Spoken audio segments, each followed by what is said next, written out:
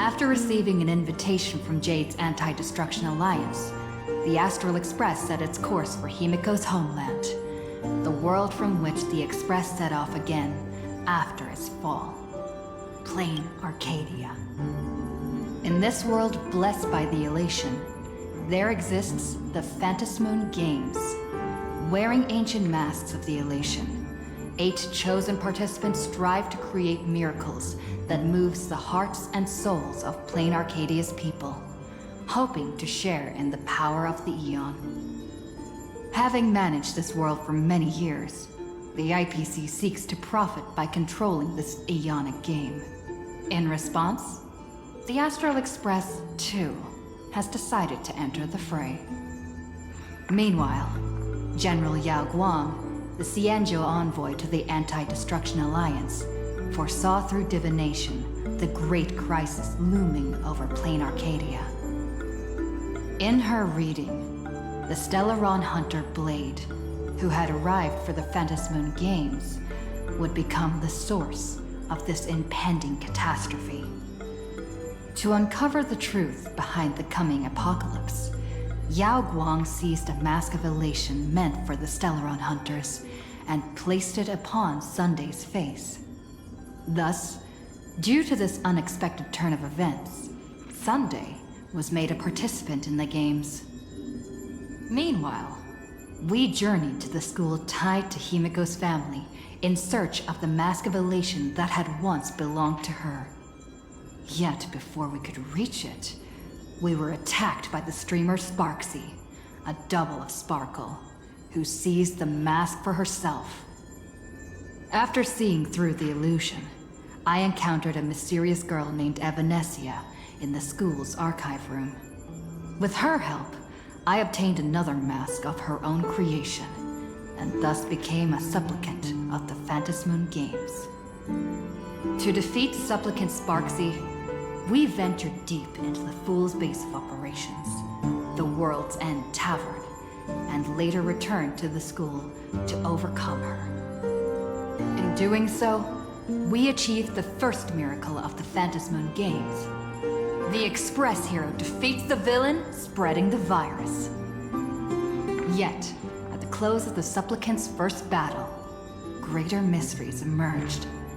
A stranger appeared, claiming himself to be Himiko's father, and revealed a long-buried tale. 15 years ago, during the Phantasmoon Games, someone known as the Herald of Death went on a murderous rampage.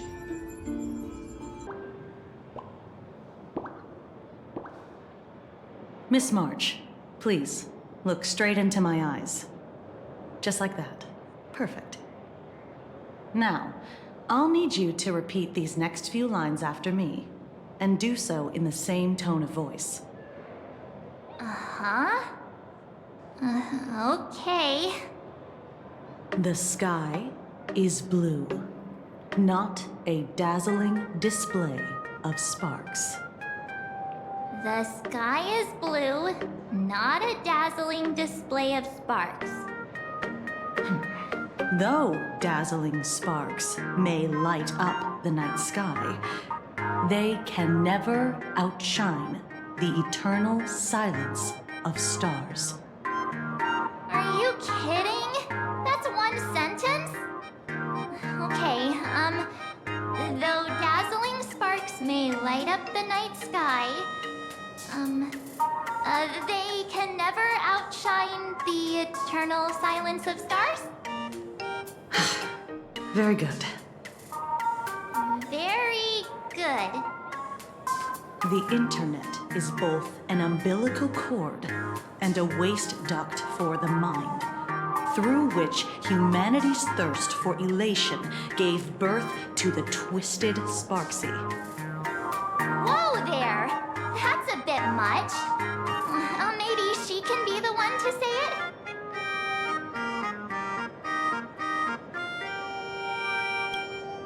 These are the test sentences I improvised according to the guidelines from the Human and Intellitron Emotional Baseline Test. I carefully observe the subject's micro-expressions and tone changes. at the moment they say the name Sparksy, to check if they are infected by a mimetic virus. So I passed the test, right? Given how fascinating your reaction was, I clearly don't need to worry about you. Should you find yourself experiencing any live stream addiction withdrawal symptoms later, feel free to contact the Department of Aberration Defense staff. We'll provide you with a series of corrective behavioral treatments. You're handling this like a real pro, Miss Kuchiba. Has this kind of thing happened before? It's impossible to predict what will happen during the Phantasmoon Games. Once, a supplicant reversed the definitions of truth and lies, which nearly caused massive civil unrest. After that incident, we incorporated mimetic treatment into the Department of Aberration Defense's emergency safety protocols. Sparksy Khan didn't cause any casualties this time. But if your partner hadn't stopped Sparksy from spreading the virus, she might have turned into a calamity-level aberration. Without proper containment measures, a calamity-level aberration can destroy dozens of cities as it spreads. That's the scale we're talking about. That's the Department of Aberration Defense's term for them. It usually refers to Imaginae infused with wish power who have lost control and begun to run amok. Over time, though, it's become a label that gets slapped onto any hazardous entity. You? An aberration? What are you talking about? Though, I gotta say, you do look pretty weird with that mask on. Don't tell me you're a Cosmicon Collective player. The Department of Aberration Defense's hazard ratings are nothing like the power ratings in some card game. Right then, that's all for the required checkup. If you're interested in aberration calamity threat levels and how they're classified, you might want to take a look at this document.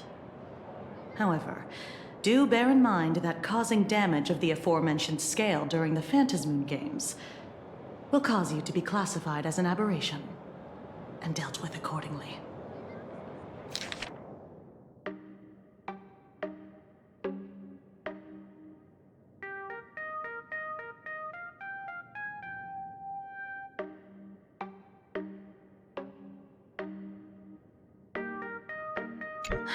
Before I leave, there's one more thing I need to tell you. Remember Lyndon Scott? The man who served as your tour guide. He was murdered. What? Yeah, the Scott we knew was, a really tenacious opponent. We're sure.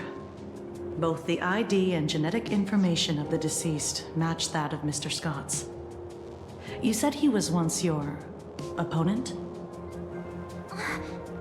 You don't suspect us, do you? I wouldn't exactly call Scott a friend, but we'd never do anything like that to him. Easy there, young lady.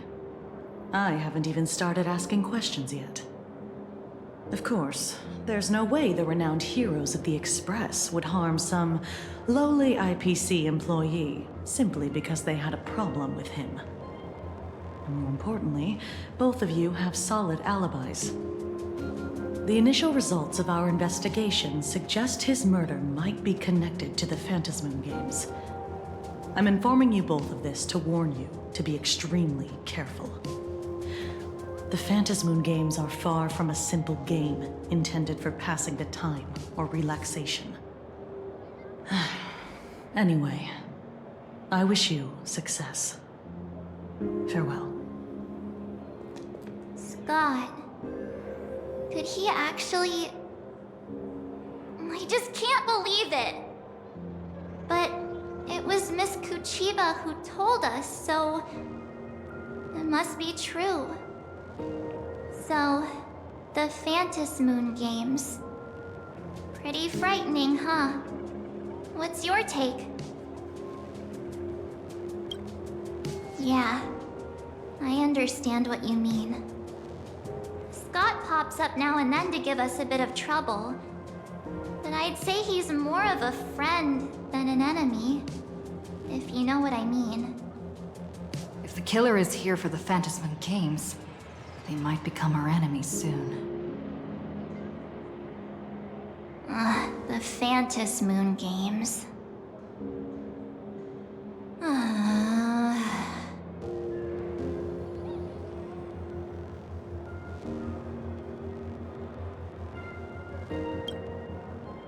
Good thing Himeko entrusted this mission to the two of us. Who would have imagined that the Great March herself would be stopped at the doorstep in the very first round? Forget it. I'm not like you. I was never hero material to begin with. Normally my hands can't even keep up with my brain when I play video games. You're definitely the right person for the Phantas Moon games. It's just such a shame. We finally get a chance to vacation in Himeko's hometown. And I thought we'd make some happy memories together. But I'll triumph in the Phantas Moon Games in your stead. all right. But look, don't push yourself too hard, okay, you? Remember that we've got your back. Oh, right. Where are Himeko and Mr. Yang? They must be getting examined and interrogated too, right? Why don't you send Mr. Yang a message?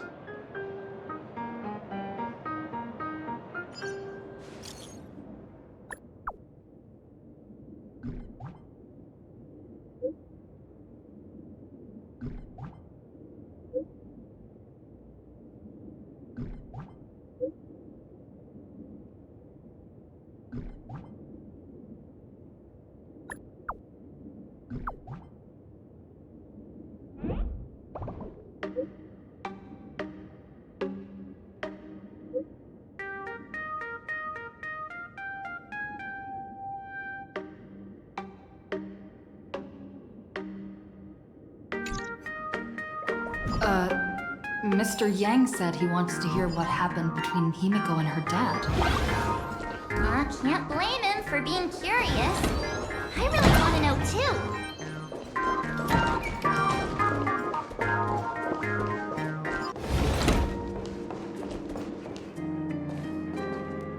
You're here. Himeko hasn't mentioned her father at all in the time since I've boarded. So, what is going on between them? As you were the only one with her at the time, you're the only one I can ask. Yeah, it really threw me for a sec when you said Himeko's father. But when you think about it, it's only natural that Himeko has a father, right? Not everyone's like me, thawed out of an ice block.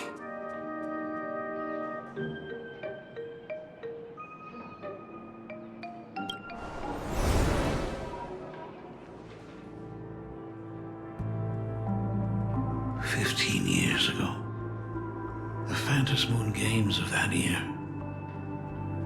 came to be remembered as the Blood-Stained Games. So many parents lost their children. So many people lost those dearest to them. One of the victims was my very own daughter. Upon my return, I stood before the grave where she was laid to rest. Her name was Himeko. So, this lady who bears her name, who exactly are you? 15 years ago, when I made up my mind to join this Phantas Moon Games, my father wasn't with me. Even as I fought for my life against the Herald of Death, my father was still off somewhere, wandering the cosmos. Strictly speaking, ever since I can remember, his presence in my life has been as thin as the air in space. So, I would ask you, who bears his name? Who exactly are you? Well, well, well. Look at you. What are you getting so worked up over? Just a joke. A joke. It's been 15 years after all. And you've grown into such a fine young lady. How could you expect your old man to recognize you right off the bat? So, what's with that gravestone I saw with your name on it then? When you don't know if you'll live to see tomorrow, there's nothing strange about getting your affairs in order in advance, is there, Mr. Ryusuke? Mr. Ryusuke? How could you be so formal with your own father? At least call me Dad like you used to, okay? Hold it. And you are... Don't tell me. Himeko, is this your child? Oh, could you please stop making things worse? I haven't seen you in 15 years, and now I'm a grandfather. Wait. Who's the father? That's enough! You are looking at my colleague, a new generation of trailblazer, my friend and my companion on the Astral Express. Do you understand now, Father? You hear that? She called me father. Hello there, my friend. Sorry about that. I thought you were Himeko's daughter for a second there. You must forgive me. I'm just an old-timer who's lost touch with the times. I'm a painter. Most of my work involves traveling to different segmenta to complete commissions for my clients. Himeko. I know I've let too many chances to spend time with you slip away. Just slip away? The first time we met was at Mother's funeral, when I was already 6 years old. Let's put that aside for now. Were you also too busy with work when I was suffering from a weathering curse? You might not believe me, but I've been running around for your sake all this time. All these years, I've been trapped in this room that represents the past that I imaginated. And I've never left it. You didn't know about me becoming the Express's navigator either? 15 years. The Express never stopped here once. You didn't even leave behind so much as a single word to indicate you were still alive. And the Department of Aberration Defense completely sealed off all records of what happened during those Phantom Moon games. I did hear many rumors about the Astral Express, though. I even saw the navigator's name. At first, I thought it was just someone else with the same name. And even when curiosity drove me to look up your picture, I still didn't dare believe that the woman so full of poise and grace was my daughter. She'd grown up safe, becoming a living legend in her own right. I thought about contacting the Express, but what if their navigator was just someone who happened to share the same name? I've been clinging to an absurd notion that if I never sought the answer, there was still a 50-50 chance my daughter was still alive. But if I found the answer, and it was no, then she would truly be dead. So, Himeko, how did you... I'd rather not tarry here too long. I'll be taking my leave now, Dean. The Express has defeated the supplicant that occupied this school and prevented another tragedy like the one 15 years ago. Now it's time for you to fulfill the duties you failed in back then. Go comfort those students, and see if you can't figure out how to deal with the media bombardment while you're at it.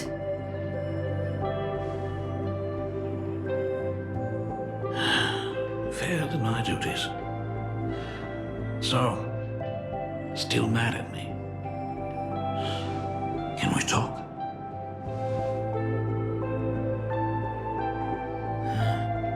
Sorry, kid. This might be a bit abrupt, but has Himiko ever mentioned her surname to you? I'm a failure of a father. I broke her heart. But what exactly happened 15 years ago? I can't believe it. She actually survived the weathering curse. Have you heard the tale of the legendary painter Graphia, who hid everything on this planet's surface within a scroll? It is said that to achieve such a monumental feat, she made a forbidden exchange, sacrificing both her own life and that of her descendants, resulting in the weathering curse. Few descendants carrying the Graphia bloodline have lived past 30. Most of them wither like flowers while they're still young, skin cracking and peeling like dried paint. Himiko's no exception. She was tormented by the curse for years.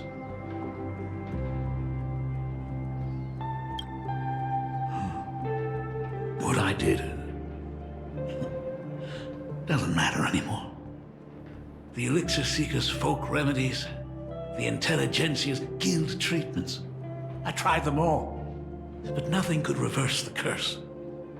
All the time spent searching for cures only resulted in me not being by her side when she needed me the most. In the end, I am nothing but a useless father.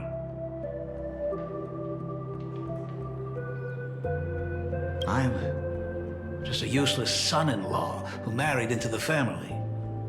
Strictly speaking, I can't really be considered a Graphia descendant.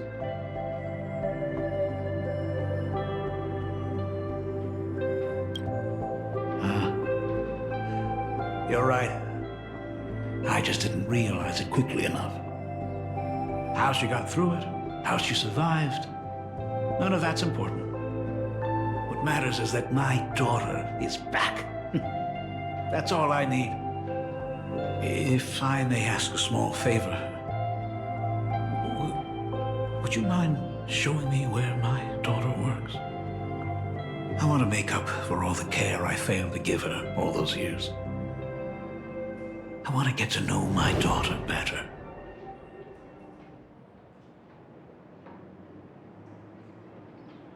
Truly a memorable father-daughter reunion. Brings up some memories of my own home as well.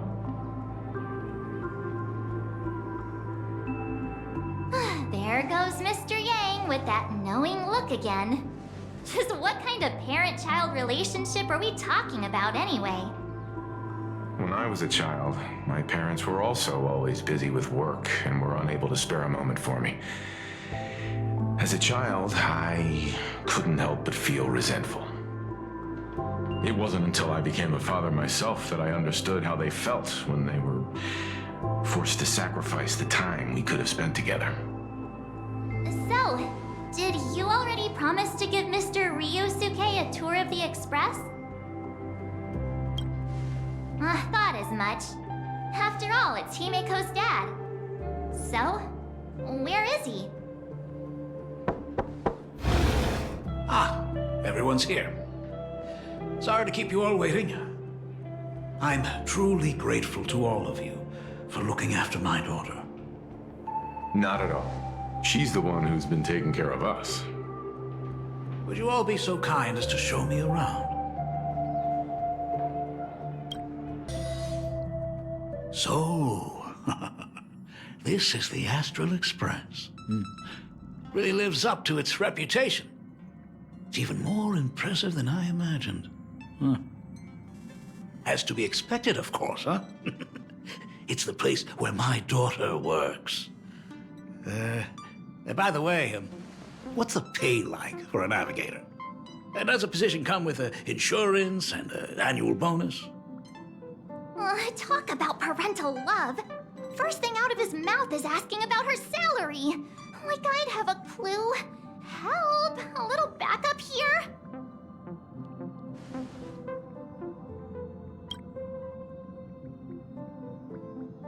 Hey, that's not totally true. We get some spending money every time we stop somewhere. What? No income?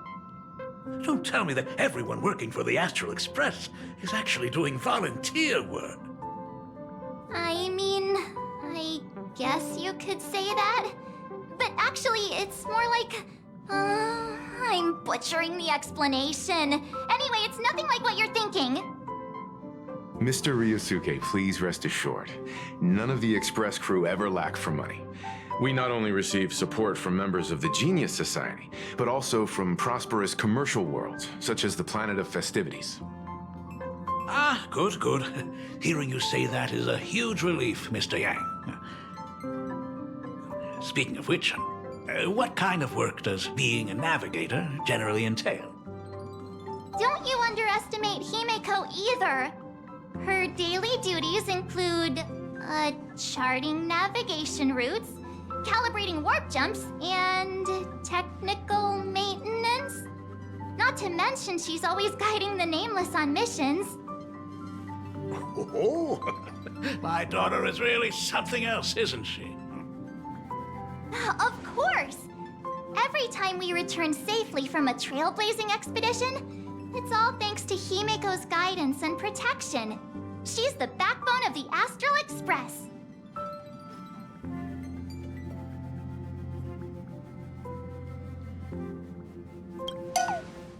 Hey, come on! You're just trying to stir up trouble. If Himeko's the backbone of the Express, then our conductor is the absolute cutest and hardest working of all. Right, Pom Pom? Oh? We got a new passenger? This gentleman does look kind of familiar. No wonder he felt so familiar. How are you, Mr. Ryusuke? Conductor? Oh. So you must be my daughter's superior, huh? Well, thank you for taking such good care of her all this time. Superior? That's way too formal. It's Himeko who's been taking care of the Express and everyone on it. He's... What is he doing on the Express? It's all my fault. I was just curious about your daily work, so I asked your colleagues to show me around. And I know I didn't ask your permission first. Just please don't be mad, Himeko. Mad? Why would I be mad? Mr. Ryusuke, welcome aboard the Astral Express. Is there anything else you'd like to see? I can show you around. Well, I know you'd rather keep your distance from your good-for-nothing father. You're on a journey, and it's rude of me to barge in like this. But it's been way too long since we last saw each other. As your father, I want to get to know you better. Make up for all the time we lost. At least while you're staying here. Please allow me to show you some of the fatherly care and devotion I owe you. Will you? Excuse me? Why don't the two of you go to the party car? Shush, get the drinks ready. Shush. All right. I'll go make some tea. That's just our domestic robot's name. Come on, Father. People are resting here. Let's not disturb them. Oh, and, come with us. I want to talk about the Phantasmoon games. not just personal matters. They left. Whoa. That's the first time I've seen Himeko be that cold to anyone.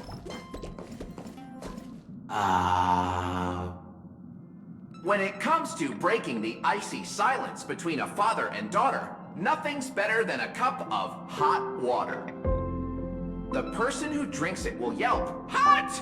and be immediately met with a concerned, "How could you be so careless?" from the other party. And just like that, the conversation starts flowing. Friendly reminder, that is not a joke, but a practical ice-breaking tip. Ooh. Your robot is hilarious. I'm surprised how relaxing and comfy the work environment is here. Got it. I'll make myself scarce.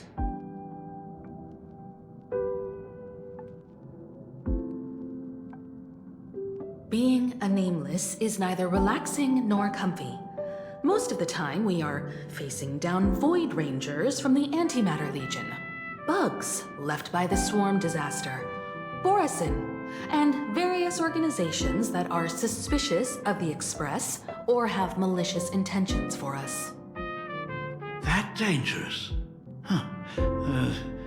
Maybe this trip home is a great chance to quit your job, huh? I mean, talk about coincidence. Just so happens I'm getting on in years. And Graphia Academy is in need of a new dean.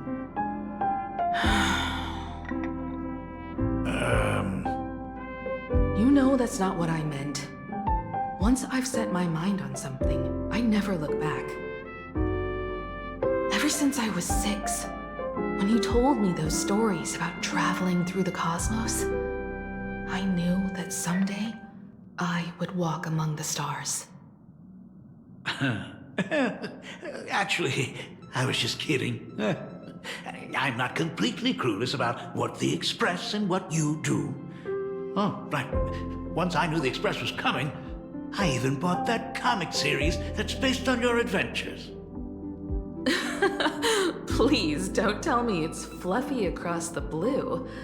I never thought you'd be into comics. That's right. The protagonist is a baseball bat-wielding raccoon. The character's based on that kid, right? As an artist, you do have a good eye. Come over here. Thanks for giving us some time alone. Hey, Miko. That's the first time I've seen you smile since I've seen you this time. So, what brought you back home this time? What's the story behind our lucky meeting? Like I said before, we're here for the Phantasmoon Games. So, the Phantasmoon Games 15 years ago were the reason you were able to overcome the Weathering Curse? Indeed. I see. That makes sense. For those of us who haven't experienced the Ionic game firsthand, it's just something from the history books, or even akin to a myth. But I never imagined that the Ionic game would turn into a blood sacrifice overnight.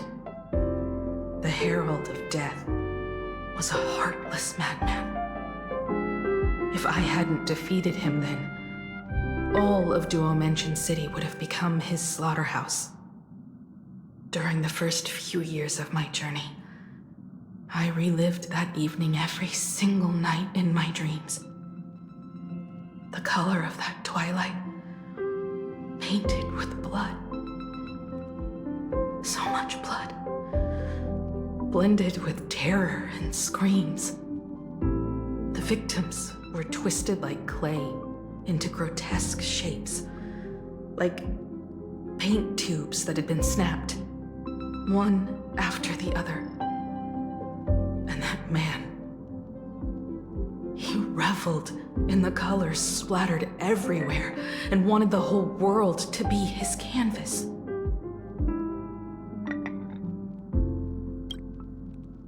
if I could avenge his victims, in the end, it won't bring them back to life. The entire thing is like a heavy piece of baggage. Only by letting it go can I travel the road ahead more easily. You did your best. And I'm glad to see you made it back here safe and sound.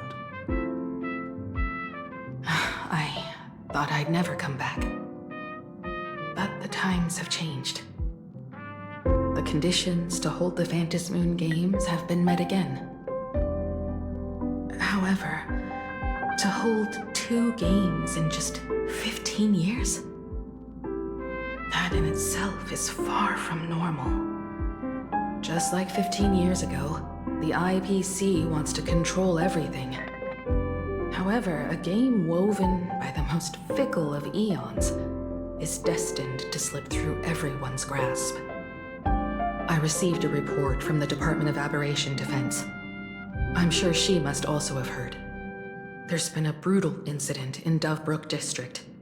Someone massacred everyone at the headquarters of the Sinwish Syndicate, leaving a signature that only the Herald of Death would use. The Bloody Bloom.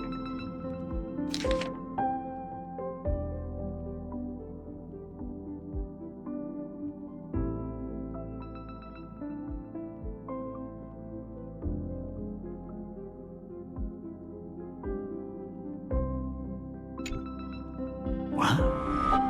The Herald of Death is still alive? People at the Department of Aberration Defense told me that the Herald of Death was executed after his verdict was passed. Even were he to be resurrected, the rules dictate that the same person cannot become a supplicant twice. Are you saying we've got a copycat? That's right. The Herald of Death has a copycat. But what I find even more worrying is that this Phantasmoon Games has caught the attention of something even more terrifying than the Herald of Death. I believe that whether or not this Herald of Death copycat has a connection to the Phantasmoon Games, defeating him presents an excellent opportunity for you to demonstrate the resolve of the Nameless to the whole of Plain Arcadia. Exactly. As for you, Dad, have any clients commissioned you lately? It'd be best if you left this world for a while. May I take that as my daughter showing concern for her dad? You can take it as a safety advisory from the Astral Express. Also, as she has already become a supplicant and joined the Phantasmoon Games, she will have my full support. I'd like her to temporarily keep the Mask of Elation that has been passed down through our family. Too late for me to raise any objections at this point, right? Sounds good. The mask stays with the kid. Thank you. Would you like another drink? Got it. Next, it's time to show me the way out, isn't it? I've definitely overstayed my welcome. For most of my life, I couldn't be there for my daughter.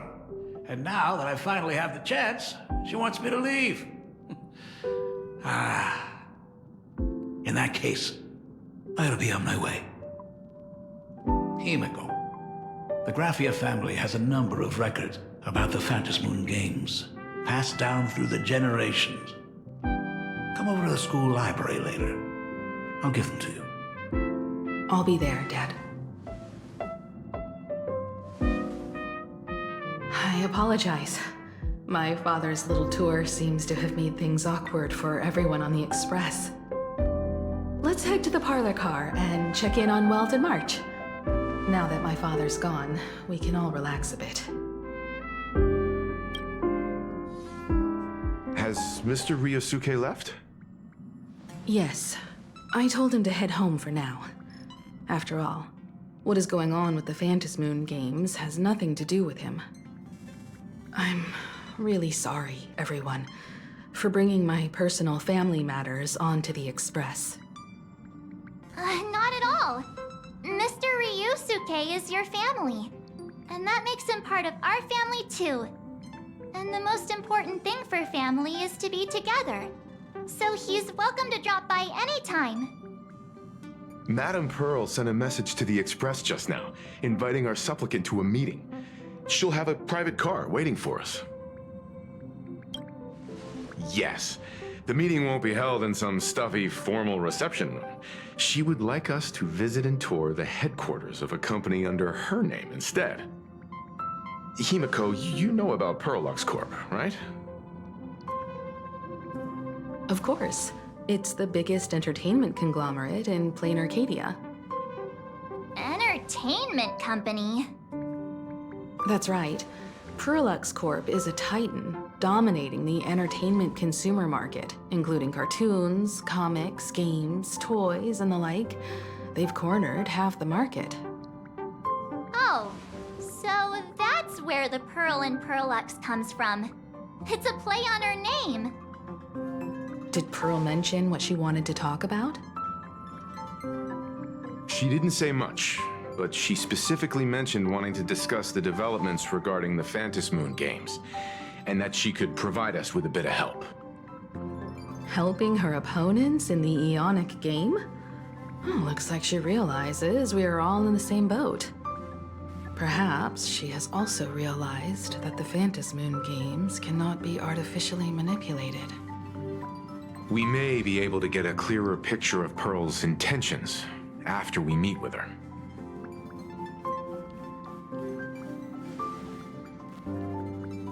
Think about it. You've already crossed paths with key figures from numerous factions, and even built rapport with some. You're already a capable nameless who can more than hold your own. Though she holds a high administrative position on this planet, do not forget, she is also one of the 10 Stonehearts. You've already dealt with Aventurine on numerous occasions, so you should have ample experience handling members of the 10 Stonehearts. Hey, don't worry. If things do get messy, yours truly is here to save the day. Looks like March wants to visit too. I'm just trying to look out for her here. Even if things do go sideways, Pearl wouldn't dare get mad at two adorable young ladies like us, right? Well then, I'll leave this meeting to you two. Aren't you coming with us, Himeko? I'd like to talk with my father.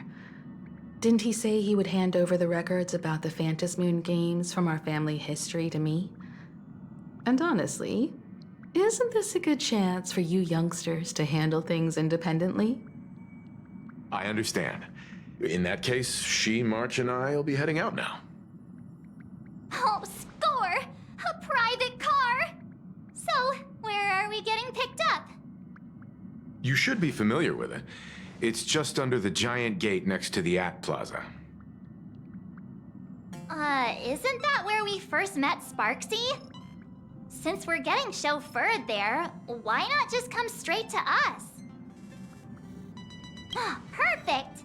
I've been wanting to stop by the comic store to grab a copy of Fluffy Across the Blue.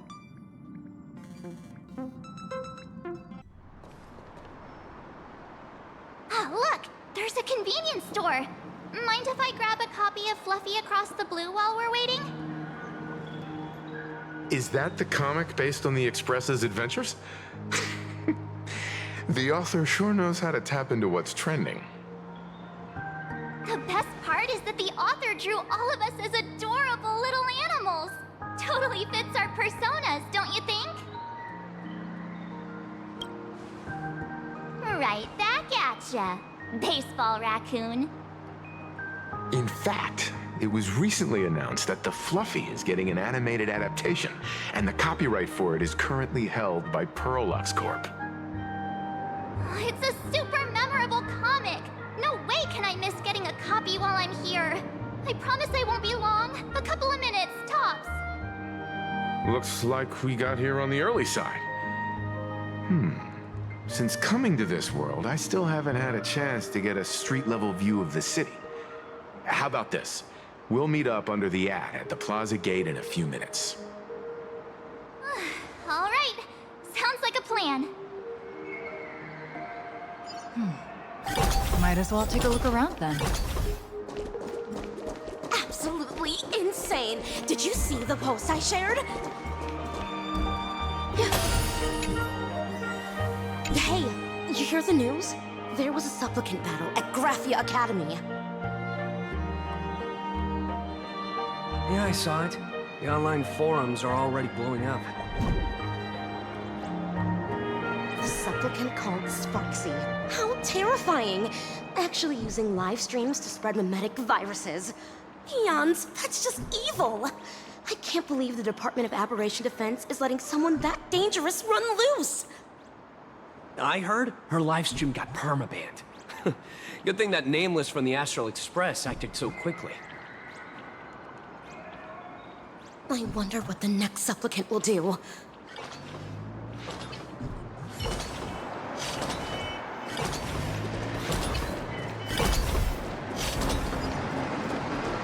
Have you read the new chapter of Fluffy Across the Blue? Have you read the new chapter of Fluffy Across the Blue? Sorry, I'm not into comics for kids. They just released the official concept art for that giant pom-pom robot! That mech design is totally unrealistic. What's so great about it? Do you have the slightest clue how to talk to other people? Do you? Hey, relax. Now, if we were talking about a fusion between Daybreak Squadron and the Raccoon, that would totally get my attention. Wow! You are unbelievably childish!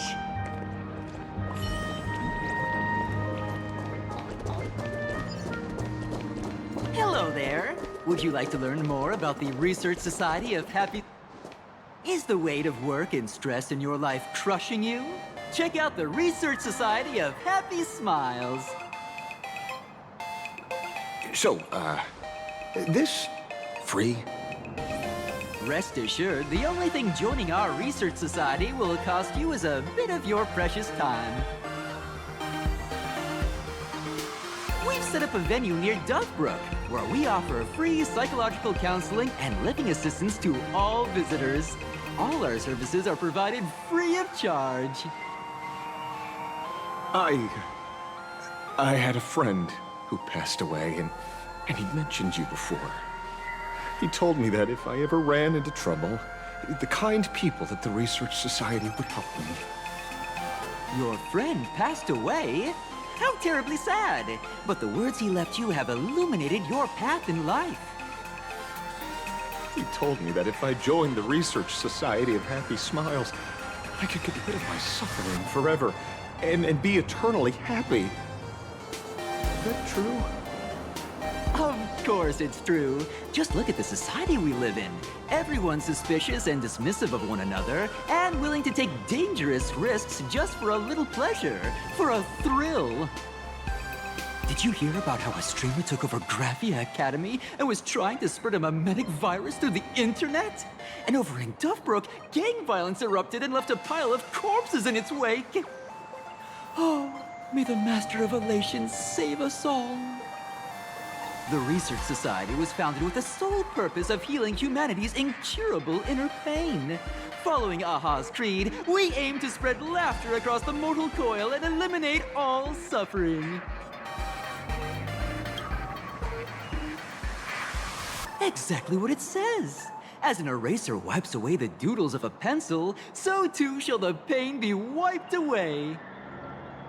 Have either of you heard about the tragedy of the Bloodstained Games 15 years ago? Why, of course you have. You're the Astral Express's superstar. You've even dug up everything there is to know about something that happened over a decade ago. There was an awful accident during the last Phantom Moon Games, and many people lost their loved ones and children. It was as if a hole that could never be filled had been drilled into their hearts, leaving only sorrow to accompany them for the rest of their lives. To escape their suffering, these people who had lost their loved ones gathered together and established a mutual support association. This was the Research Society of Happy Smiles' predecessor. It's now been well over a decade, and the Research Society continues to help more and more people emerge from the darkness in their lives and step into a brighter, happier future. Come to think of it, it would be most wonderful if a distinguished person like yourself were also interested in our Research Society. Should you find yourself with a moment to spare, please come and visit our Mutual Aid Society. Well, if it isn't the Astral Express's superstar. Of course it's you. Looks like we really were bound to run into each other. I'm here to do my job. Problem is, you've gone and messed up my investigation. Here I was, pretending to be a broke passerby to infiltrate this shady research society. You should have ignored me, but no, you acted like some approachable celebrity waltzing into a supermarket, hijacking my conversation with their recruiter. Yeah, with a star like you here, I can't even test the waters anymore. You must have heard about the Sinuish Syndicate killings in Dovebrook, right? The lead I'm following might be connected to this Research Society of Happy Smiles. But I'll stop there. Not like you're going to pay for my intel, and none of this is any of your business anyway.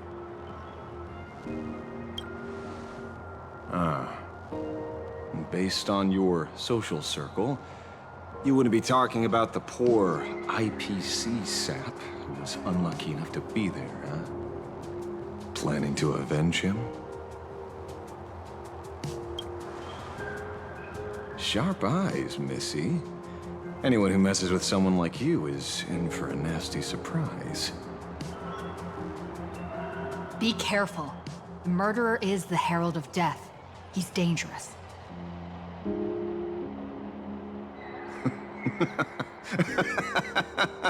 Oh, thanks for your concern. Oh, be careful. Been a hot minute since anyone said that to me. Even so, it's my duty to solve the case. Doesn't matter if nobody pays me.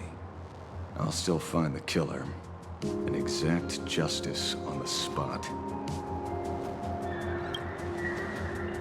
Because one of the victims happened to be someone I was on fairly good terms with. Fool. Revenge killings or turf wars. Wouldn't be unusual for gang members to die like that, but dying at the hands of some psycho who kills for kicks? That I can't accept. No matter where you are in the cosmos, which era, regardless of how civilization evolves, some rules will just never change. Like an eye for an eye, a tooth for a tooth. Hey, guess which lucky girl just managed to snag the last copy in the whole store? Oh, who's this? Allow me to introduce myself. I'm Ashvale, the famous detective. You could say your friend and I are acquainted through past clashes. Huh. We did have a bit of a clash of opinions back at the tavern, did we not? That's what you meant by clash? Fair enough. First time I've ever heard anyone introduce themselves as a famous detective. Mr. Ashvale? Why are you staring at me? Is there something weird on my face? Young lady, you're holding a copy of Fluffy Across the Blue, right? Would you mind giving it to me? Well, give it to you! This was the last copy in the store, you know. Oh, I see. Of course. I'm not asking you to give it away for free. I'll pay for it. The retail price is 300 credits. I can pay you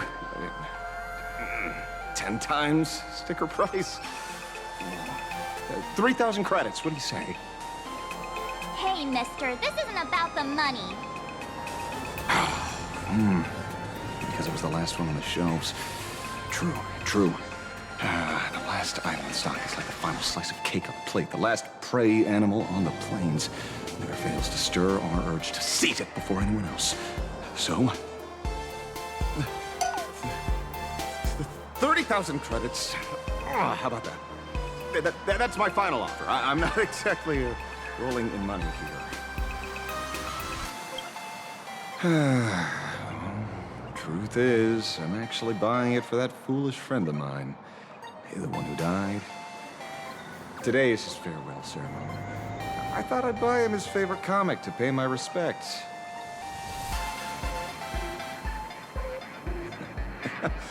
He'd always be rambling on about some raccoon with a baseball bat. And how the journey of the express would never end, that kind of stuff.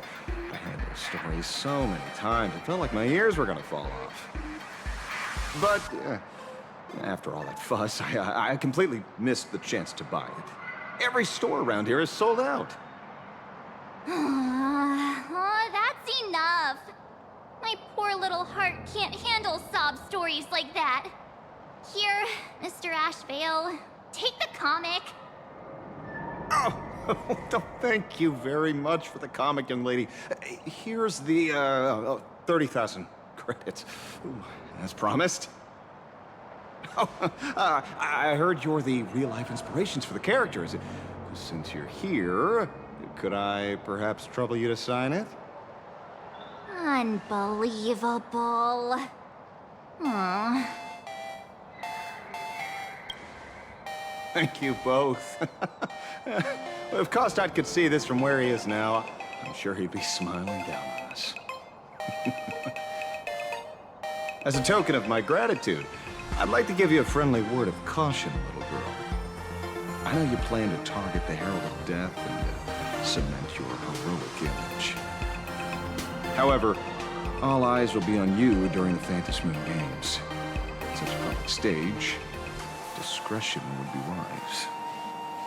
Because when the masses see your magnificent miracles and wield your extraordinary power, fear and jealousy could turn their wish power into wish you ill power at the drop of a hat. Forgive the expression, but you get what I mean. So, what plans you might have for this Herald of Death? Why not leave the whole messy affair of revenge to someone who couldn't care less about winning or losing?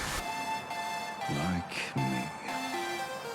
Just like this comic, I'm dead set on getting him.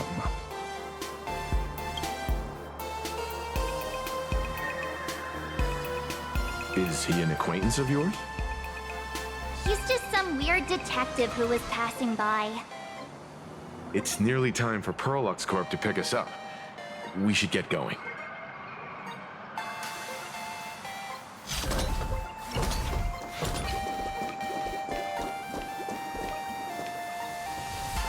Well, we're here. So where are they? I don't see anyone in IPC uniform. Maybe they got stuck in traffic on their way over. Greetings, crew of the Astral Express. It is my honor to escort you on your visit to headquarters. Mechatron? I am guard number 100086, created by Perlux Corp, a security specialist from the business division. My designated human name is Feyre, said to derive from an ancient language meaning iron. It's a pleasure to be of service. I'm truly honored to hear you say so. So, what are we waiting for? Let's go! According to the instructions given to me by Madame Pearl's secretary, there is still one more guest I need to pick up. Well, now, how did I not see this coming? Looks like we're going the same way after all. It's you again. Hey, Mechatron, what's the plan? Do we hop into your cockpit, or are you gonna give us all a piggyback while you fly over? Your ride is ready. Please, take your seats, everyone.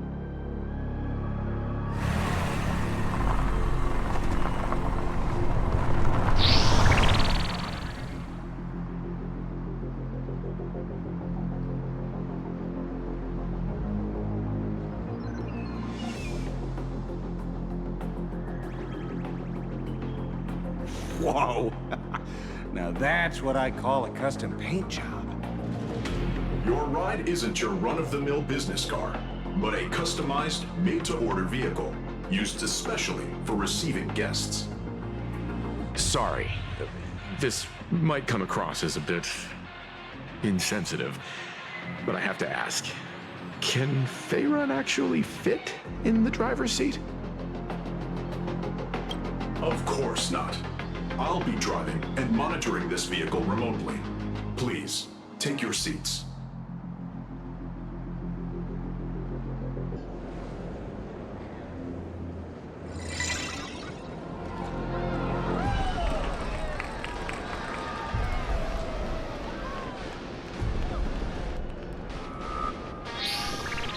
Now that is astonishing. Wow, that's one massive robot! Ladies and gentlemen, welcome to the headquarters of the Perlux Corp.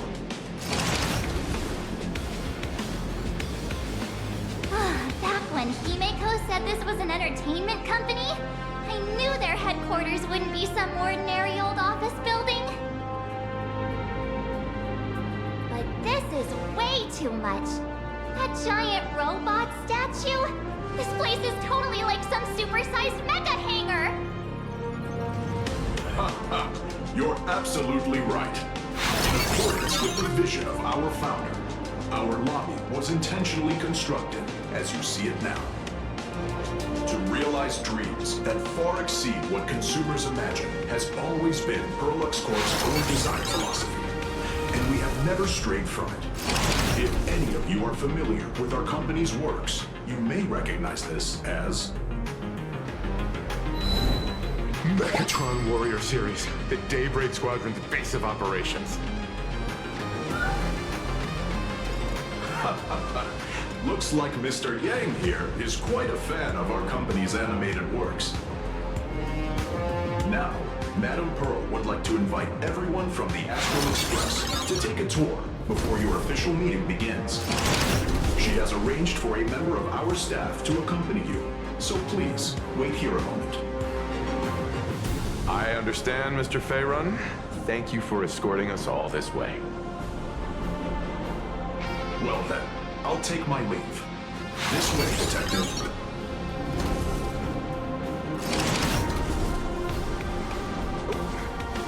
See you around, everyone.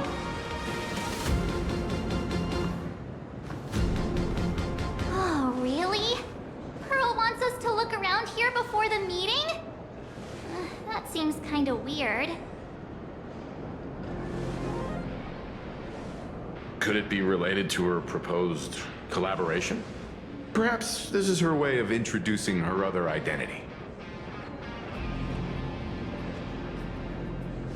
It's all good as long as we get a chance to look around. That works for me. Why don't we explore while we wait for our new guide? Mr. Yang! Over here, quick, come on! Mr. Yang!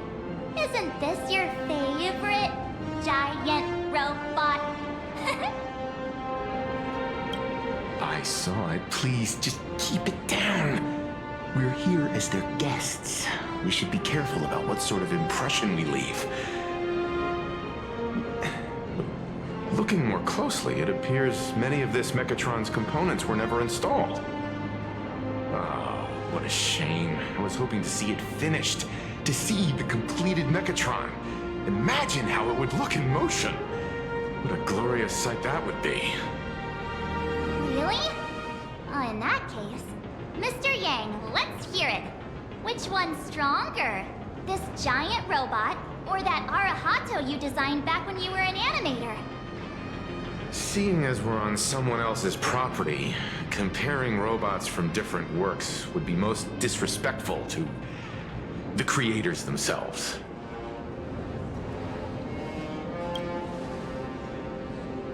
Arahato is an animation all about robots, while Daybreak Squadron is a live-action hero drama. The two really cannot be compared. Oh, what a stereotypically textbook mature answer. My days of being a hot-headed young man are well behind me, so please, cut this mature old man some slack, would you? We don't usually come to a place this cool. So why don't the three of us take a photo under this massive Mechatron? Now we're talking. Let me set the self-timer, so we can all get in the shot together.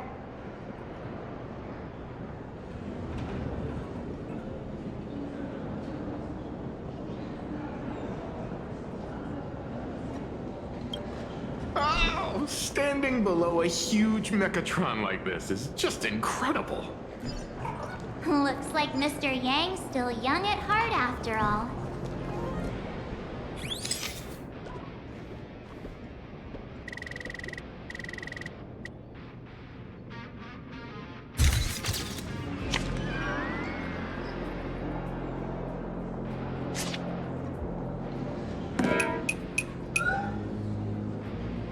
Where did this extra person in the photo come from?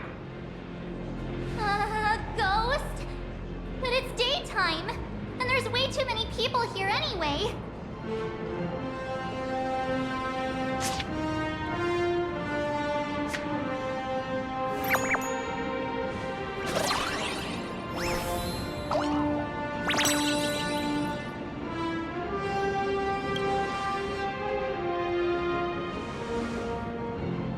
Who are you?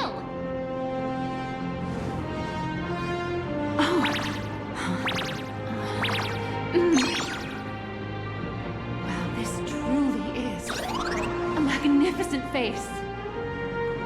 Oh, it's nothing like how it looks on the news. Being able to see it up close feels almost surreal.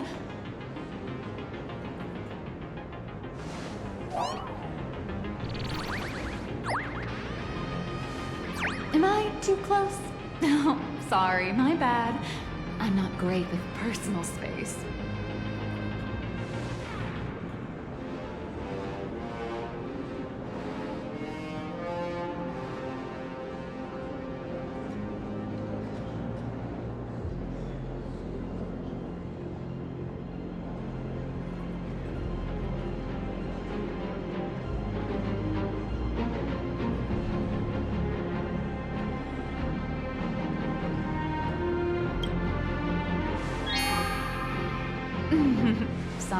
Sorry. It's impossible not to stare at a face this amazing. You'll forgive me, right? Oh, right, I forgot to show you my ID. Right, here we are. I'm Nihilux, and I work at Perlux Corp's Imagenesis Technology Department. I'm a P-30 agent who works for the IPC.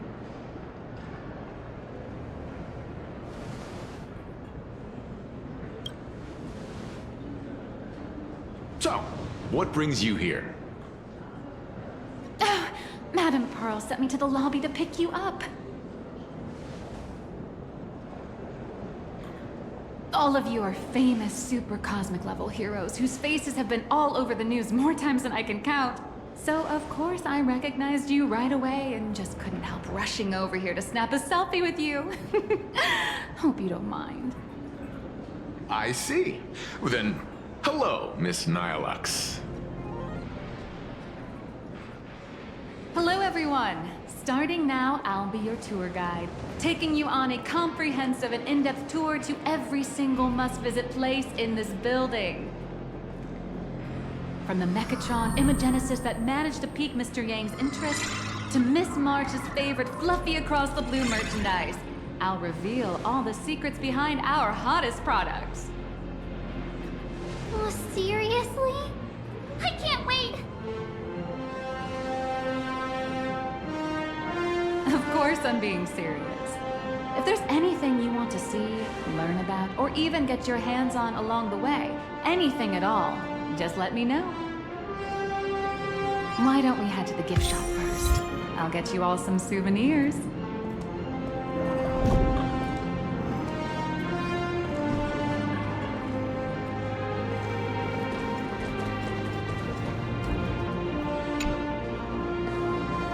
Mr. Yang, you seem reluctant to part with the Mechatron. Want to take a few more pictures with it?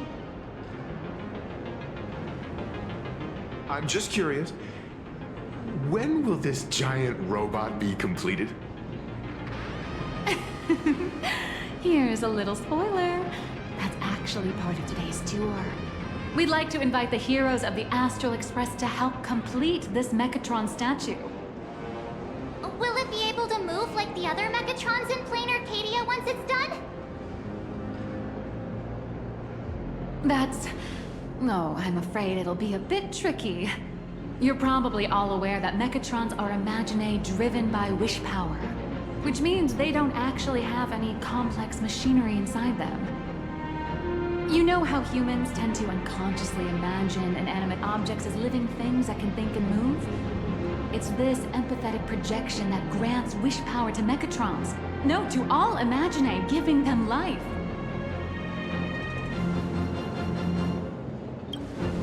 Think away. But one person's thoughts alone won't cut it. The bigger the imaginae, the more wish power needed to sustain it. We'd need to break free from the mental shackles of impossibility to bring such a massive imaginae to life. That in turn requires stories filled with the grandest of wishes and imaginations that know no bounds. Alas, modern humans think way too practically. People can't help but wonder, how does such a huge Mechatron even move? Given how massive it is, why doesn't it just collapse under its own weight? The tiniest seed of doubt in the giant Mechatron, standing tall astride the Earth, becomes nothing but an impossibility. Maybe it'd have a better chance of coming to life in a more primitive society. Oh, truly a pity. Oh, cheer up! Today's your chance to finish building this massive Mechatron. Think of how many robot enthusiasts would kill for this kind of opportunity.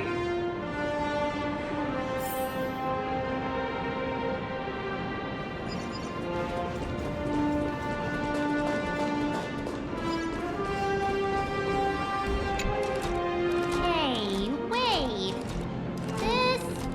This isn't right. Isn't this Pom-Pom? Oh, wow! Oh, that's some really fine craftsmanship. This is a toy model of Alloy King Pom-Pom, which hasn't been officially released to the market yet. But just you wait. You'll see even cooler toys coming up later. Are you sure there's no copyright issue with this thing? Actually, this is Pom-Pom from Fluffy Across the Blue, which is totally unrelated to the Pom-Pom from Astral Express. King Pom-Pom and Pom-Pom are different characters. You really shouldn't be making cross-franchise comparisons. Speaking of souvenirs for the Express, I bet nothing could be more perfect than this toy. I have a small favor to ask. Would you mind taking a photo with me by that headless Mechatron statue over there? And maybe signing the photo too. I'd love to leave it as a memento for the staff at Perlux Corp. How's that sound?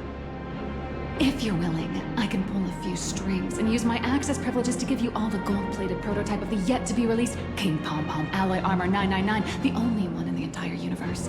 Just give it a thought. A one-of-a-kind souvenir in the entire universe? Our conductor will definitely love it. It's all up to you. Come on, let's go.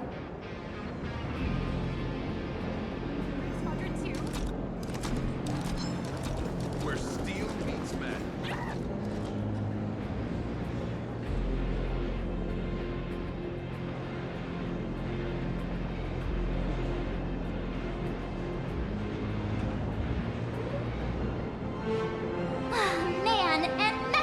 everyone in perfect harmony. Ready to take a photo? I'm ready.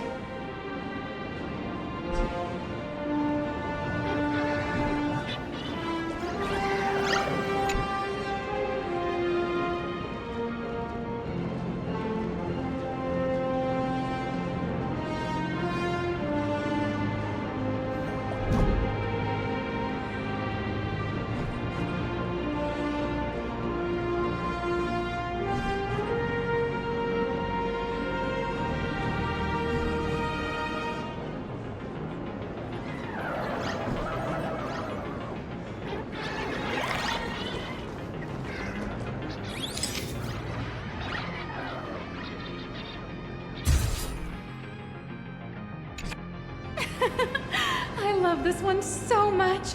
I suddenly have this selfish urge to keep it all to myself. And don't forget about that exclusive gift you promised. You bet. In fact, I'll throw in a normal edition for each one of you as hush money. Come on, let's head to checkout.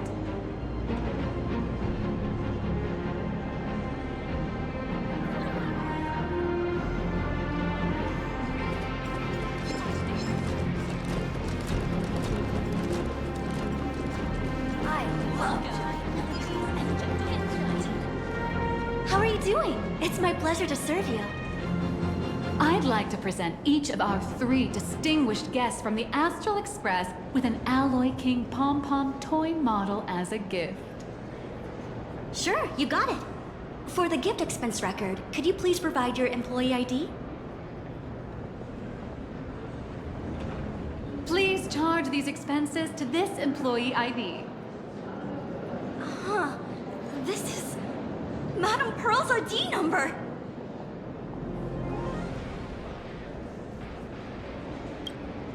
After all, you are esteemed guests invited by Madame Pearl herself. It would only be fitting for the gifts to be presented in her name. I see. Please wait a moment. Your Alloy King pom-pom is all packed up. Would you like to take it with you, or shall we use our delivery service? Since we still have the tour to go through, please just have it delivered to the Astral Express. No problem. Hope you enjoy your visit here. Now that the gifts are done, I'll take you to the Mechatron Design Lab. This is the part I've been looking forward to the most.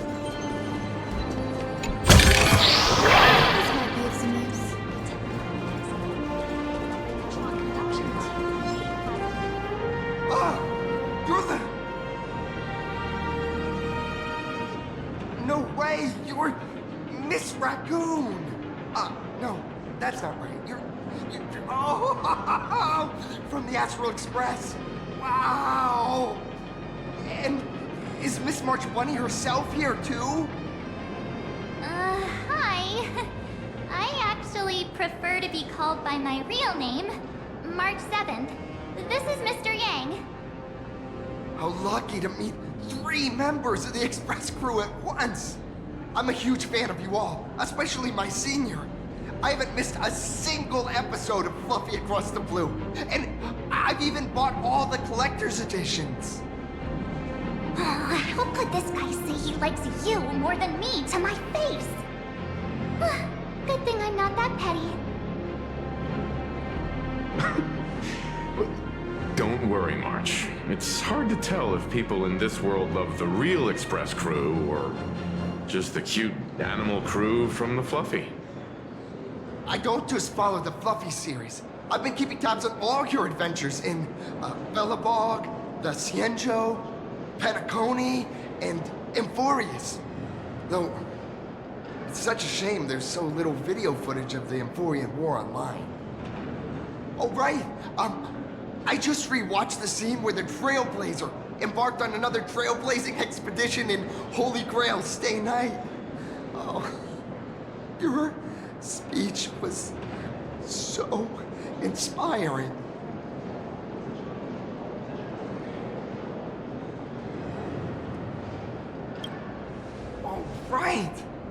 precious trash can in my collection at home. If I'd have known I'd meet my senior today, I'd have brought that can with me. Could I ask for your autograph? If that's okay with you. Just sign my clothes, please. I'm never gonna wash this ever again. Oh, you're acting exactly like me from 10 minutes ago, kid. Don't worry, she won't fly away just yet. As for you, you've been chattering away non-stop. How about giving us a proper introduction so that your idol gets to know you better? Sorry, I got way too excited. I'm Warrior Cinderborn from Daybreak Squadron. And my real name... Well, my real name doesn't matter. Just call me Cinderborn. If you're not in a hurry, would you mind chatting with me for a bit?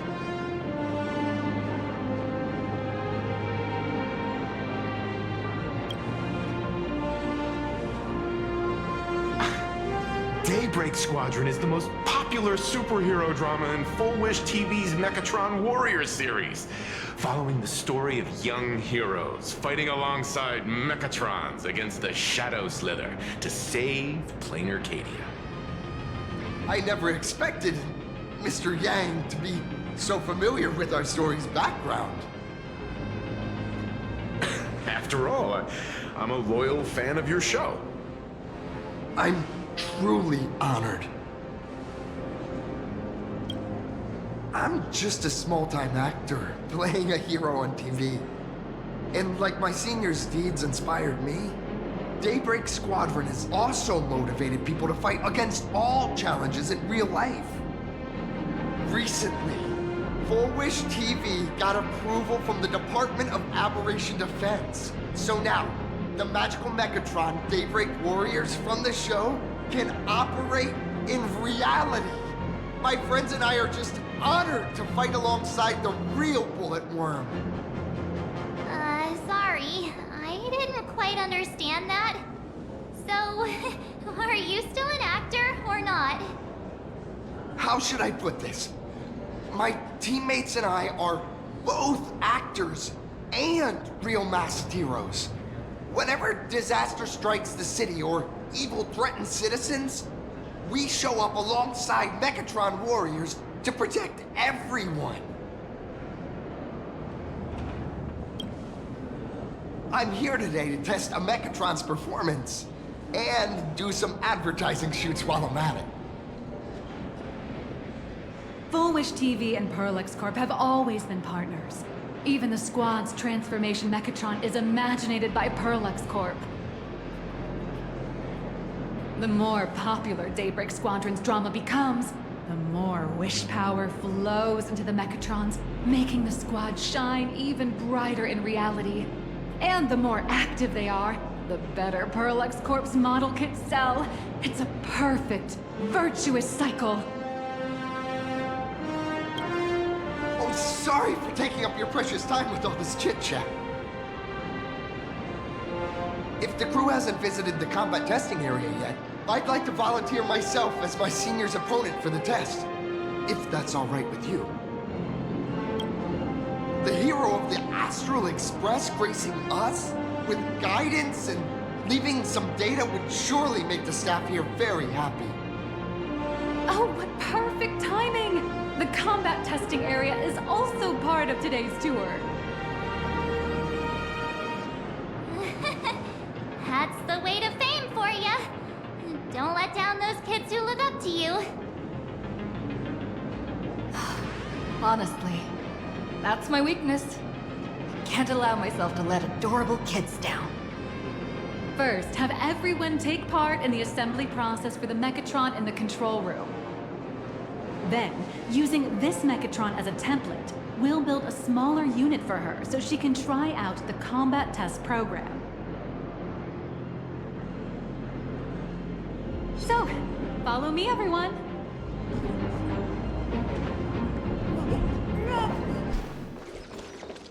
This is Perlex Corp's Mechatron Imagenesis Design Lab.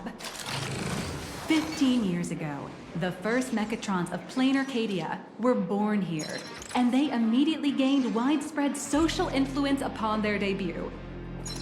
Today, Mechatrons have become the most common and iconic symbol throughout the streets. You could say that Mechatrons are the first and currently only Imagine that can be mass-produced on assembly lines.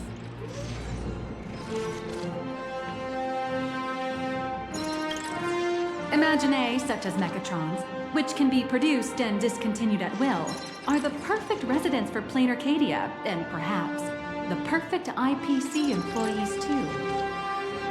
In some people's eyes, being able to create an infinite army of Mechatrons would be even better.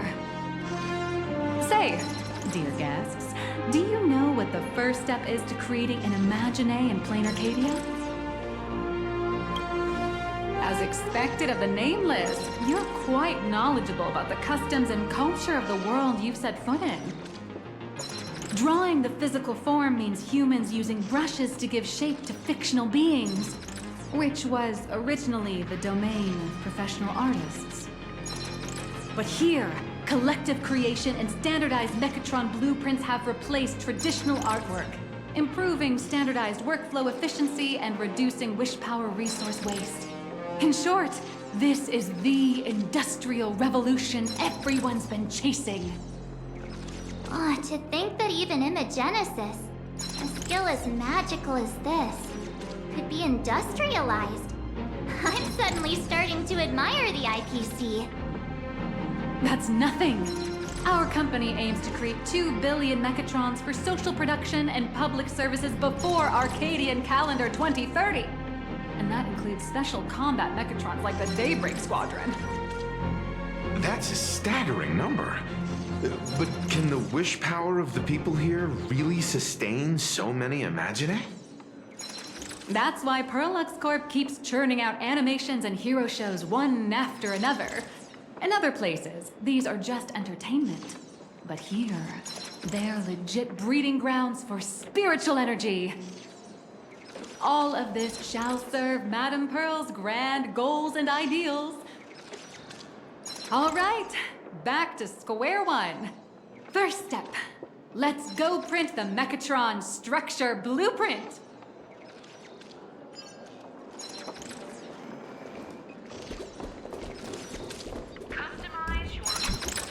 Please adjust the Mechatron design parameters according to your needs. Mechatron assembly blueprint updated. Processing. Printing.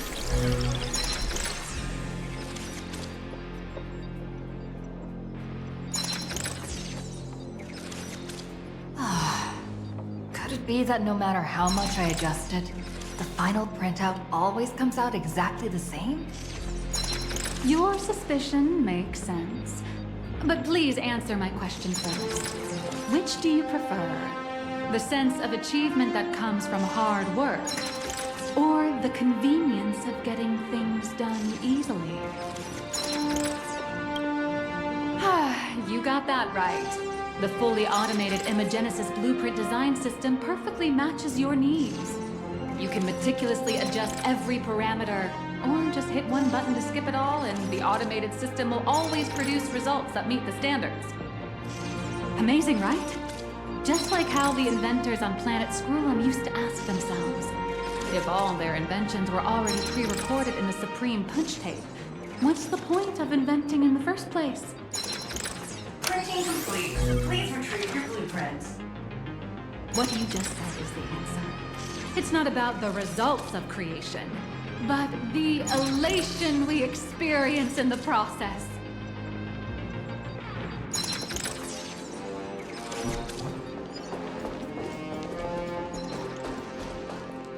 Oh, hello. But please, show me your Mechatron assembly blueprint. No problem. The blueprint has been recorded. The Mechatron parts are ready to go. Hope you enjoy the experience.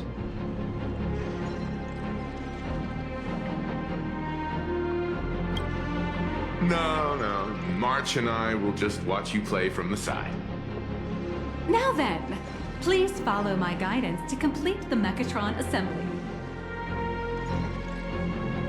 This experience mainly involves assembling 3 parts: the arm, the shoulder armor, and the Daybreak blade on the back of the Mechatron.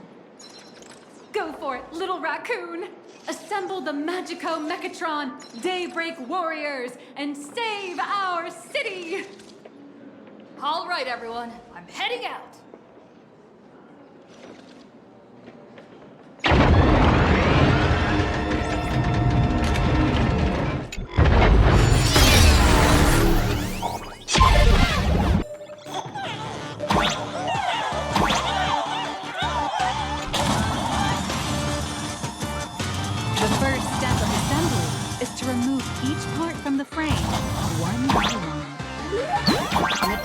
Hobby knife, sandpaper, sanding stick.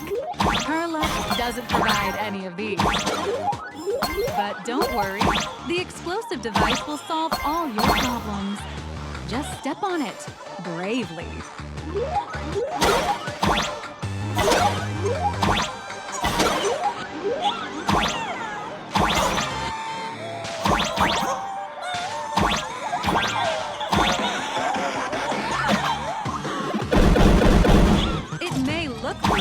But it leaves no burn. That's the magic that we at Prolux Corp are so proud of.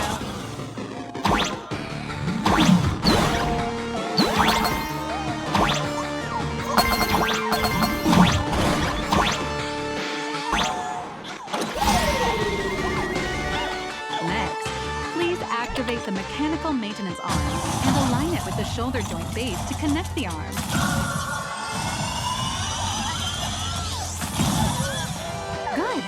We're done with the arm for now.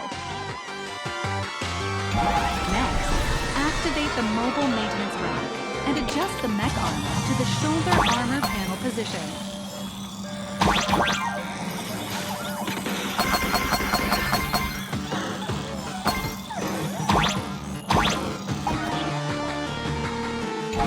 Just like before, the first step is to remove the parts from the frame.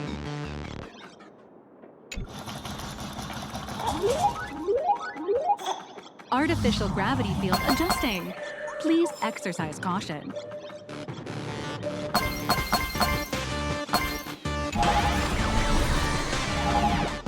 Activate the thruster and push the shoulder armor toward the unit interface.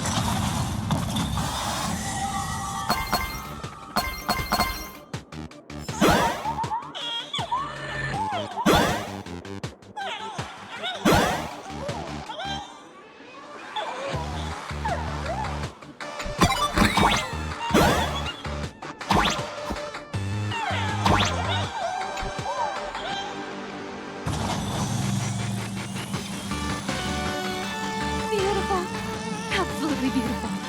This giant Mechatron is truly the soul of Prolux Corp.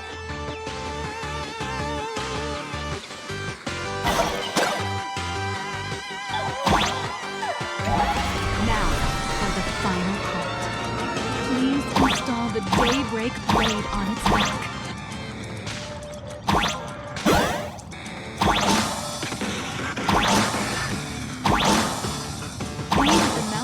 On the back.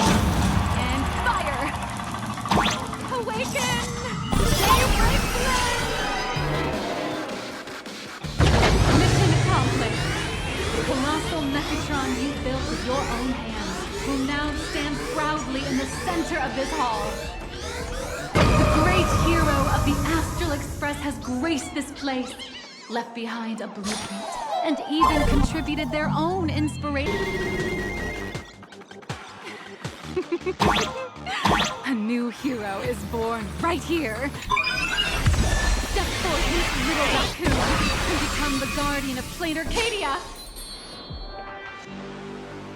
Powerful wish power supply entity detected. Initiating link.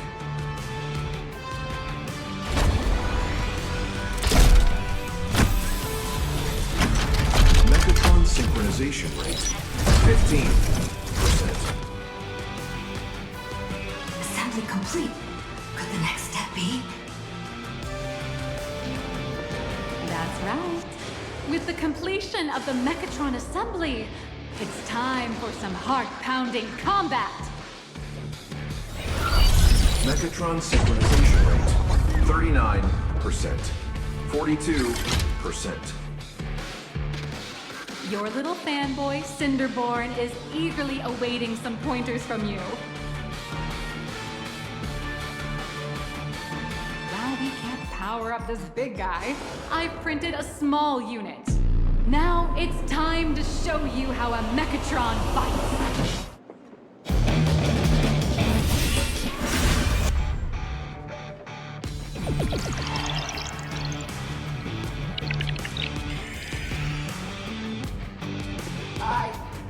Merged with the Mechatron? Where am I now?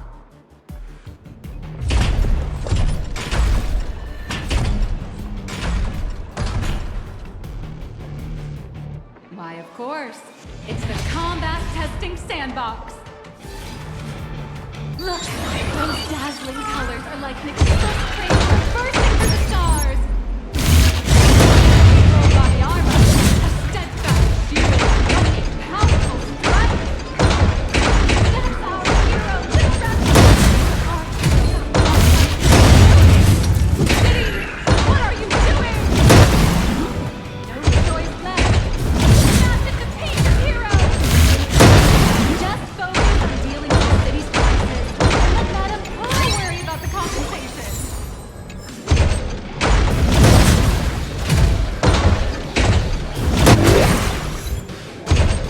Duo-Mention City has made it through the worst of it. Do we press on or wipe out the monsters entirely? Hero, you decide. The monsters that were hiding here seem to have been reduced to nothing.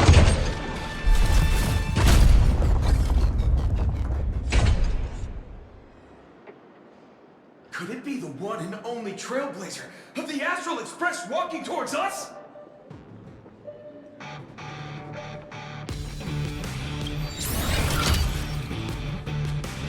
Galactic Baseballer! Although the giant shadow crisis in Duo-Mention City has been dispelled, the real battle for you and the Daybreak Squadron is only just beginning! As the old and new generations of superheroes, you will face off here to determine the victor! Forced by raging fire, ordered away the darkness, the star that set the world ablaze! Blaze Weaver! Fly through the skies, like the lightning! And the blue heavens descend, Azerling! Ka! Right. Light blazing bright. The radiant bow of hope. Storm Lance. Cutting through despair, I feel this blade of steel, edge that never fades. Cinderborn, you can do it, friend. Darkness fades, And dawn awakens! The Daybreak Squadron! Alliance!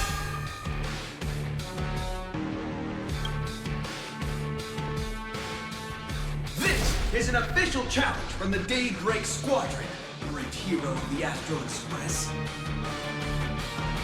If we defeat you, we hope you'll accept our invitation to become the honorary Phantom 5th member of the Daybreak Squadron and help us safeguard the peace of Plain Arcadia. Ha ha! I admire your confidence. Hey Greg, didn't you have something to tell your hero? Now's your perfect chance.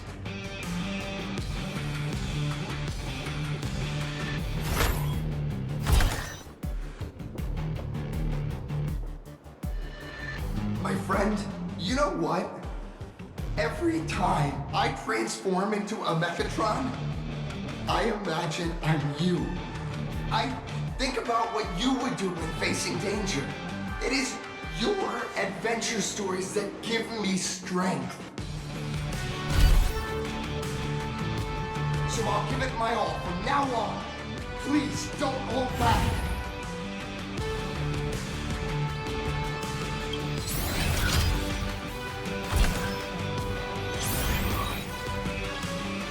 Now then, let's settle this on the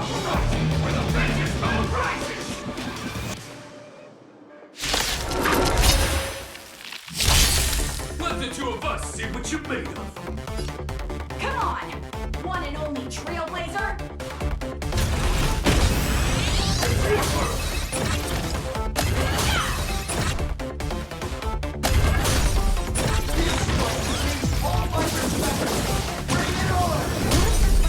Even the invincible little raccoon is reaching her limits? Listen, those are the people's wishes. Power converging as one. That is limitless possibility! Everyone's wishes! I've received them all! Railblade,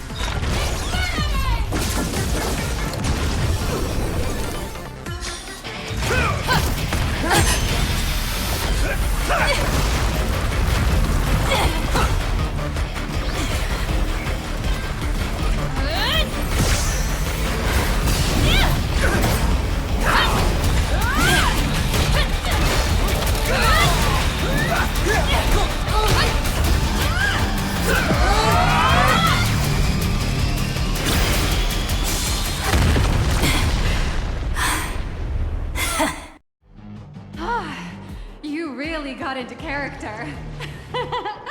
That was some great acting. Huh? Were we just fighting in a film studio?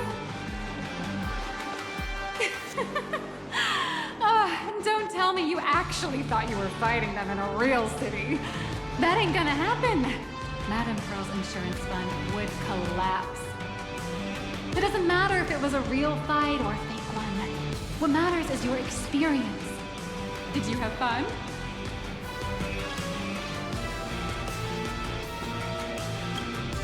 The user gave us a 5-star review. Thank you for your kind feedback. Your satisfaction and approval are our greatest motivators. Looks like the Daybreak Squadron is waiting for you. You gave them quite a combat lesson, it appears. Why don't you go share a few words with those youngsters?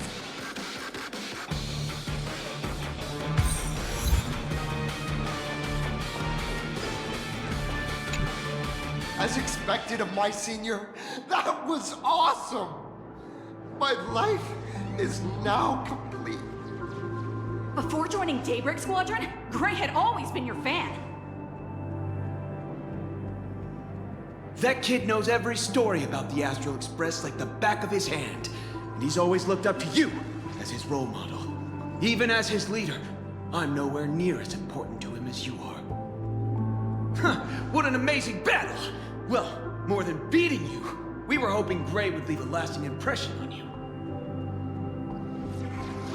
After all, being remembered by their idol is the highest form of praise for a fan, isn't it?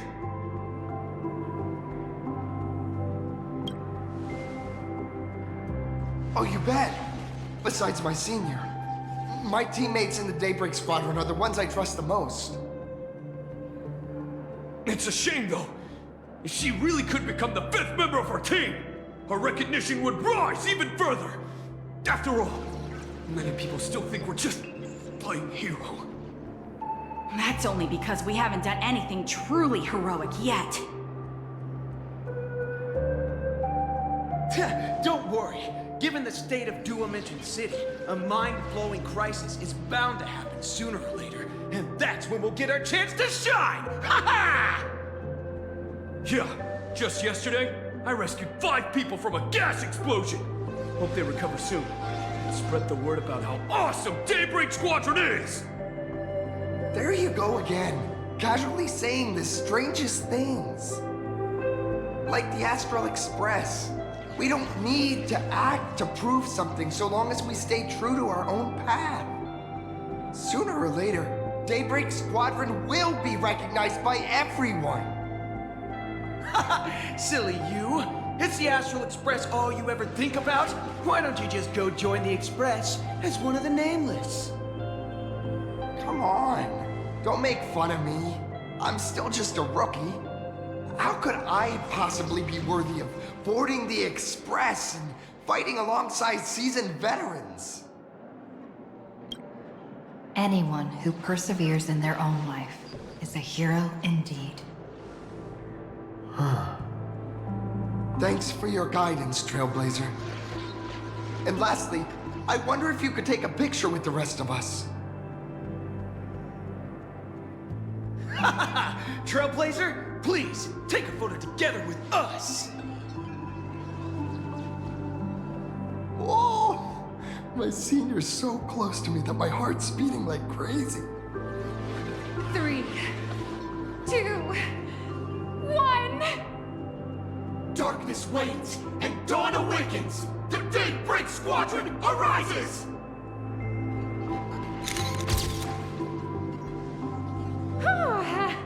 Time's about up. We should meet with Madame Pearl now.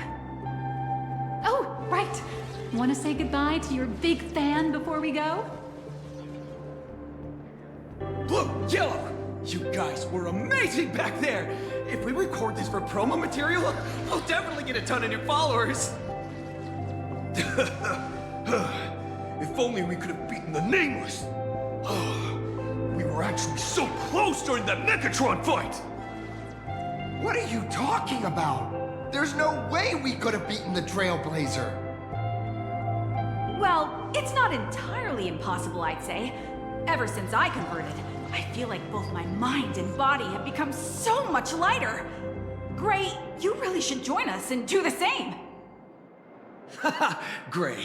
Being a masked hero means facing all kinds of dangers. You definitely feel pretty bad if you couldn't contribute your strength to the team when we needed you the most. Oh, looks like your idol's here to see you. We'll wait for you backstage. Gray. Senior?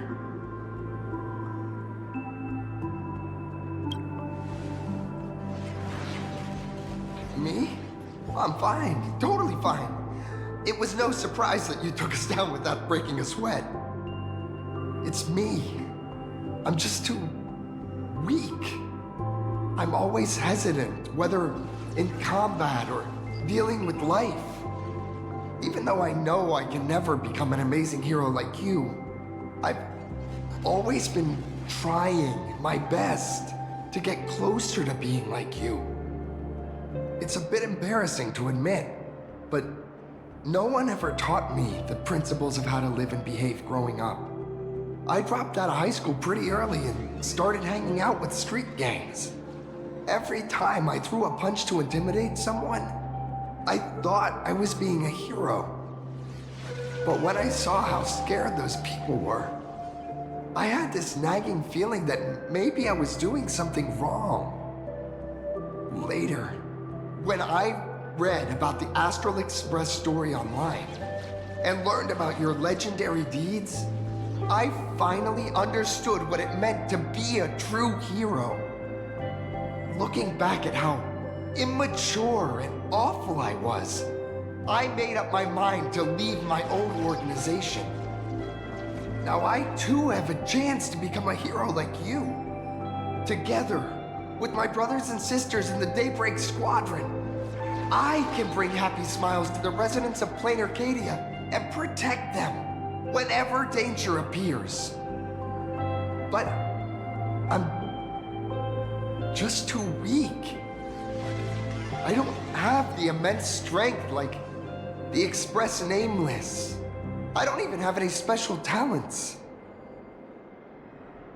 Maybe I've chosen a path that doesn't really work for me. I don't want to give you empty platitudes about humans triumphing over fate. But I do believe that while kindness isn't something you can learn, strength is something you can acquire. Your desire to fight for those around you, and your wish to bring smiles to others, that's your greatest strength. Thank you, Trailblazer. Thanks for listening to my ramblings.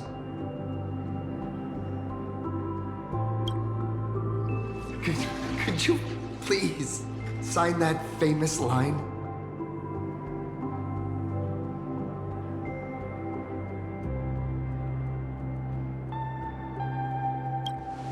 That one's not bad either.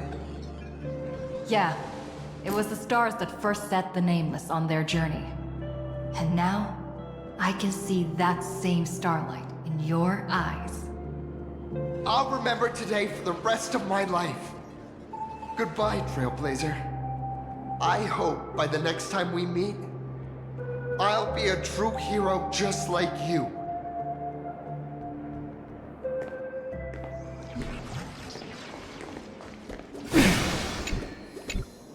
Well, that about wraps up today's tour. After seeing everything, what do you think? You're only realizing that now. That's your greatest advantage in joining the Phantasmoon Games. A story that's already spread far and wide.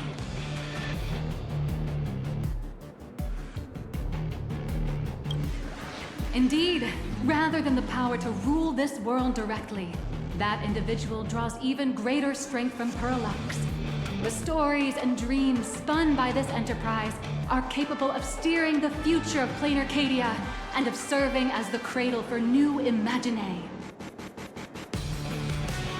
Madame Pearl is waiting for you at the top of this building to discuss matters regarding the Phantasmoon Games. Let me give you a little reminder. The rules of Phantasmoon Games have never required any competition between supplicants. As an IPC employee, I've said far too much. Your friends are waiting for you in the hall. You should go meet up with them. Don't keep them waiting too long.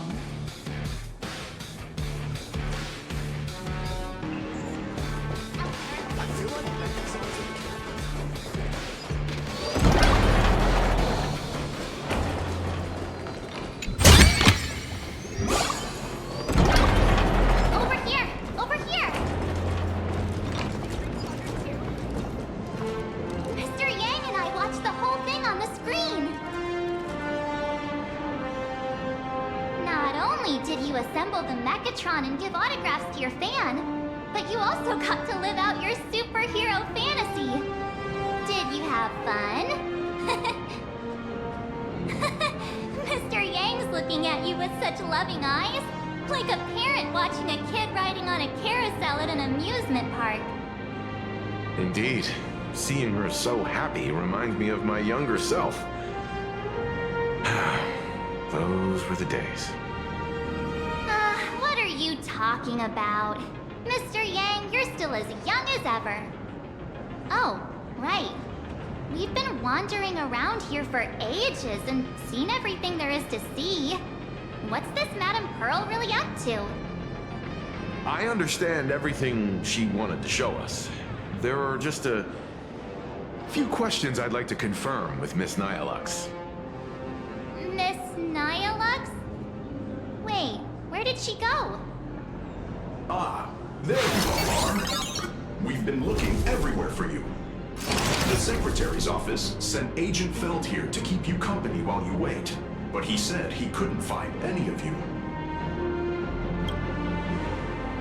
Wait, if Mr. Feld is the one who's supposed to meet us, then who is Miss Nihilux? Miss Nihilux? Who? Agent Nihilux, an IPC ranking P30 who works at Perlux Corp's Imagenesis Technology Department. P30? Imagenesis Technology Department? Since when did Perlux Corp have an Imagenesis Technology Department? Could she be some kind of corporate spy who snuck into the building? Oh, this is a real mess. What are those security guards even doing? Distinguished guests, are you hurt? Or did she trick you into giving her money or anything like that?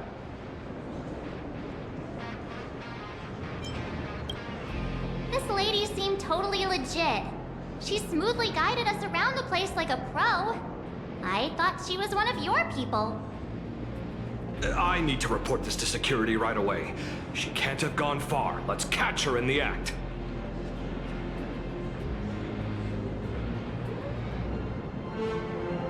Thank you for your help.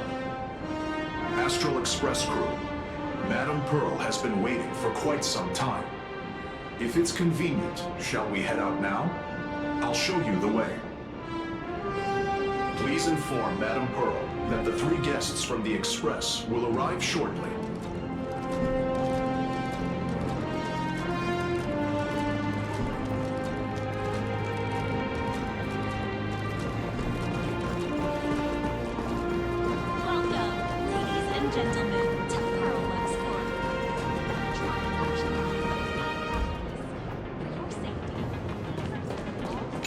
Pearl demonstrated the full process of creating a Mechatron army, based on what I saw.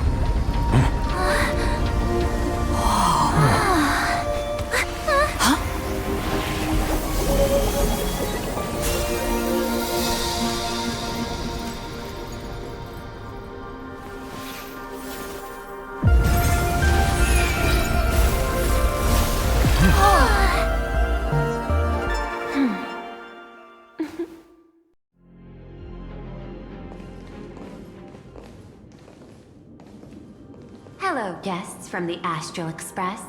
Nice to see you again. Thank you for your gracious hospitality, Madam Pearl. I understand there was a minor incident in the lower lobby involving someone impersonating a Pearl Lux employee. I hope it didn't spoil your enjoyment. We're fine. Don't worry about us. But how are things with you? Did you lose any valuable tech? Blueprints? Or top secret information? No. Pearl Lux's data firewall remains untouched, and all assets under security network surveillance are intact. The only change is an additional expense claim under my employee ID. Never mind.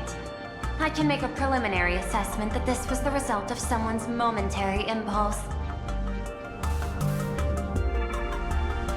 Lately, mishaps have been piling up, like dark clouds before a downpour, casting shadows of uncertainty over my plans.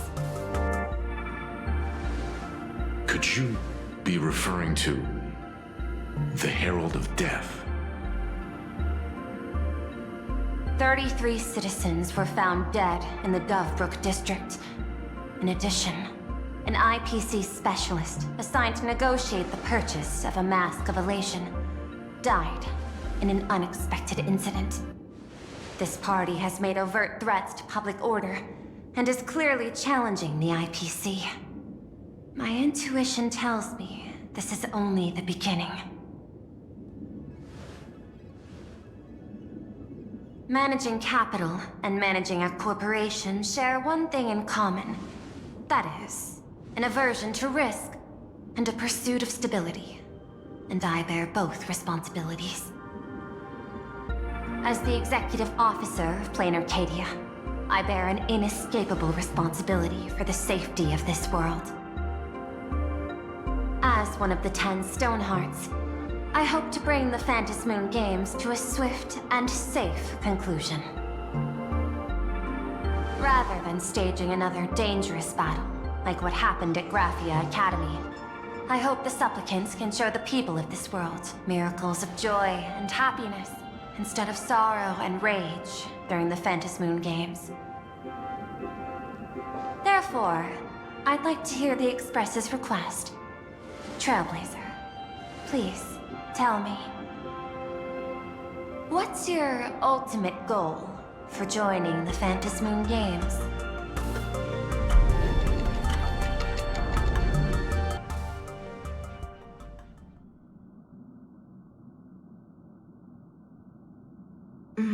You mentioned earlier that you wanted to talk about the Phantasmoon Games with me?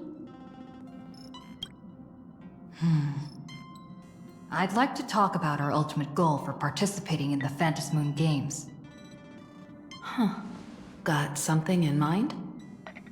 I think the rules and rewards for the Phantasmoon Games are a little too vague.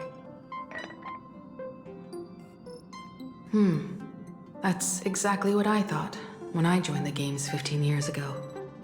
These games allow supplicants to do anything, good or evil. As a result, everything that unfolds in the course of these games exists beyond control. What's more vague is what can winners do when they share the power of the elation? According to legends and historical records from Ahatopia, victors typically first witness the manifestation of Aha themselves. They listen to the victor's wishes and grant them permission to use their power. And the applications of this power seem to be boundlessly vast. When faced with countless choices, the situation becomes even more thorny than having no choice at all. Sometimes I wonder, if we had agreed to become the leader of the Anti-Destruction Alliance, how would this trip have turned out?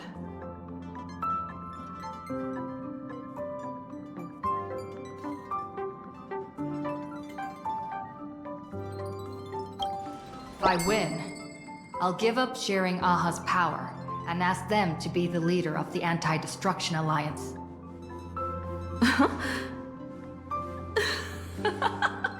That's such a hilarious idea. I can totally picture it.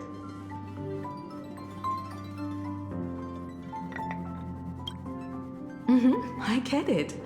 That's actually a brilliant idea. To begin with, this is far more meaningful than taking up a god's authority and squandering it freely for a single minute. Secondly, placing an Eon on the righteous cause of opposing the universe's greatest threat is something neither the IPC nor the god itself could reasonably object to. Finally, this would also help us avoid the risk we currently face, cooperating with the IPC while remaining wary of being drawn into its ambitions during the operation of the Anti-Destruction Alliance. If we handle the negotiations well, perhaps Aha could stand behind the Astral Express, just like our cooperation with the Xianzhou, where we could maintain distance from one another while offering support from afar. The only question is, will Aha agree? Don't worry about that. From what I know about them, they'll agree. What kind of god of games would they be if they broke their own rules? Besides, they still owe the Express a debt.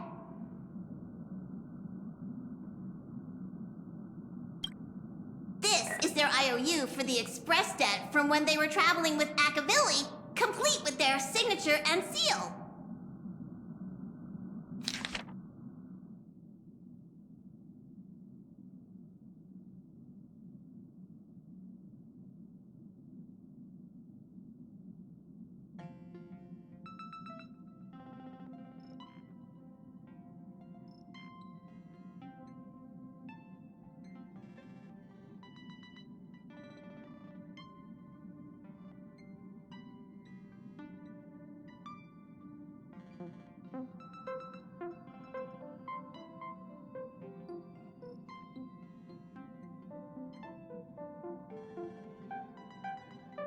Passenger, use this to blackmail them. That one will definitely give in to your demands.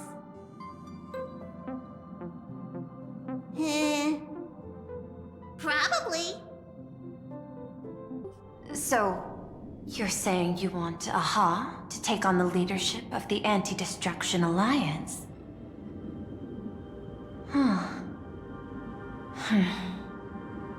Logical extrapolation. Failed. Success rate indeterminable.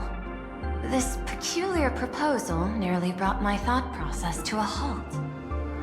This request is far too lacking in structure, yet within an irrational context, it seems to conceal a certain kind of logic. If the universe is the master of Elation's playground, then they should do something about this playground that's about to be destroyed. As expected of the Trailblazer, your thinking is so out of the box. I've learned something today. However, I don't think you stand much of a chance in the games, because I've joined as a supplicant.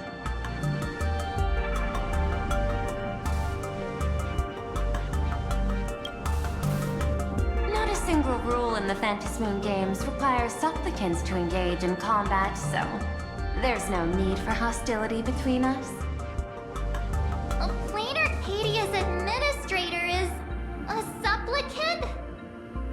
At the same time, she has at her disposal assets of staggering magnitude. What, Perlux Corp among them. With money and power on her side, wouldn't her chances of success be way higher than ours? As I previously proposed to Miss Himiko, I'm willing to cooperate with the Astral Express to ensure the smooth progression of the Phantasmoon games. But the Astral Express isn't your only partner, is it? I have 2 other allies. However, you all are my most promising ones. Once the Astral Express joins, it will maximize the safety and success of this Ionic game. And I will do everything in my power to fulfill my partner's wishes within that limited minute.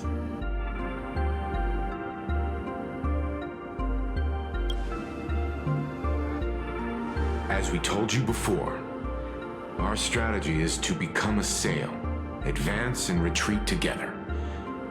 The Astral Express is not a lone supplicant, since we have our own allies in the games. An ally like Sparksy?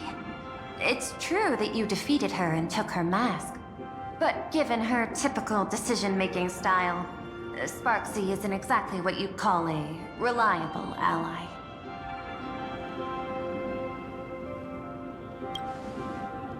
Hypothesis. The Sinwish Syndicate's missing mask.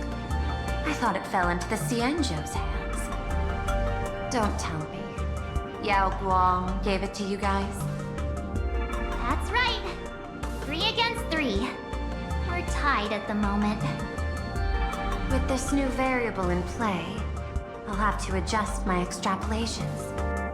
But the conclusion seems unchanged. After all, as the administrator of this world, I have the natural advantage in resources. An IPC senior executive, Plain Arcadia's administrator, a member of the 10 Stonehearts, joining the games personally. It certainly has an intimidating ring to it.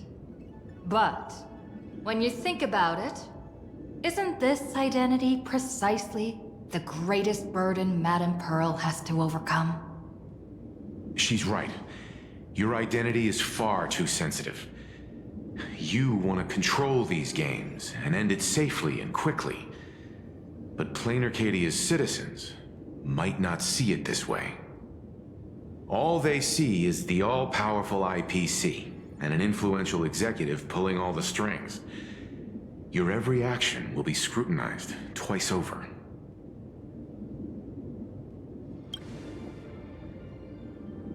A sharp observation, I must say.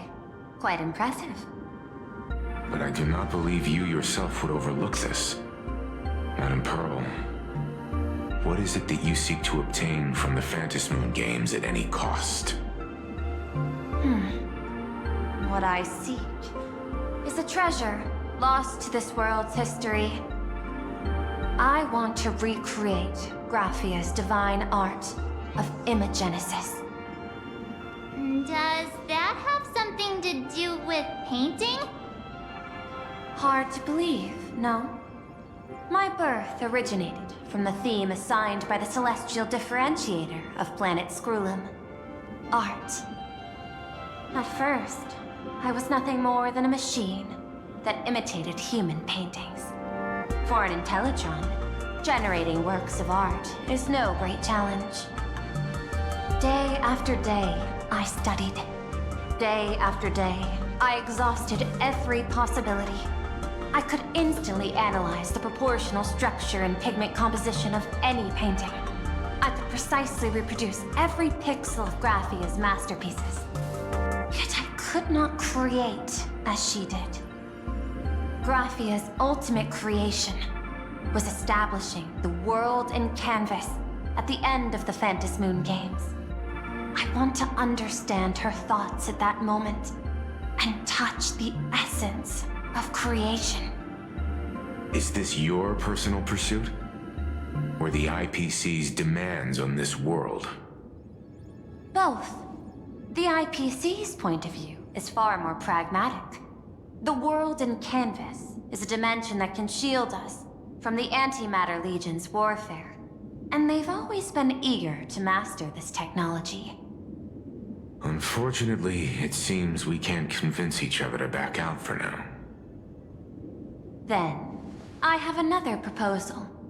Why don't we shift our perspective and turn our attention to those two supplicants who haven't surfaced yet?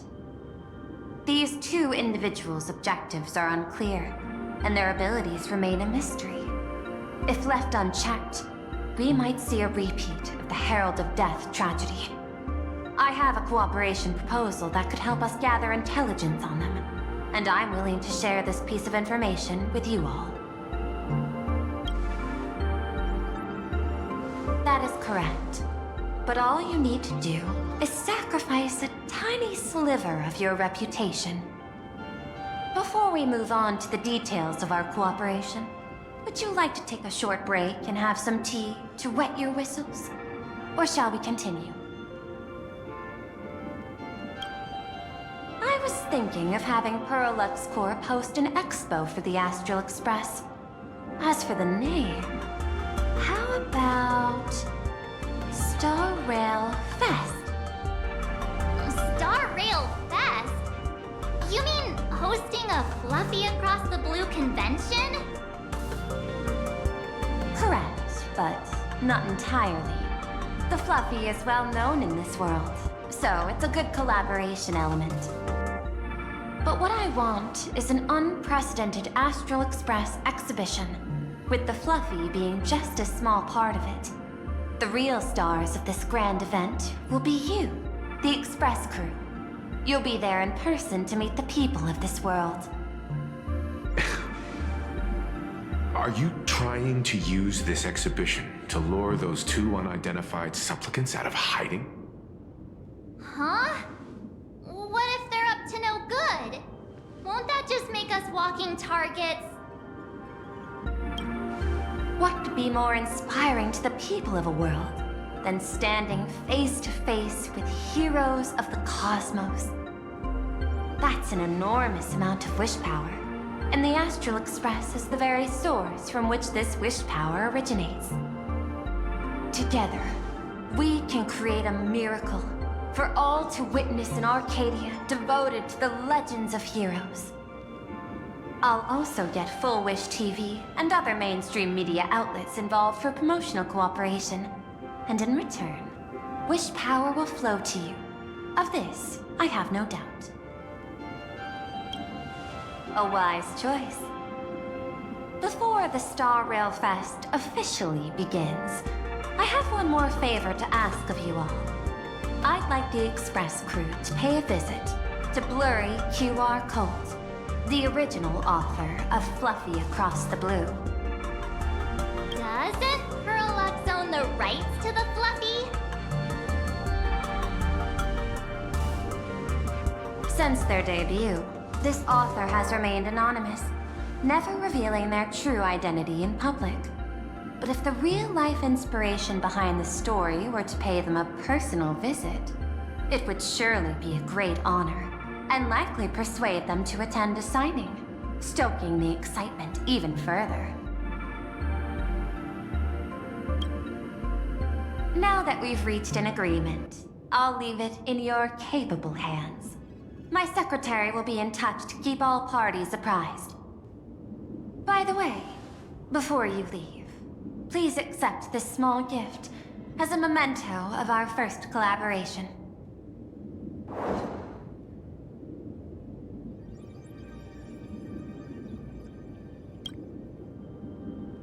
I've studied in detail the records of my colleagues' interactions with partners in Penacony, and I was particularly inspired by Aventurine's technique of giving small gifts that symbolize good fortune.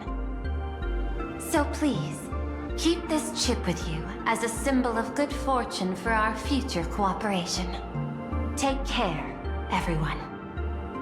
Well, We'll be on our way then.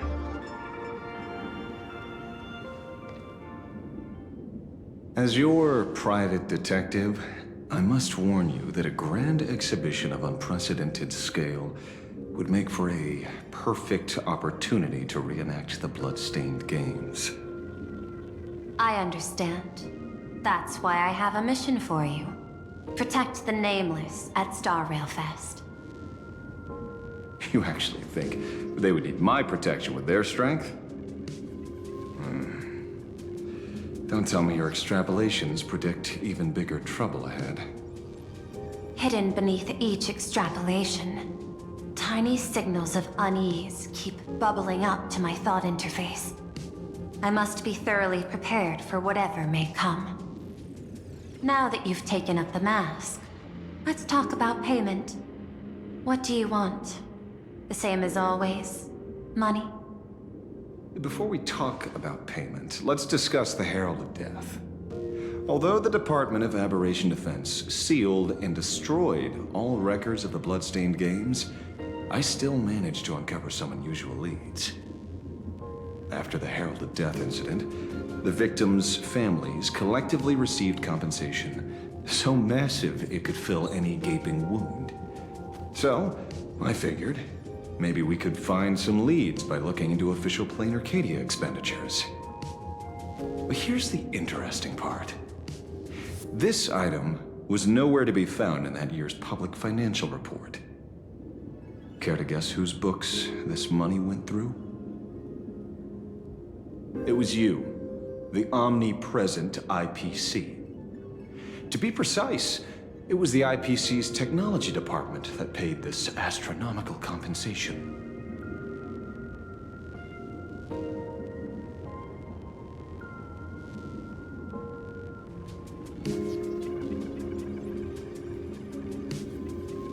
Following the usual human drama tropes, am I supposed to give you a round of applause now? Being able to dig up all this information really shows your connections and capabilities, Detective Ashvale. In movies, a big shot like you would usually raise a hand right about now, revealing the dark muzzle of a gun. I'm afraid you've learned too much. And bang! That's when the gun goes off. And I, the poor sap who uncovered the truth, am supposed to bite the dust. Sorry, my hand is on the checkbook and unavailable. Mr. Ashvale, tell me, how many zeros would you like to see on that check for our cooperation? It's not about the money. Indeed, money isn't the issue. 100 million credits. Are you trying to buy me off like some poor victim's family? Tell me, why did the technology department pay to sweep this under the rug? 300 million?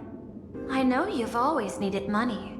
For cryosleep, supporting the families of fallen comrades, and for treating those who survived. Isn't this exactly what strategic investment is about? Putting money in the hands of those who need it? I'm not your lackey, Intellitron.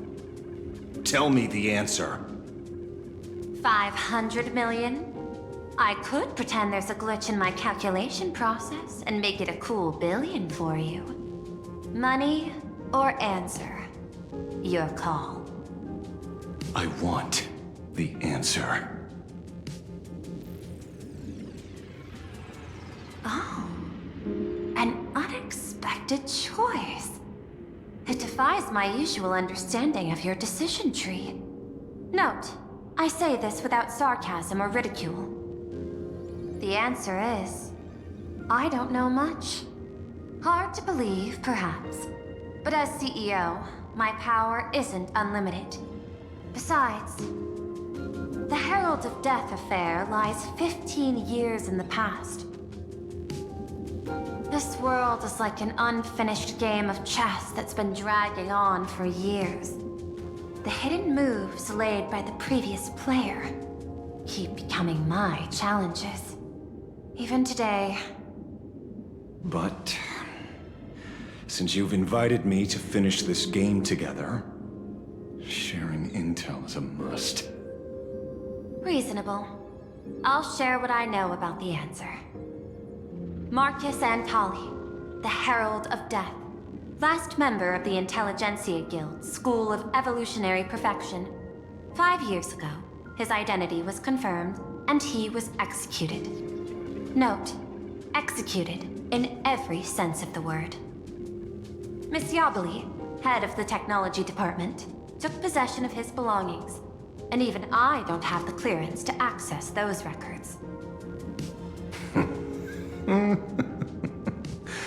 No wonder.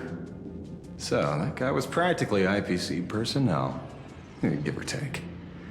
That also explains why the technology department shelled out the compensation. Yet, the method behind this latest killing is identical to the one from years ago.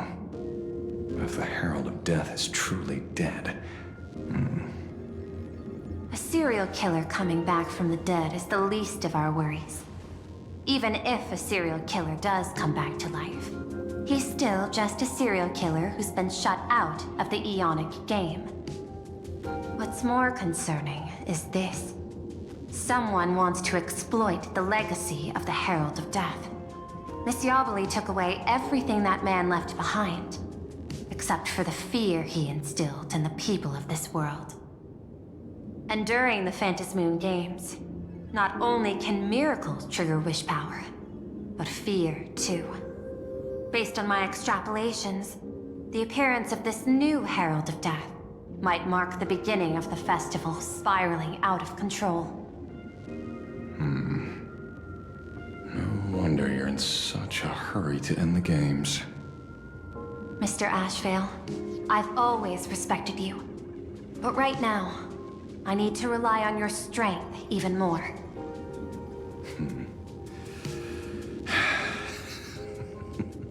Respect. When I was younger, what I really wanted was to make the IPC fear me. The passage at times not exactly kind, is it? Deal, Madam Pearl. But I will require one more form of compensation. Whoever this new Herald of Death is, I must deliver justice with my own hands. This time, there won't be any lengthy interrogation. By the authority vested in me as CEO of Plain Arcadia, I pardon all crimes committed in the course of your revenge. Go ahead and do what you must, Mr. Ashvale.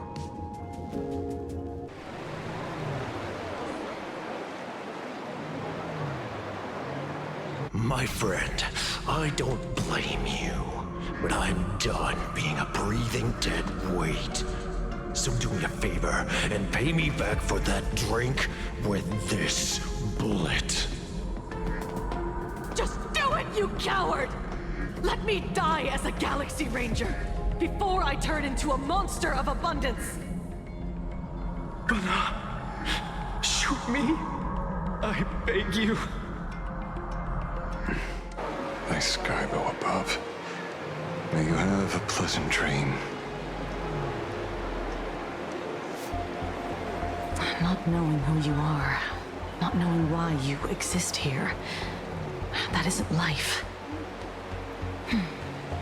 In ancient times, humanity's daily goal was to obtain 2,000 calories of food. Humans back then knew they were just one member of the animal kingdom. They understood why they migrated, hunted, gathered. But now, in an era where you can get food delivered to your door with just a tap of your finger, effortlessly achieving that 2,000 calorie goal, humanity has lost its way like never before. Tell me, will the Phantasmoon Games bring a new direction to this world, Ashvale? What's wrong with getting food with just the tap of your finger? Don't tell me you want to go back to the days when everyone was starving and at the mercy of the harvest? 2,000 calories are pointless, but just for survival. It's the goals beyond 2,000 calories that define humanity. And the Phantom Moon Games holds up a mirror to humanity, allowing them to see their truest selves. I'm just a detective. Ask me such a profound question again next time, and I'll charge extra. My apologies. I just heard you joined the Phantom Moon Games and couldn't resist asking for your thoughts. You've met Madame Pearl, huh? She dumped this hot potato of the Herald of Death on me. On us. Judging by your expression, it seems less like a hot potato and more like a sweet fruit. Because I have a lead now. I think the key lies in the word copycat. To prevent copycats, you kept the Herald of Death's modus operandi from 15 years ago under wraps, which means... There's only a few people who could reproduce this killing method with such precision. The investigators from the Security Bureau and the Department of Aberration Defense at the time, and those directly involved in the Herald of Death case. Detective Kochiba, I've heard that you've devoted considerable time to researching the crimes from the Phantom Moon Games. So, I'm the prime suspect now. Is that it? Just a bit of minor deduction. After all, murderers always love to return to the scene of the crime. Isn't it coincidental that you happen to be standing right before my eyes? That's not deduction. It's a conjecture at best. As for investigating those two categories of suspects, we've been doing that for a long time already. It's been 15 years. The relevant people and the victims' families have all gone their separate ways. Tracking them down now won't be easy. Yeah. After losing their loved ones in such a cruel way, their hearts were shattered. Many couldn't bear to stay in Dugbrook District and chose to move away. I remember seeing that in the case files you sent me. They even formed a mutual aid society for the victims. I wonder, after all these years, have they managed to heal the wounds in their hearts? Maybe they have. After all, they go by a new name now. The Research Society of Happy Smiles. Ah, you mean that charity with the slogan, Healing Smiles, Healing Arcadias?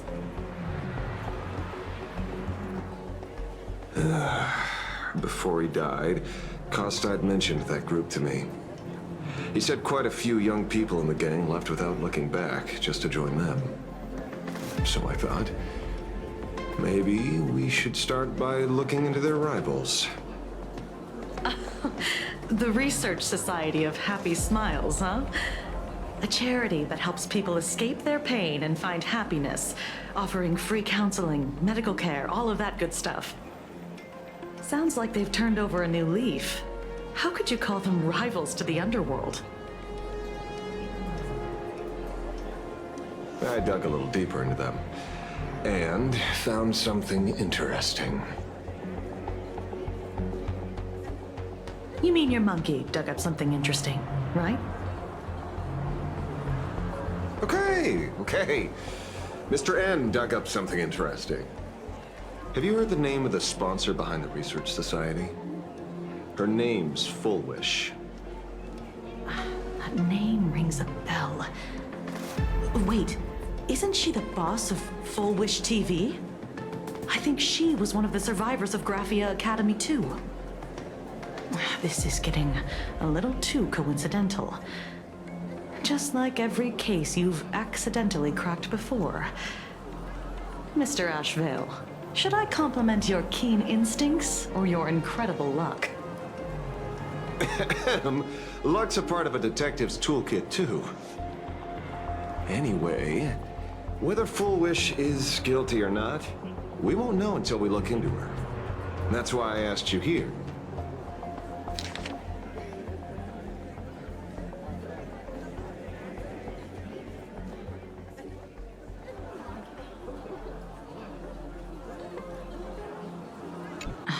Dovebrook District New Life Project. Public Recruitment and Mental Healing Seminar at the Research Society of Happy Smiles. And she's the speaker? Holding a seminar at a place meant to bury past trauma. The very site of 2 bloody incidents. Miss Fullwish's audacity is certainly impossible to ignore. So what are we waiting for? It's time to drag Dovebrook District's old skeletons out into the light. Are you talking? Yeah, I'm almost there.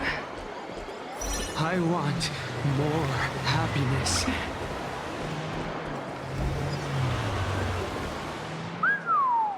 This place is buzzing. Are they all here waiting for Fullwish to grant their wishes?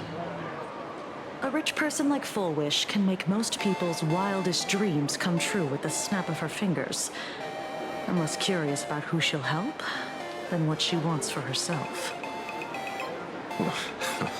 If money could really accomplish everything, the IPC wouldn't be eyeing this world. My bet, I'm sure that Fullwish wishes the tragedy 15 years ago never happened. Erasing history. Can the laughter really pull it off? In past victory records, there have been countless and often bizarre instances where the victor used the elation's authority to change reality.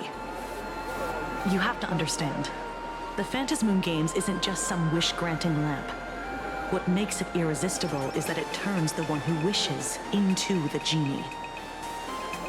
That's quite alluring.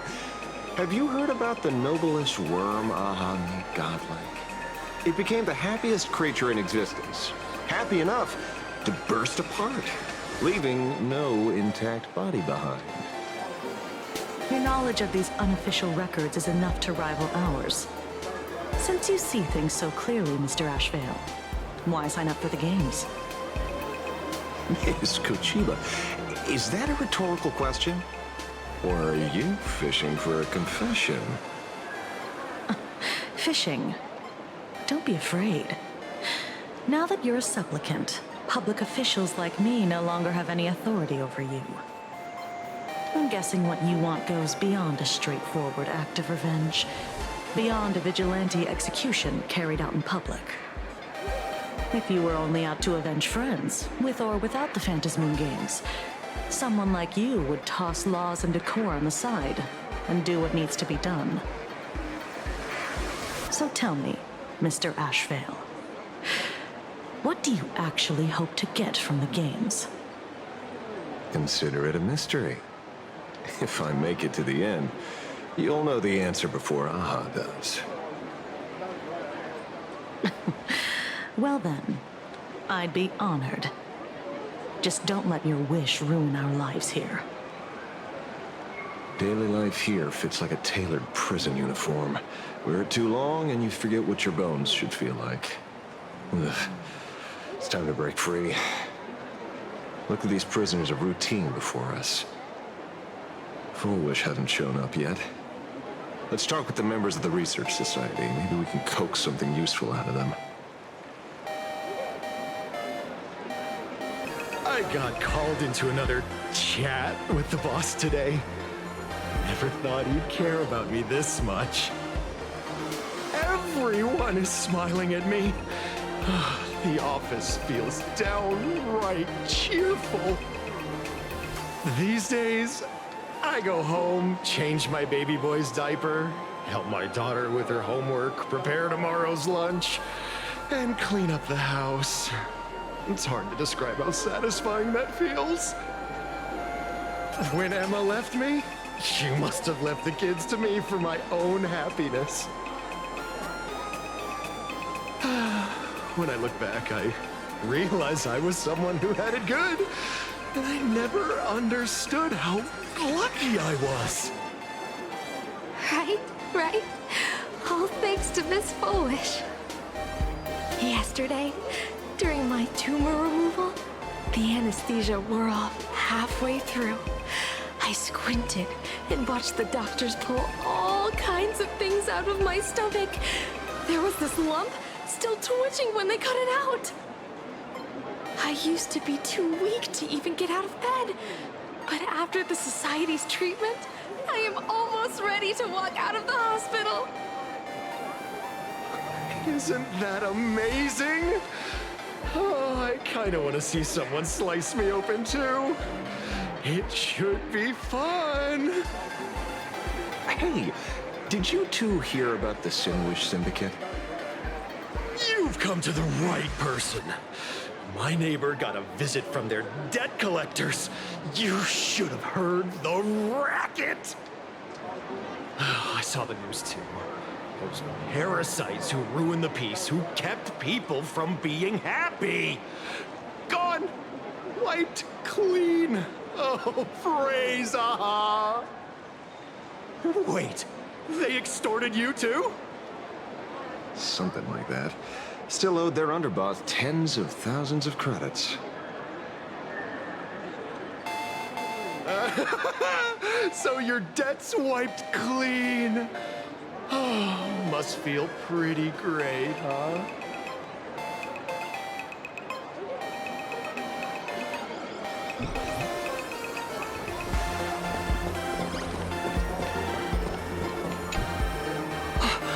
Oh, we meet again.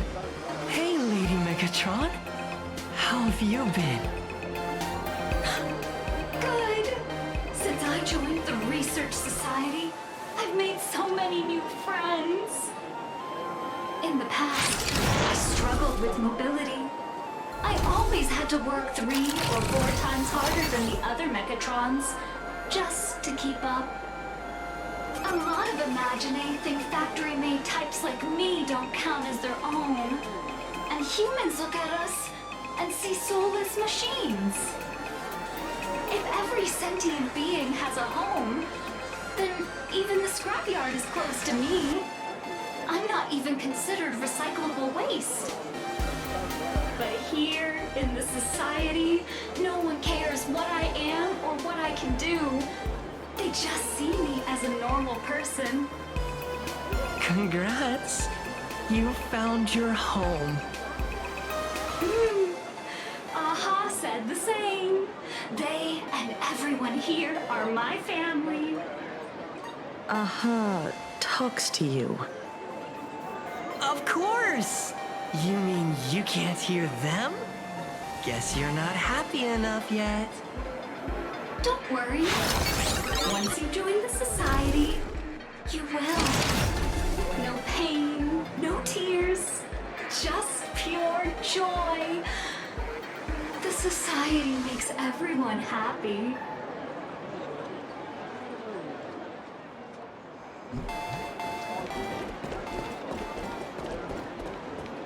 Looks like it's about time. If the star of the show doesn't show up soon, the crowd's gonna burst with anticipation. Everyone, please make some room for Miss Fullwish.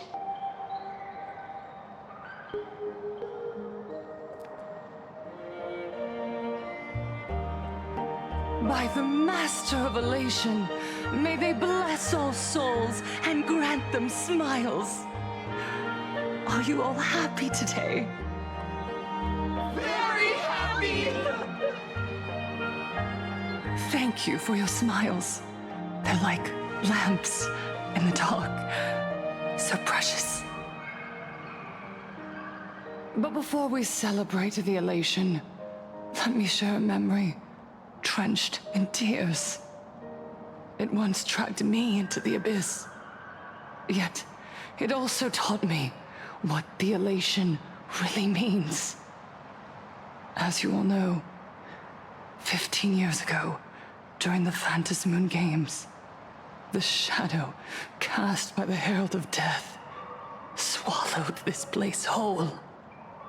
That day, I lost my parents, my classmates, and the others. The morning greetings, the little daily chatter, all went silent under that crimson dusk. After that, for a very, very long time, all that remained of my world. A door shut tight. A room steeped in silence. And a wound in my heart that would never heal. Just hearing the words, Herald of Death, made me shake uncontrollably. I even once thought the only escape was to follow the dead and leave with them. Back then, I was just an empty shell, breathing, beating, but lifeless inside. And just as my soul was about to fade away, an old lady from the Mutual Aid Society knocked on my door. She didn't offer empty words of comfort. She just looked me in the eyes and asked, "Child, would you try stepping outside this door? Out there are many people broken by pain, just like you. But together, we can start picking up the pieces, one by one." She smiled at me. A warm, gentle smile. And in that smile, I felt the master of elation grant me a reason to live. At the Mutual Aid Society, I saw countless souls scarred by fate. Some bore wounds beyond healing, and some had lost their loved ones. Each of us bore a different wound, but every wound cut deep. And yet, what truly moved me wasn't the pain. It was how, beneath those scars, they still reached out to one another, offering a smile to a child who'd stopped crying, lending a guiding hand to someone lost. They taught me something precious. Pain can destroy a person, but the wish to bring elation to others can spark the fire of rebirth. That was when Aha's voice echoed again in the silence of my heart. The smiles passed from one another through mutual aid is Aha's most precious blessing. It does not belong only in the small room of a support group. It yearns to illuminate hearts lost in darkness. Each time we share a true smile, it's as if we hear Aha's voice. And when that voice rings out, all suffering fades, all pain is healed, and everyone knows what true happiness feels like. That's why the Research Society of Happy Smiles was founded. I will share this divine smile with all of you.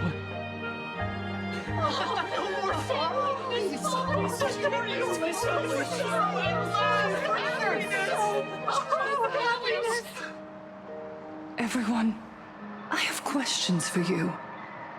When was the last time you truly smiled? How long has it been since you felt happy from the bottom of your heart? Minato, do you ever feel like your days are looping endlessly, like an old silent film, repeating until it suffocates you? And when you realize that loop might never end, does despair flood in like the tide? You're right. Miss Bell Woods, you left school full of dreams, only to have your resume rejected again and again. You told your parents you were busy in Seafeld City, hiding your heartbreaking loneliness behind that lie. Please, help me. And Taija did the cold exclusion at school and the indifference of the adults who should have cared build a wall around your heart. One that made you afraid to open yourself up to the world again. Yes. When we were born, no one had to teach us how to smile.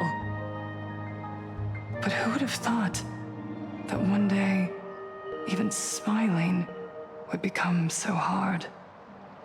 Once, our world was blessed by Aha's grace. A gentle world in canvas, painted in elation.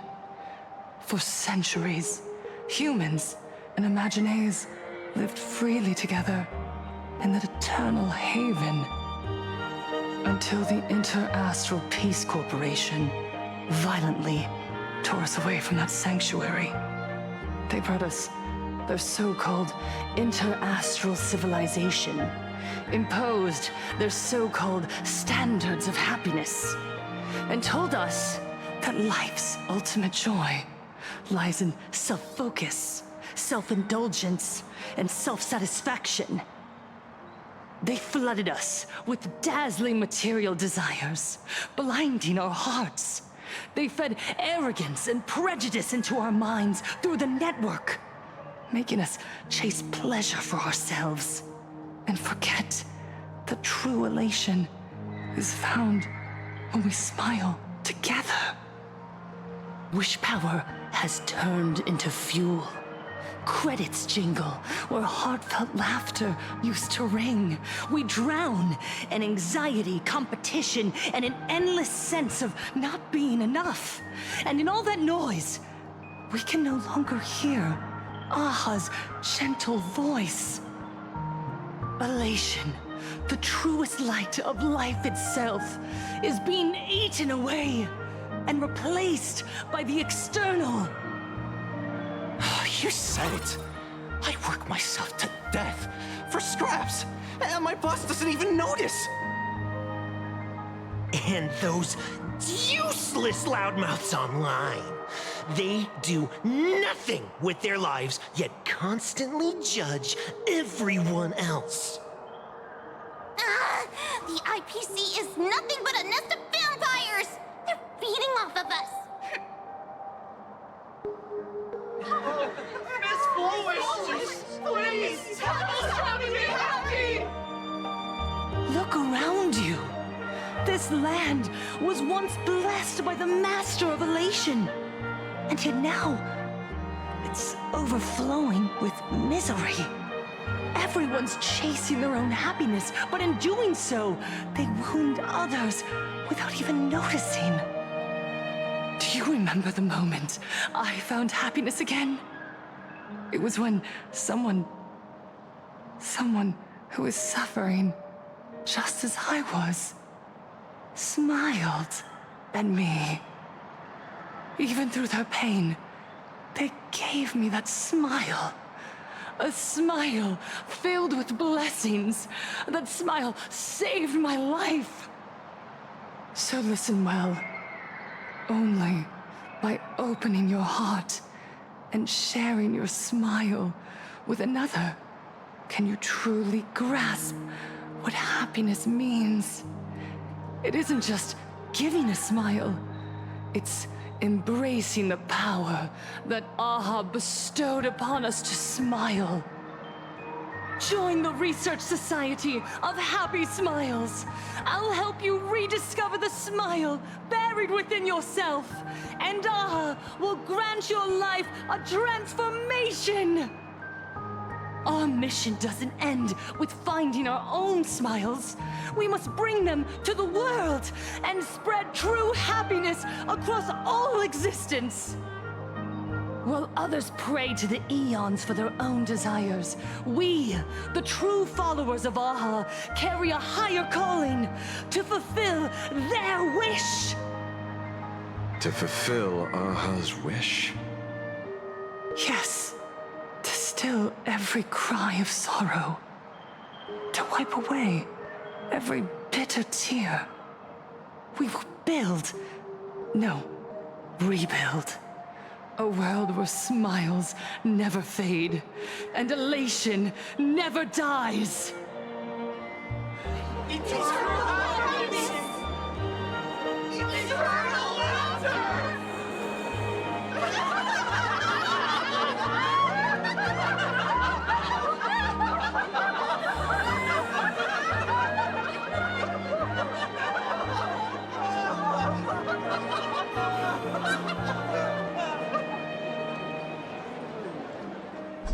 The speech is over.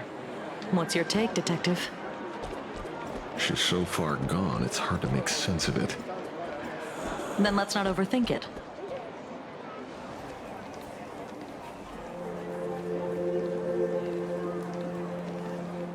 Miss Fullwish, I'm Kuchiba from the Department of Aberration Defense. I'd like to have a chat with you.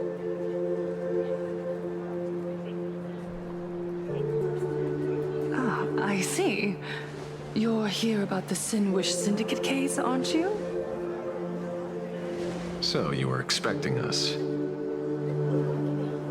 Oh, I heard the news. The entire Sinwish Syndicate massacred in Dovebrook District. Such a cursed place. They may not have been saints, but I still pray for them. May their souls rest in peace. Oh. How merciful of you. Though, rumor has it the Research Society of Happy Smiles had a few run-ins with them. Regarding recruitment, donations, turf. Sounds like plenty of reasons for conflict, don't you think? Are you suggesting we had the Sinwish Syndicate killed? For conflicted interests? Whoa, wait, that's not what I said. You know nothing about our finances. Every expense is covered by a charitable foundation established with the compensation from 15 years ago. We don't need a single cent from our members. When I heard about this tragedy, I personally allocated relief money for the victims' families to keep order and peace in Dovebrook. Tell me, Miss Kuchiba, someone copied the Herald of Death and slaughtered dozens. What will your Department of Aberration Defense do this time? We never released that detail. How do you know someone's imitating the Herald of Death?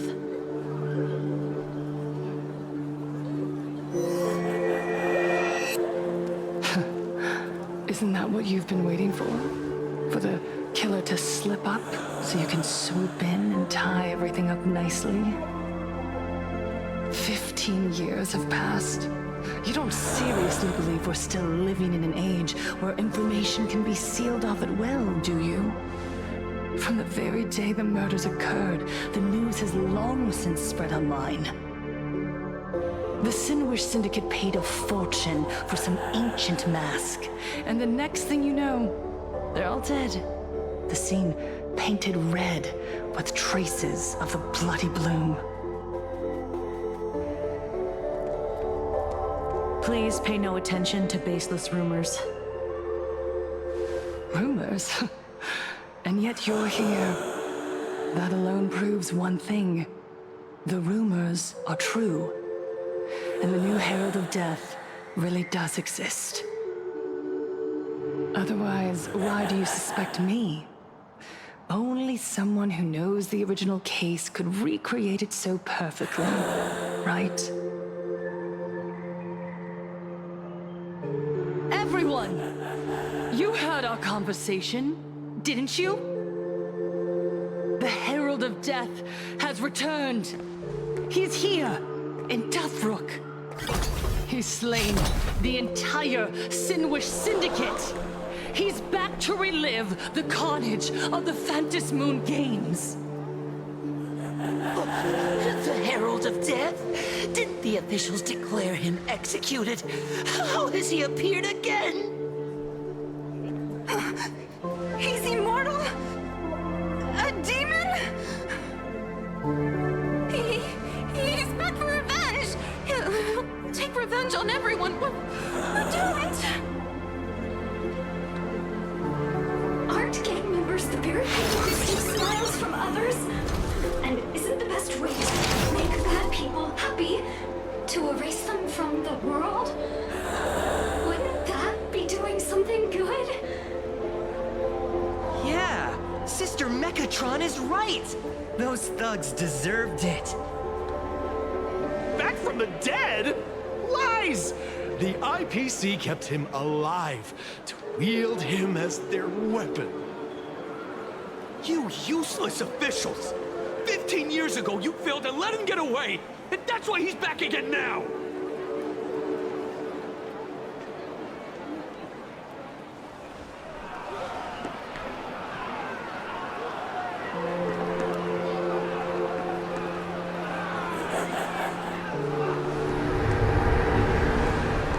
Everyone, there's no need to panic. Remember who you are. You are those who live beneath Aha's brilliance, who have claimed happiness and cast off the shackles of suffering. Once the Herald of Death fed on our fear and tears, that was the source of his power. Look at the smiles on the faces of those around you. There is no fear left in our hearts, no tears left in our eyes. All that remains is resolve, happiness, and faith in the elation. The Research Society of Happy Smiles will protect this world. Etch this into your hearts.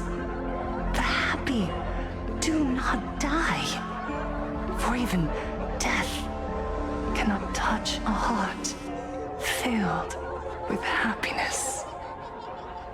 What's going on? There's something very wrong about this woman. Yes, as long as we're happy enough, there's nothing to fear. We won't die. Happiness is our weapon. Happiness will destroy the Herald of Death. Happiness will save this world. Operation Spread Happiness. Let happiness infect everyone and spread to every corner of the sky. Make the Phantom Moon smile. Make Lord Aha laugh until they cry for us. Happiness. Happiness.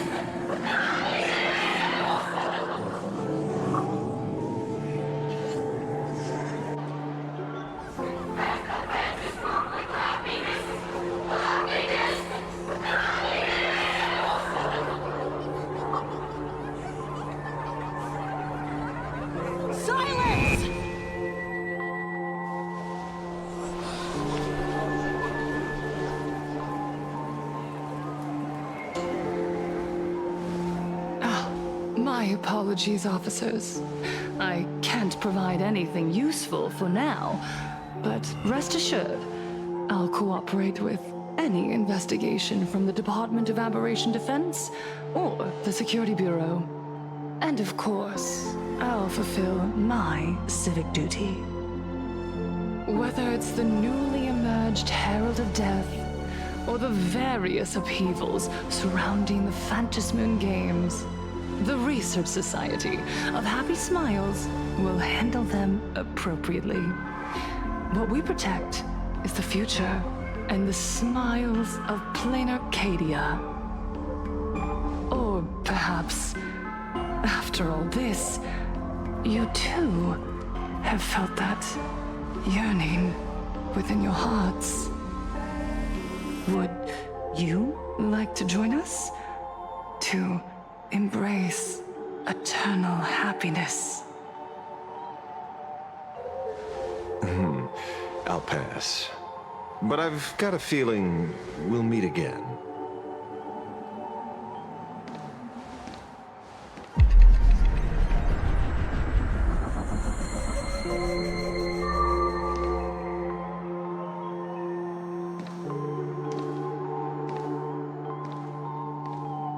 Miss Fullwish, thank you for your cooperation.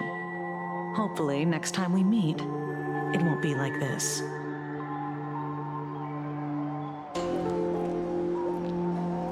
May the Master of Elation watch over all and bless you with their everlasting smile.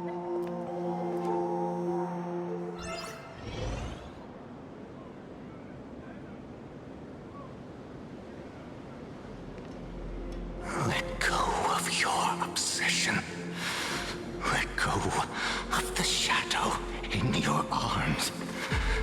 Let go of that false sense of responsibility. You're the one who should be dead, aren't you? Come, join your brothers. Let the gears grind to a halt. Let the hands fall still and end that life of yours that was never meant to be.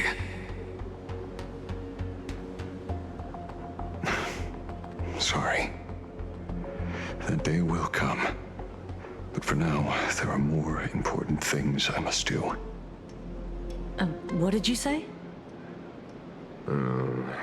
Nothing. Never mind. Looks like Fullwish is a much slyer fish than expected. The bait was there. But she ignored it. And instead, she stirred up a whirlpool. Quite the opposite, actually. Not only did she take our bait, but she also flat out told us she couldn't care less about the hook. Huh? Was there something I missed? The bloody bloom mark from the Sinwish Syndicate massacre. How did she know that detail? When we specifically obfuscated it with special mark, even in our internal reports. She broadcasted this information word for word, and even used it to stir up public sentiment, scattering it across the place like tossing blood-soaked feed into a fish pond. Now stopping the rumors from spreading will be even harder. Well, maybe she has her connections, or maybe she made a lucky guess as one of the victims. Regardless, she's right about one thing. Trying to stop something from spreading today sure is a lot more difficult than 15 years ago. So, Mr. Ashvale, did your lucky radar start blaring when it came to Fullwish? There is something very wrong about that woman. You saw the way she played the crowd, huh? I guarantee that it had nothing to do with her public speaking skills. She could very well be a supplicant in disguise. Still, this whole run has been smooth to an unbelievable degree. We got our bearings in no time at all. So, let's keep our prized fish in the pond for now. Fullwish is not going anywhere. You're right. It's too risky to make a direct move against a well-respected philanthropist and media tycoon. Maybe we should start with the people around her. There were people from all walks of life at the gathering just now. Workers, suits, students, the elderly, and even mechatrons. Judging by their crazed enthusiasm, I highly doubt they'd be willing to testify against Fullwish. But I have my ways. Mr. Ashvale, coercive interrogation is strictly against the rules. Please refrain from doing it somewhere I can't... Don't get the wrong idea. I meant an old friend that I spotted at the gathering. By the way, ever watch Daybreak Squadron? It's on Sunday nights at 8. I thought you weren't a TV person. Not me. Mr. N. He watches it.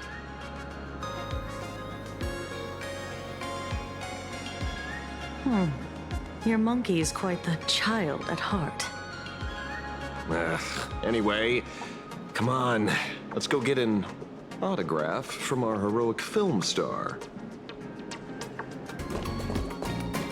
Is that him? Shh. don't interrupt. What? You lost him? Not even close. Hey, why are you two following me? Oh, we're just two grown-up fans of the Daybreak Squadron trying to get an autograph from Big Brother Magnus. Mr. Ashvale? Don't prank me like that. You really scared me. Really? Cinderborn, the peacekeeper of our city, vanquisher of evil fiends, is scared of his own fans? Long time no see, Magnus. You're not here for autographs, are you? I saw you two at the gathering. I don't understand. Why are you investigating Miss Fulwish? She's been nothing but a kind, lawful person who spreads happiness to others. You heard about what happened with Sinwish Syndicate, I assume.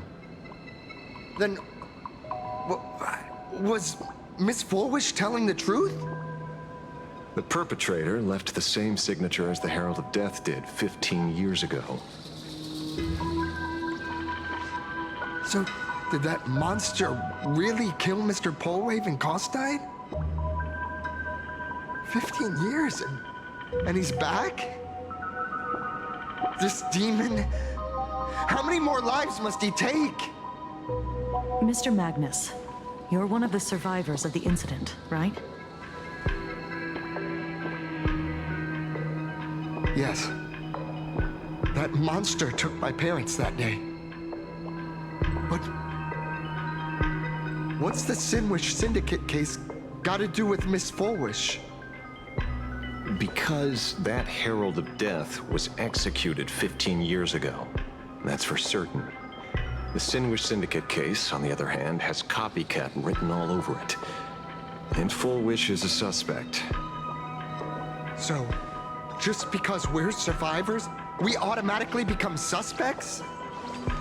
What? Are you gonna interrogate me too? If that's what you want, Miss Kuchiba can arrange for it later. For now, I just want to ask you a few questions about the Smiles Society. It doesn't matter if you have a few or 100 questions. I have nothing to say to you. 15 years ago, I was left all alone in this world. The so-called relatives closed in like a pack of hyenas, their eyes fixed solely on the compensation smeared with my parents' blood. Abuse, deception, expulsion. To them, I was nothing more than a walking money bag, an eyesore, a jinx. It was the society that gave me the chance to live the life I have now. What about the Sinwish Syndicate then? If I recall correctly, they took care of you once. Old Polwave helped you deal with those relatives. Listen, Mr. Ashvale, the debt I owe the Sinwish Syndicate will be paid. I will avenge them as a member of the Smile Society, as well as the Daybreak Squadron. I'll rip the Herald of Death out from the shadows in their name and see justice served. That is my duty. You're in over your head.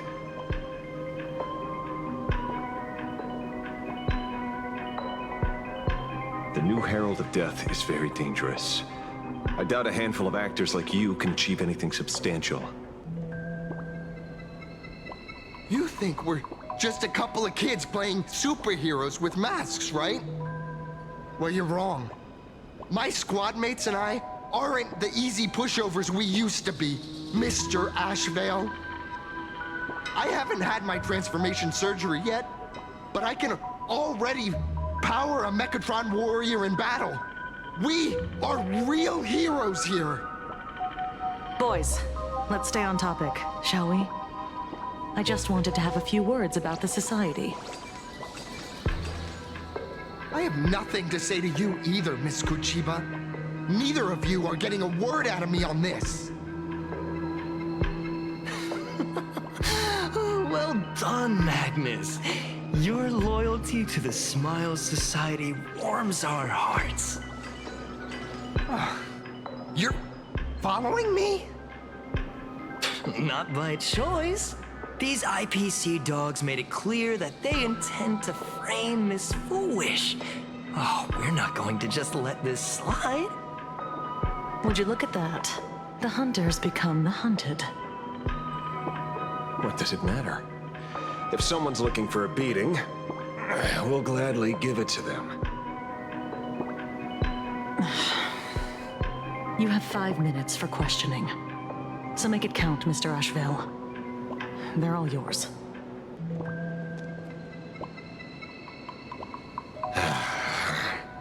Never expected my first miracle as a supplicant to be teaching thugs. I mean lawful citizens, a lesson on the streets. Let's get this over with then. And if you want to join them too, Magnus, be my guest.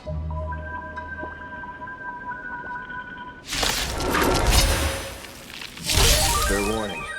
I'm out of practice. You get hurt, no problem. Don't hurt at all! Mr. Asheville, stop! What's in your prescription? Enjoying yourself? As you wish. Spider-Man!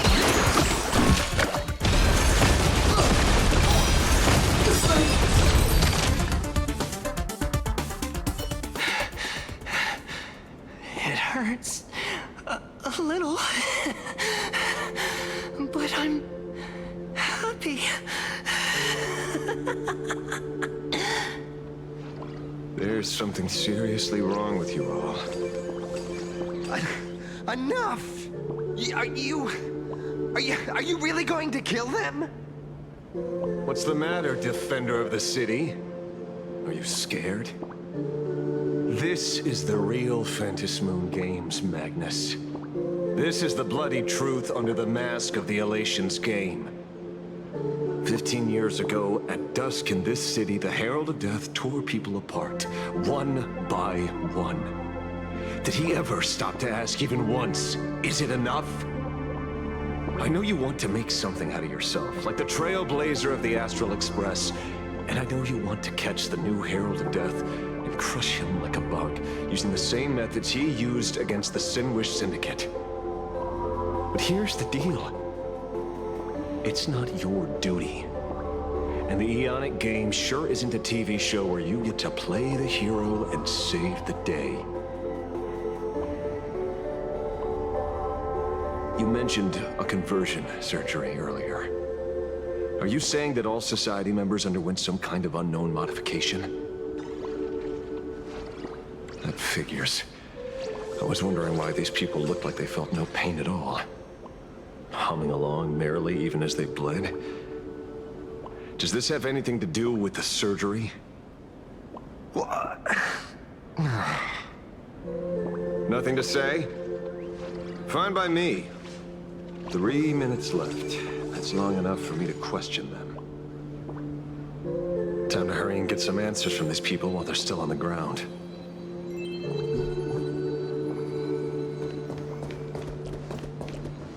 Hey, lackey! Wake up! Pain should not exist.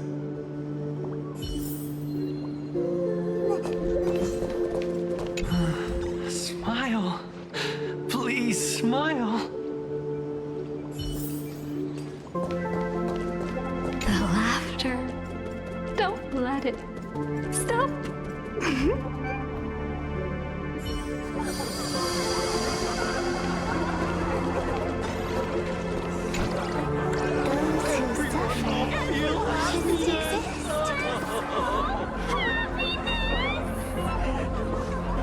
What the heck happened to these people? This is... the small procedure that official members receive. They call it the happiness surgery. With a prick of the needle, no more than a mosquito's bite. The doctor puts this small thing inside your eyelids, even smaller than a synesthesia beacon, and more convenient.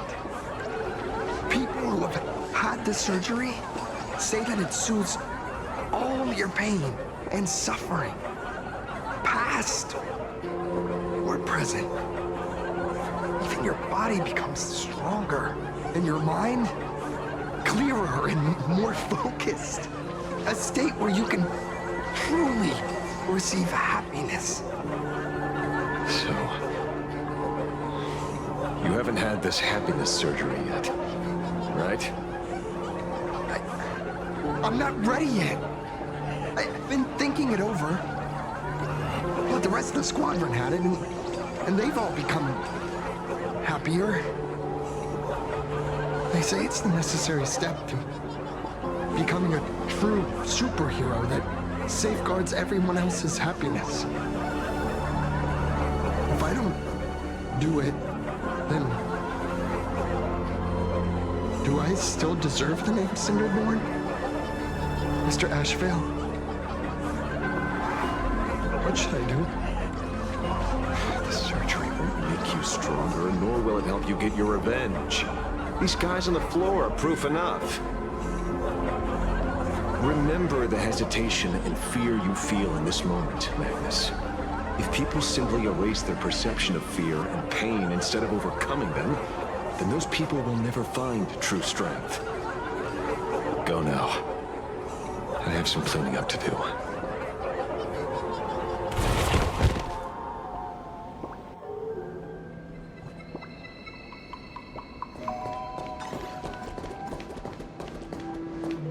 So, did you, pry the answers you were looking for out of them? These people have all been processed by the Smiles Society. Heck, who knows what method they used. It completely neutralized their ability to feel suffering and despair and gave them bodies like steel, incapable of feeling pain. Say, is this the kind of treatment that the Medical Ethics Committee would approve? As if. I doubt they even bothered to submit an application. Which means Fullwish has far more dirty laundry than we initially expected. The idea was to find the Herald of Death with the leads we had. And here we are, going deeper down an increasingly scarier rabbit hole. Judging by their voices, these followers don't seem to have any ill intentions. In fact, they sound a lot more humane than most humans. If all this has nothing to do with the Herald of Death, then it matters little to our investigation. After all, how they pursue happiness is their own choice.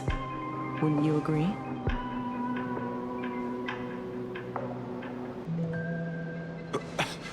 Are you serious, Kojima? It's only human instinct to avoid pain, right? Such avoidance doesn't go against the laws of nature, nor does it legally constitute a crime when the party involved was a voluntary participant. Not a crime. Well, my instinct right now is telling me that this definitely has something to do with the Herald of Death.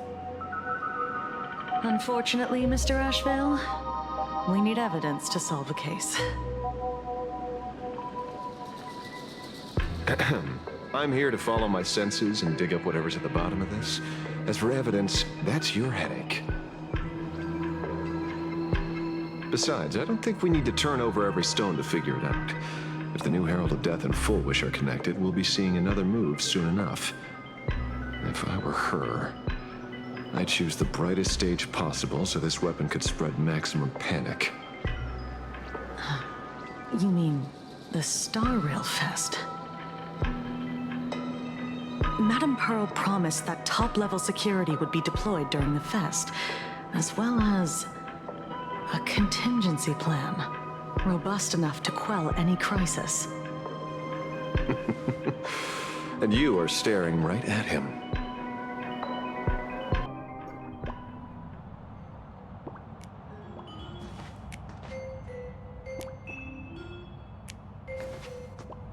A According to Sunday, the crow should lead me to Blade's whereabouts. Since it stopped here, that means...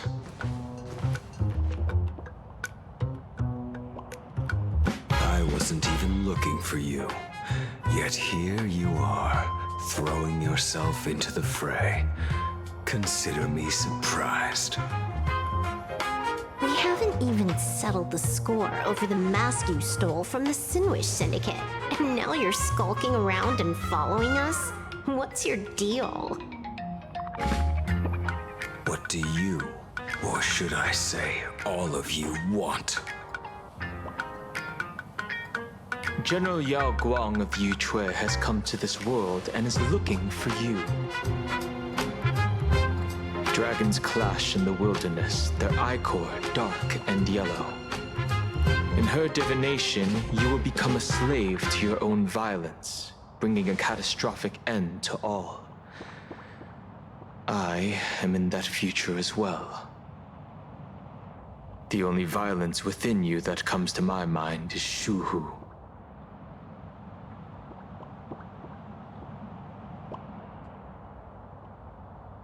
The emanator of abundance who resurrected time and time again. The monster who turned planets into living beings and merged billions of people into flesh spheres. The Xianzhou fears that he is using your body to resurrect himself. So, what's your plan? Kill me again. Oh my. Things are getting a little heated. Should I get you both slushies? Thank you. I'll pass.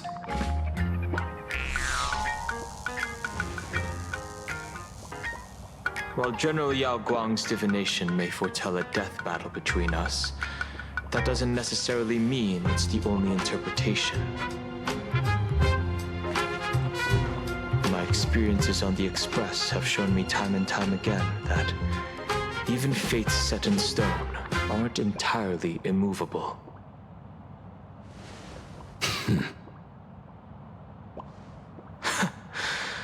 I have no intention of getting into a quarrel with you, but I need to make sure that the presence of the Stellaron hunters won't endanger my companions or the future of this planet. Thus, I must know your purpose here, Blade. What has Destiny's Slave written in your script? He stated this trip would be connected to death. Should I congratulate you? Much obliged. In my experience, it's best not to get your hopes up too soon. Prophecies rarely unfold the way you expect. However, the General's divination isn't entirely baseless. Ever since my arrival here, I have been feeling restless. There's another power here beckoning me. Is there another form of abundance in the world besides you? Perhaps there is more than one. Are you referring to the disciples of Sanctus Medicus? Or the Elixir Seekers? Something far more dangerous. Do they have support from other factions? Unclear. As such, I'll keep an eye on you until everything settles. Just like you did in the past. That's as far as I'll go.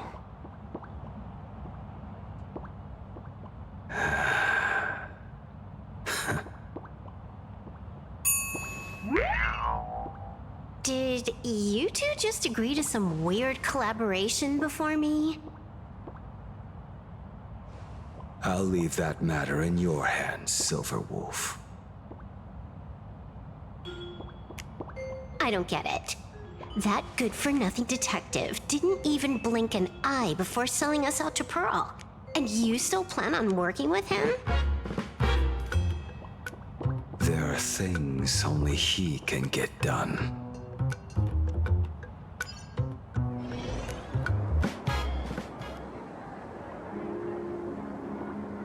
Hey, you two! Why the long faces? On land blessed by the Master of Elation, frowning is bad manners. Come on, smile! Whether you're hungry or full, poor or rich, the laughter is with you. Would you be interested in learning about our Research Society of Happy Smiles? Thank you, but I'll pass. Another one. How many people have been talking to us about happiness today? Well, 6, exactly. Locals say ever since the Sinwish Syndicate case, this Research Society of Happy Smiles has exploded in size. That gang's fall left a power vacuum, and the Research Society of Happy Smiles filled it like a fast-growing fungus. Even those who were once resistant or indifferent got swept up in it. I think I'm starting to get a better picture now. Is this, by any chance, tied to what you're preparing to do in the Phantasmoon games? Not only me. It might also be tied to the ominous fate General Yao Guang warned about. The one looming over this world. A few days ago, when I used the tuning power to help her intervene at SparksyCon, I caught a strange sound echoing in people's minds. A strange sound? Yes. Cheerful, happy laughter echoing in their heads. Oh, without those gangsters, this street's much cleaner now.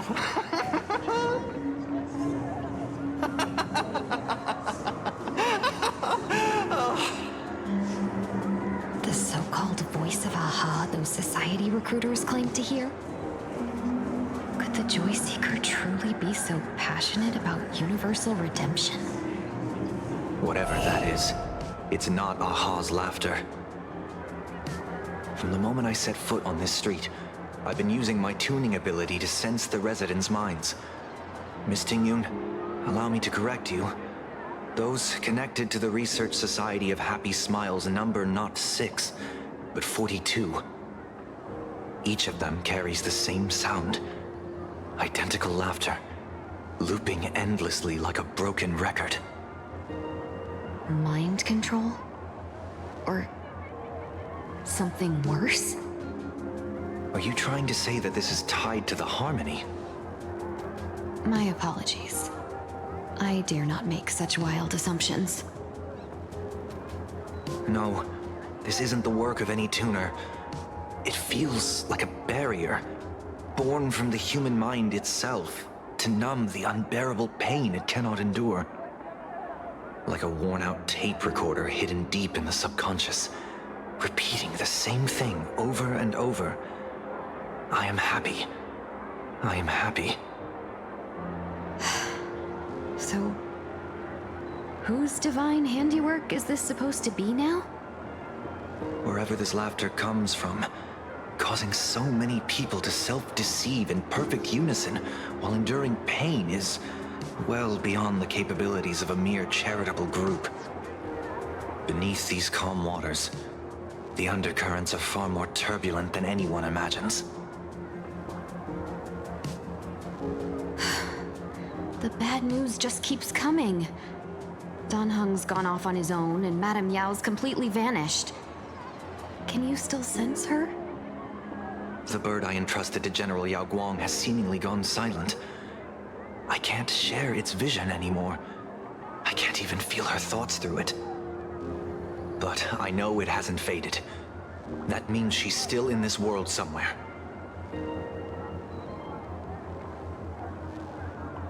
Let's pray she returns soon, with some news to pierce through all this fog.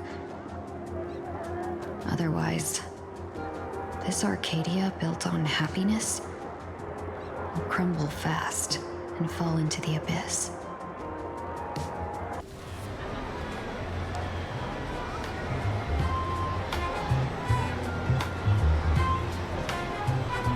QR cult? That's an unusual name.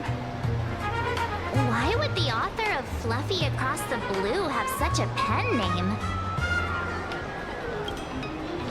You're taking it a bit too literally. But it's not impossible. Someone who can draw something that cute must have a warm, gentle heart.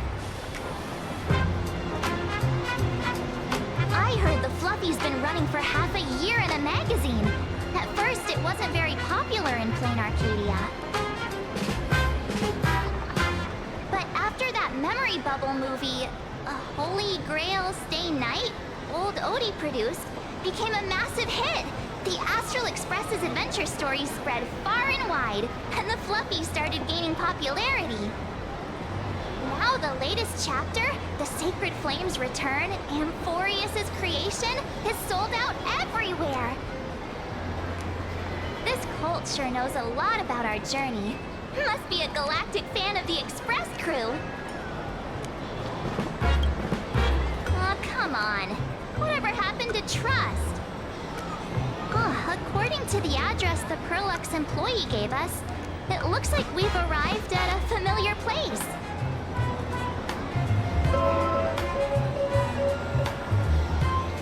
For such a small place, Dovebrook District is really full of hidden talents.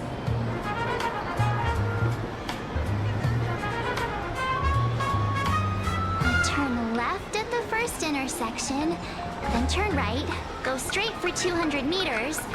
Wait, this is... the Furbobo Weekly newspaper? Oh, don't tell me the author of the Fluffy is actually a Furbo. No wonder he rarely shows his face. Come on, let's go upstairs. The Research Society of Happy Smiles. The Fluffy goes puff, puff, puff. Pom, pom, spur. Extra fluff.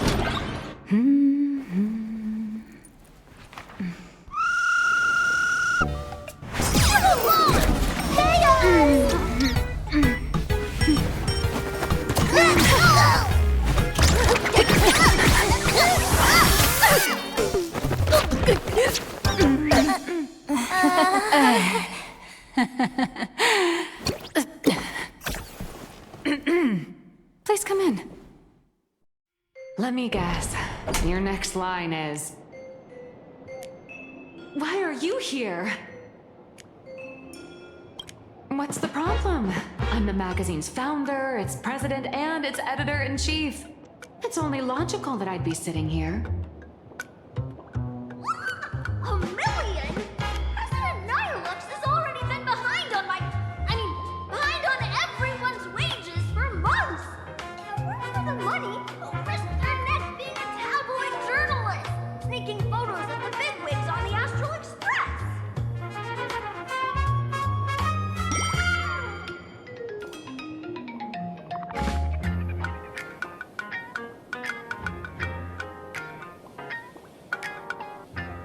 A boss who doesn't pay wages has no right to sit here.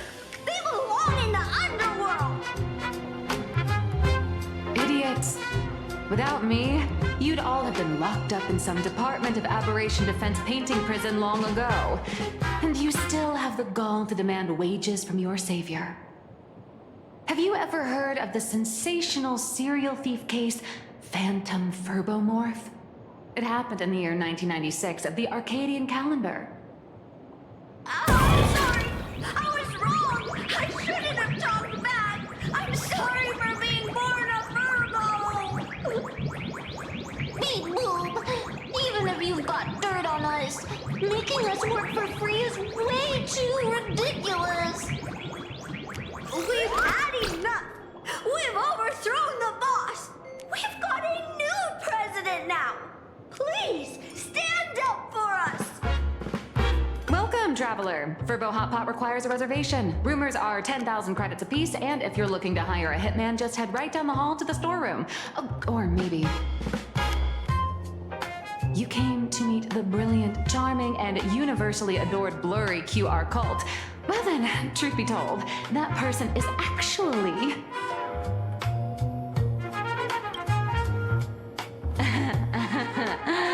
Who could it be? Once you rule out all the wrong answers, only one truth remains. The only one here who can actually draw is you, Nihilux. Your blurry QR cult.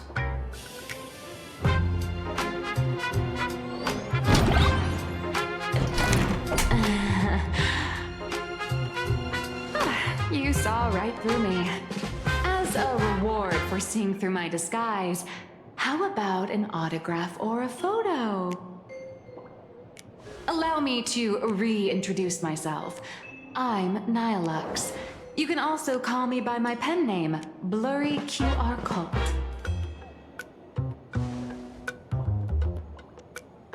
Aw, no wonder you were tagging along back at Perlux Tower, acting like you knew us so well. Wait... This blurry QR cult persona isn't a fake, is it? Identity is just a mask and a body. Real or fake, it's all in how you see it. At the very least, for now, there's no other blurry QR cult around who could show up at Star Rail Fest for a live signing and hype up the Astral Express, right? So, you already know why we're here. Just a little deduction, that's all. The news about Star Rail Fest is already everywhere online. Knowing how that perfectionist Madame Pearl operates, she's definitely pulling strings to make your collaboration a success. Naturally, having me step in was part of her plan. If that's the case, will you... That said, I'll have to respectfully decline. Not to brag, but Fluffy Across the Blue is ridiculously popular in this world. If tickets weren't limited, the line would wrap around the planet twice and a half. That's not a signing event, but a public execution, right? Yeah, that does sound pretty horrifying. Could be tomorrow, could be next month, but definitely not today.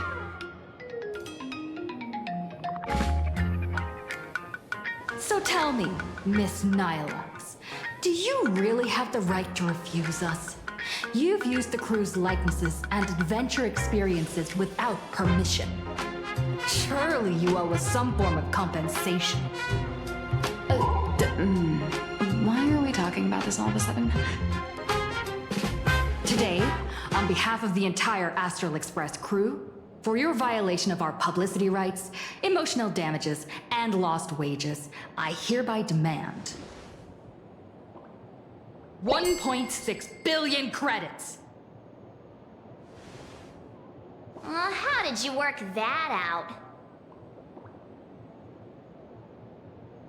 Believe it or not, I don't have a single coin on me right now. That's impossible! Just your royalties alone should have made you rich!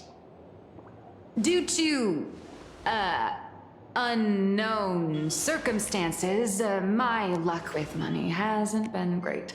But I get what this is really about. You're not only after cash, are you? I'll show up at Star Rail Fest. Is that good enough for you?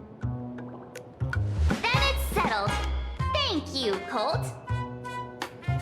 That said, I also hope the two of you, as the original inspirations, will take some time to familiarize yourselves with Fluffy Across the Blue before attending the exhibition, so you won't be caught off guard by fans' questions.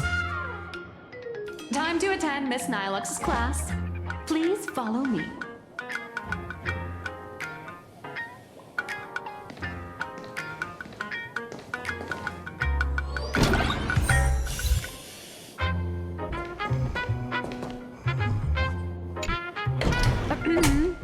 begin.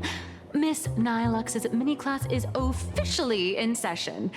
If you have any questions, feel free to ask at any time. Miss Colt, why did you pick the Astral Express as the theme for your comic? Well, I'm all about realism, but sadly, my previous works like Acheron's Godslay, Galaxy Ranger Saga, and dozens of others all got cancelled.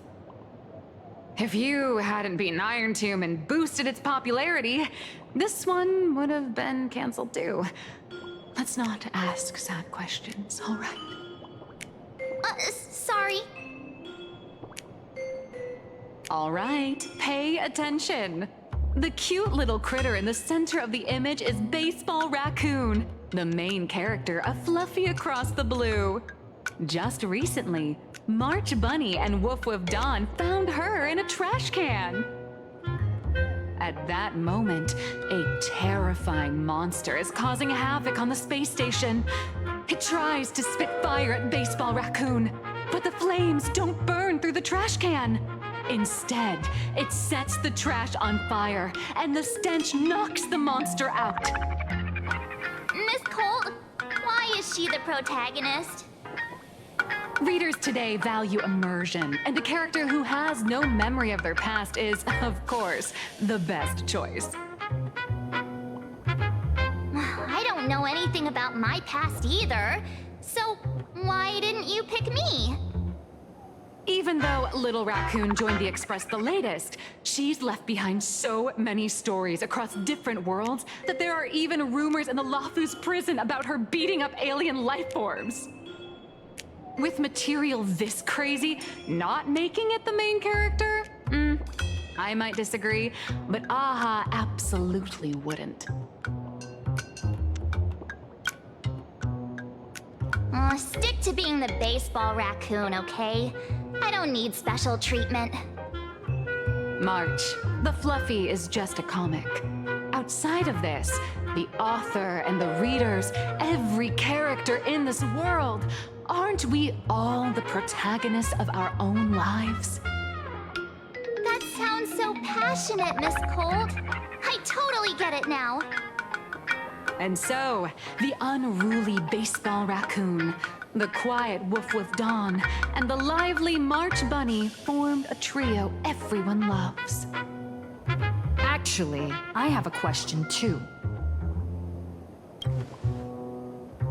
Ever since I got punched in the face by sales numbers, I've grasped a universal truth. In today's world, fluffy, cute animals aren't always a crowd pleaser. Seriously? Even I feel like I can't compete with Pom Pom's cuteness. Designing the adult versions took some work. After defeating the monster, Baseball Raccoon accepted an invitation from the other fluffy animals and boarded the Fluffy. Here, the protagonist meets three big animals with distinct personalities. First, the adorable and universally loved conductor, Pom Pom. Beside them is the elegant navigator, Miss Hime-Cat. I know! That's Hime-Cat! Her original inspiration is Himeko.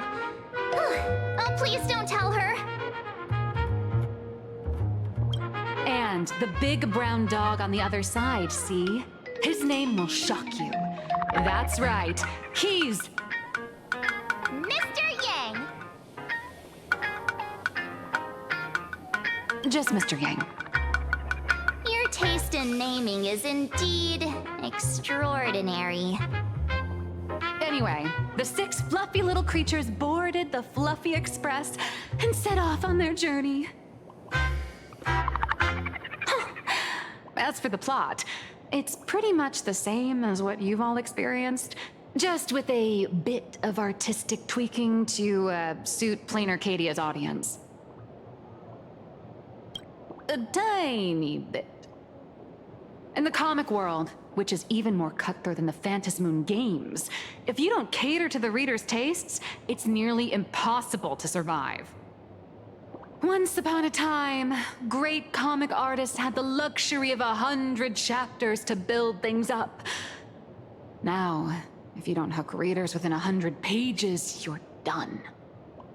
Readers today are hard to please, and authors have to come up with ever more shocking and sensational material. Doesn't this remind you of the Phantom Moon games? Looks like you're all familiar with the characters from the Fluffy. Now, let me talk about some of the creative challenges I'm facing.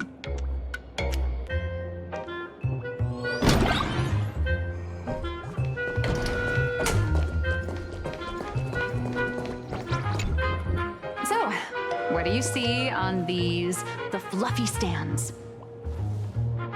It's her turned into a cute little animal? Yes, this is the character, and you're the inspiration behind her. But even for someone as interesting as you, there are many backstories that readers don't care about, don't want to know, or don't feel obliged to understand. A comic artist's job is to capture the most interesting parts and present them to the readers.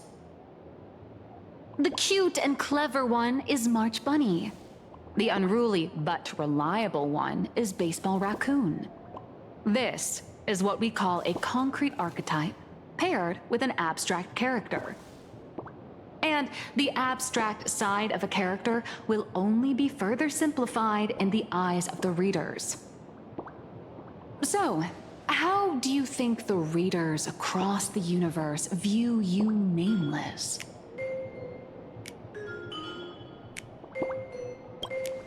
Don't underestimate your influence. Your heroic deeds and accomplishments drew my attention, and your demeanor gave me inspiration for the character in the Fluffy. But while the hero identity boosts the character's popularity, it also becomes a limitation. That's why the little animals in the Fluffy have to defeat even more powerful villains and keep upping the ante to get more applause from the audience. In turn, the reader's perceptions and expectations constrain the character's growth.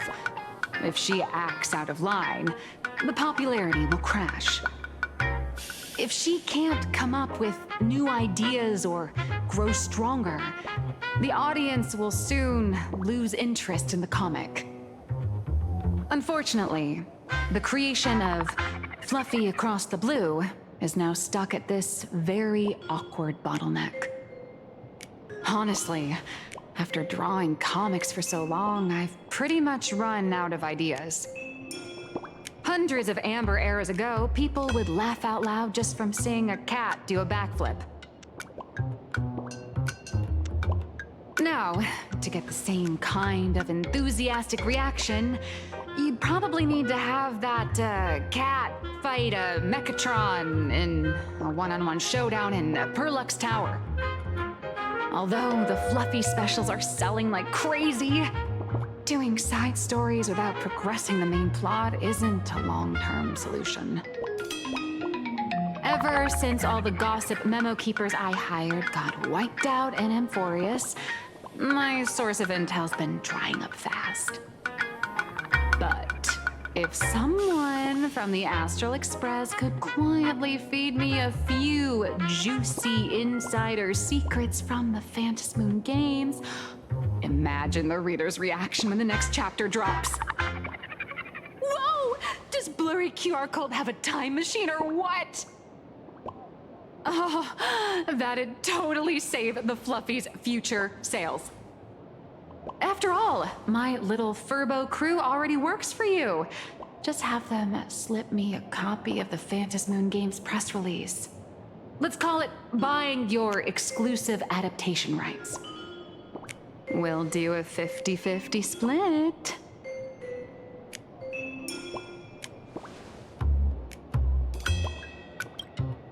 I've already figured out how to spend the royalties.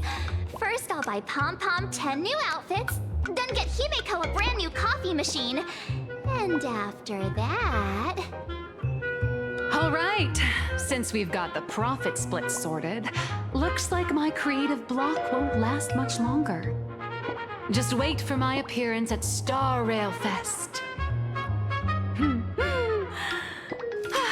Star Rail Fest, a grand event that gathers millions of eyes and an inordinate amount of wish power. And under all that attention, the dark forces coveting the Master of Elation's blessing are bound to surface. Heroes and devils dancing together in plain Arcadia. Tell me, is there a better source of inspiration than that? My hero, don't let us down.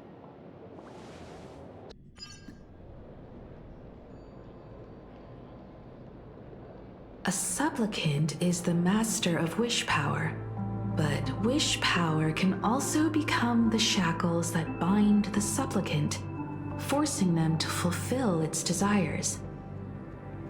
Love and hatred are alike. Dependence resembles fear. What commands wish power isn't only love, but also hatred. Thank you. These notes will really be a big help to her. Good.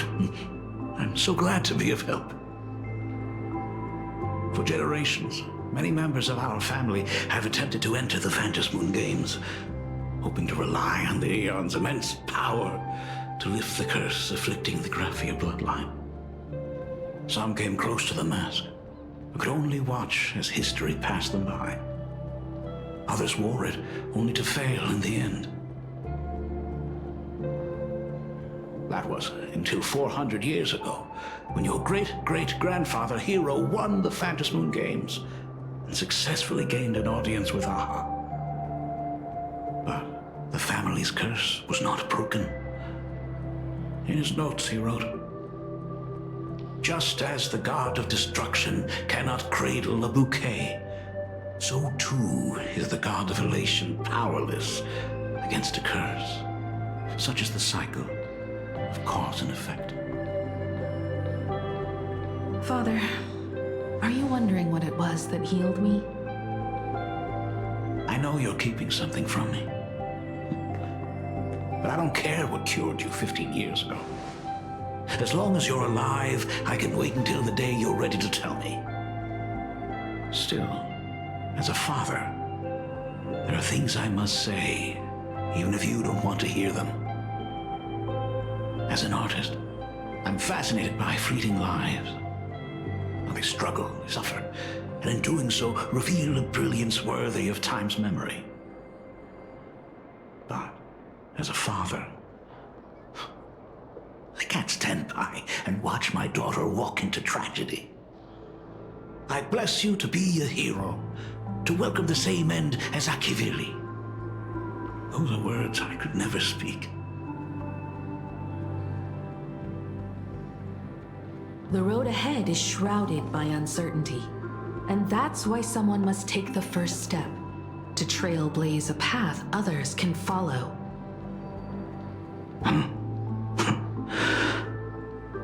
I can't stop you, even though every part of me wishes you'd stay. But this is your choice, my daughter's choice. All I can do is stand by you quietly and pray you'd come back safely.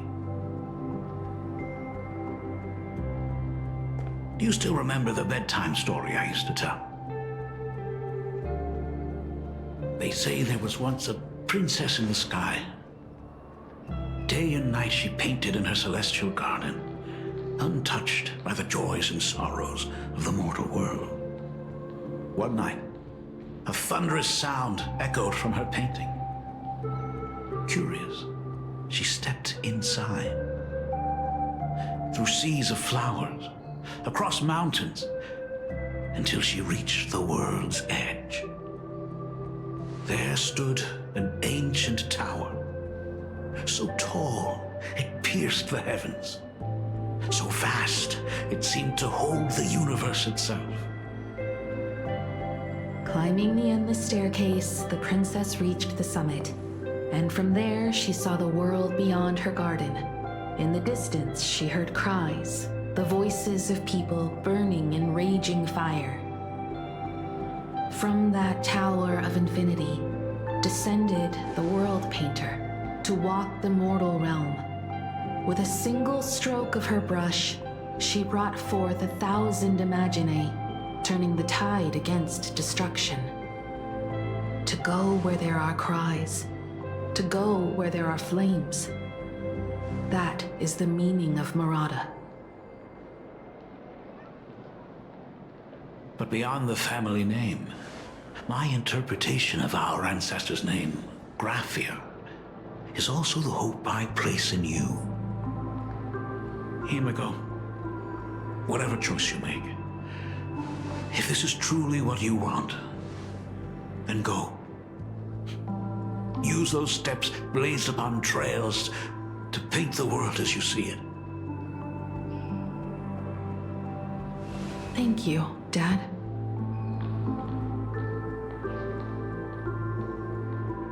By the way, how's your health?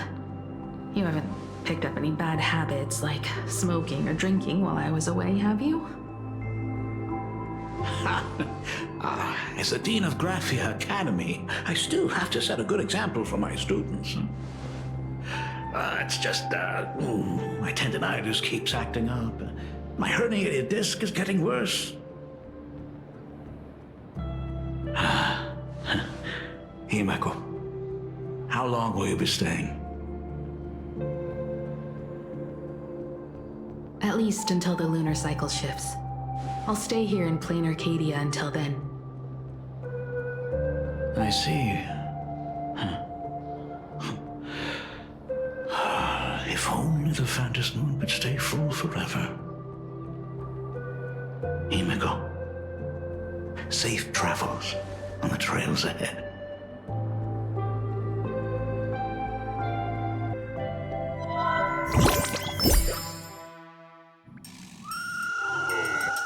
Hello, everyone!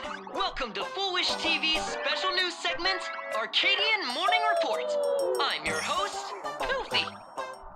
Hi, everyone! I'm your host, Snowy! The Star Rail Fest exhibition venue funded by Perlux Corp and constructed by Turbogen Heavy Industries has officially been completed! Thanks to modern imagenesis technology, it took only a day for the Skyline's lookout cloud to take on a completely new look. Starting today, the Lookout Cloud line is officially opening up its stop for the Star Rail Fest exhibition areas. The exhibition areas opening on day one include the Bellabog area, Sianjolafu area, and Penacony area, showcasing the legendary adventures of the Astral Express. The Infurious area, which is currently under construction, will open in due course.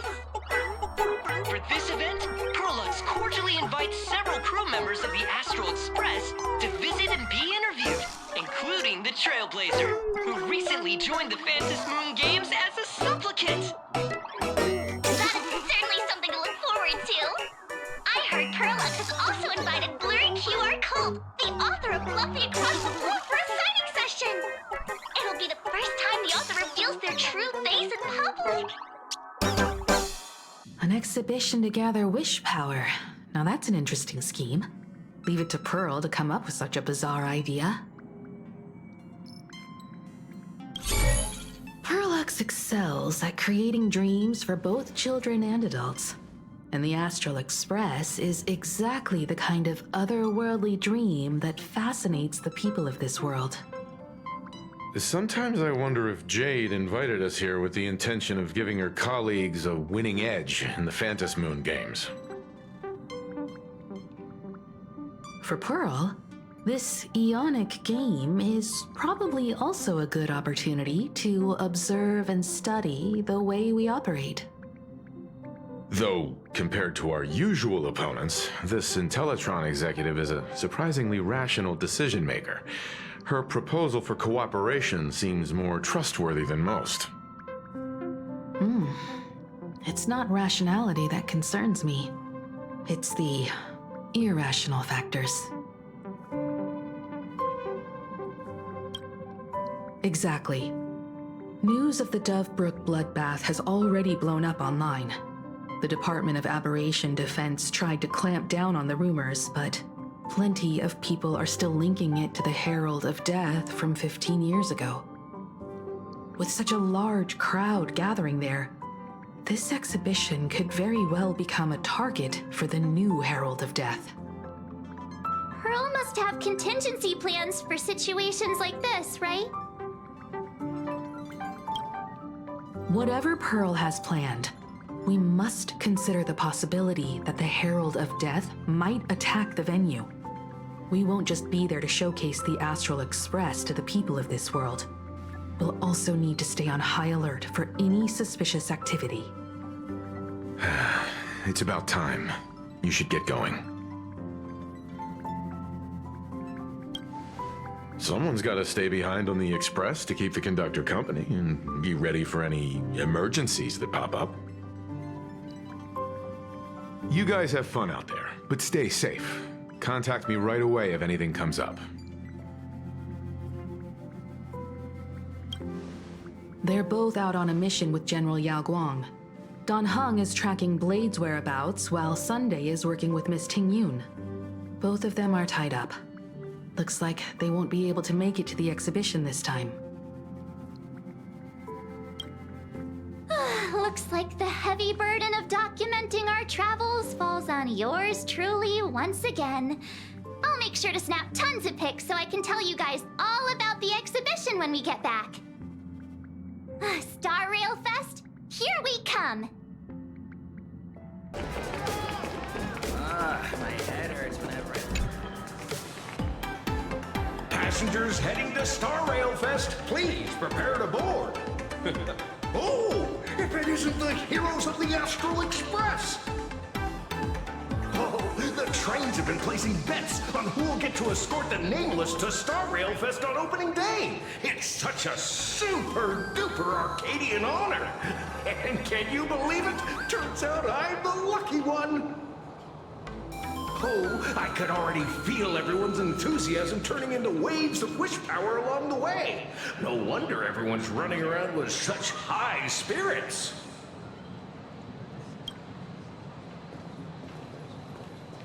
Ding, ding, dong, dong. The express is about to depart. Heroes, please stay seated and hold on tight. This special train is bound for the Star Rail Fest exhibition. By the laughter above, may the smile of plain Arcadia grace our faces. Or the lookout cloud. Thank you for riding with us today. May the laughter watch over you, and please... Hurry up! Hurry up! We'll miss out if we're late! Are those hired cosplayers over there? Chat! I've made it in safely! For those who couldn't get tickets, you can catch the entire fest through my live stream today! Next to me is my partner... Wait! What are you doing? 'Tis I, Cold Dragon Young, Dan Heng. Where'd you get that mask from? It looks so weird! Such trifles matter not. What doth matter most is securing the autograph of Master Blurry QR Cult upon this book of mine. The signing event hasn't even started yet. Besides, Sanjo people don't talk like that. What's our motto?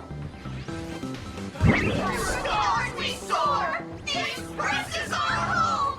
One crew, one heart! We'll never roam! Wow! That's some next level phantom energy! Astral Express! We love you! We love the Trailblazer! Ourselves and us! Astral Express! We love you! We love the conductor!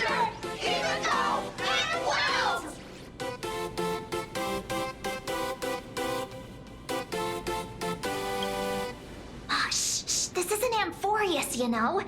Watch what you say. The family's got ears everywhere.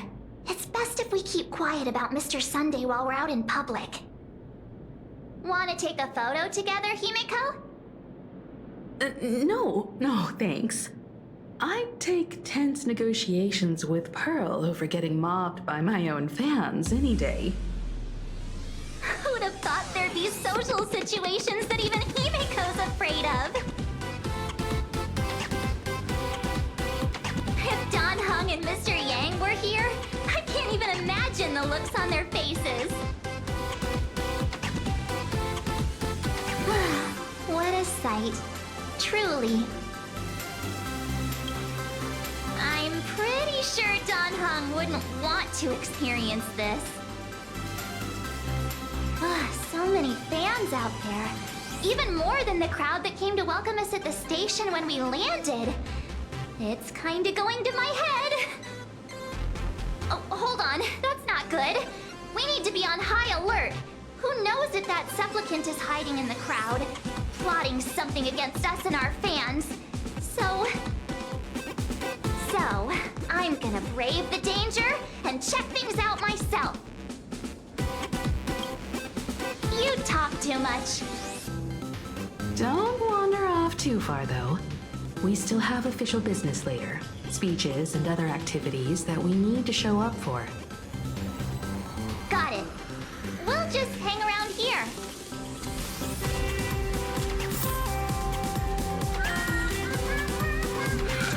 Three, two... Hi! Trailblazer. Sorry to bother you. We're with Full Wish TV. It's our lucky day running into you here. Do you have a moment? Mind doing a short interview with us? It won't take long. Our audience is absolutely dying to hear about the new supplicant in town and your adventures aboard the Astral Express. No problem. But let's keep the interview brief, since the organizers might have other plans for us.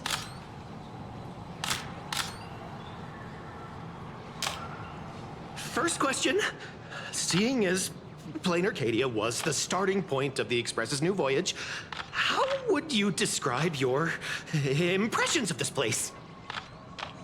Plain Arcadia has left quite an impression on me. An ancient world that somehow feels so modern, so vibrant and colorful.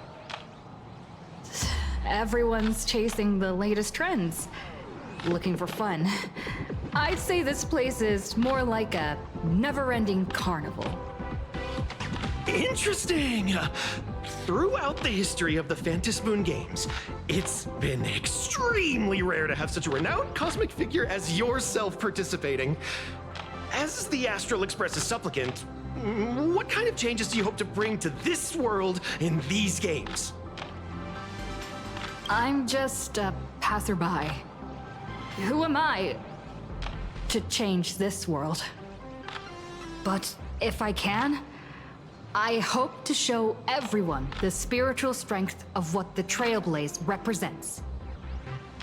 That's an impressive answer.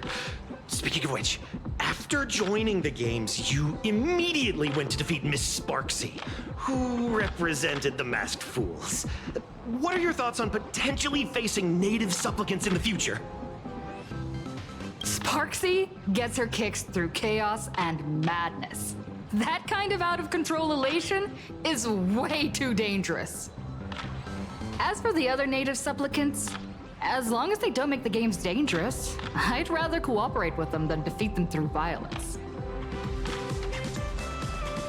Speaking of local supplicants, we've noticed that Star Rail Fest is Perlux Corp's way of rolling out the red carpet for the Express. There are rumors that the IPC is also sponsoring the Express. So, I have to ask, are you representing the Express or the IPC in these games? The IPC's interests? Nah. Even though Star Rail Fest has exceeded my expectations, and Madame Pearl and Perlux extended such a warm invitation, which I'm truly grateful for. At the end of the day, this is a festival for everyone. And I'm just one of the guests. I'm not the master of this place.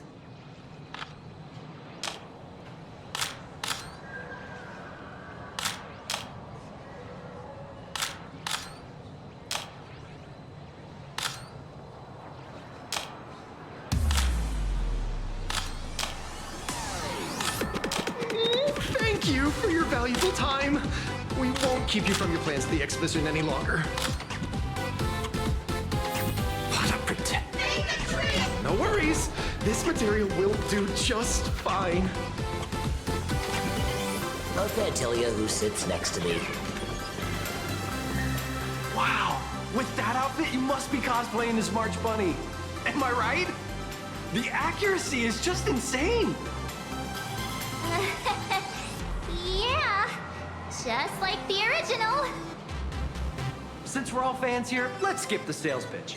But I gotta say this up front. The conductor is the cutest in the whole universe! I agree.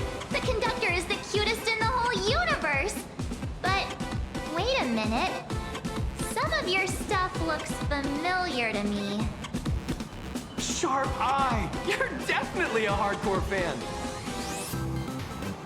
We collaborated closely with artists from different worlds along the trailblazing expedition to create these products. I can pretty much guess who they are.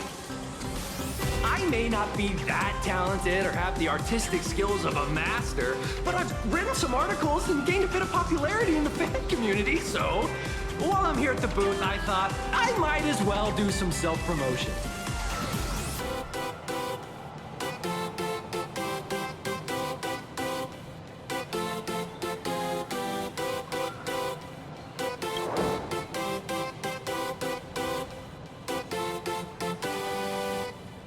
If any of you happen to be super hackers, space warriors, spirit whisperers, or those cursed by eons, come find me. I've said my piece. Looking for a sense of truth in fictional stories is just human nature.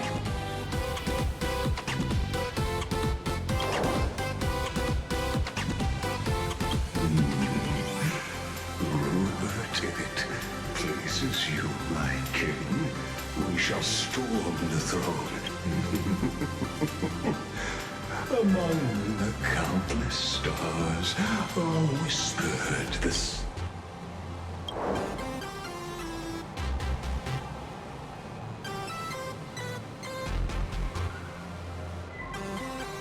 Our destiny lies only among the sea of stars. On June 1st, year 40,000 of the Trailblaze Empire era, at 2:55 a.m., Wat Yang's life came to an end at the age of 33.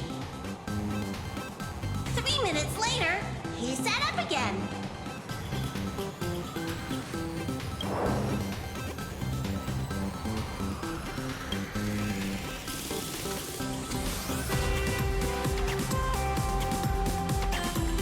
I'm sorry, Kafka.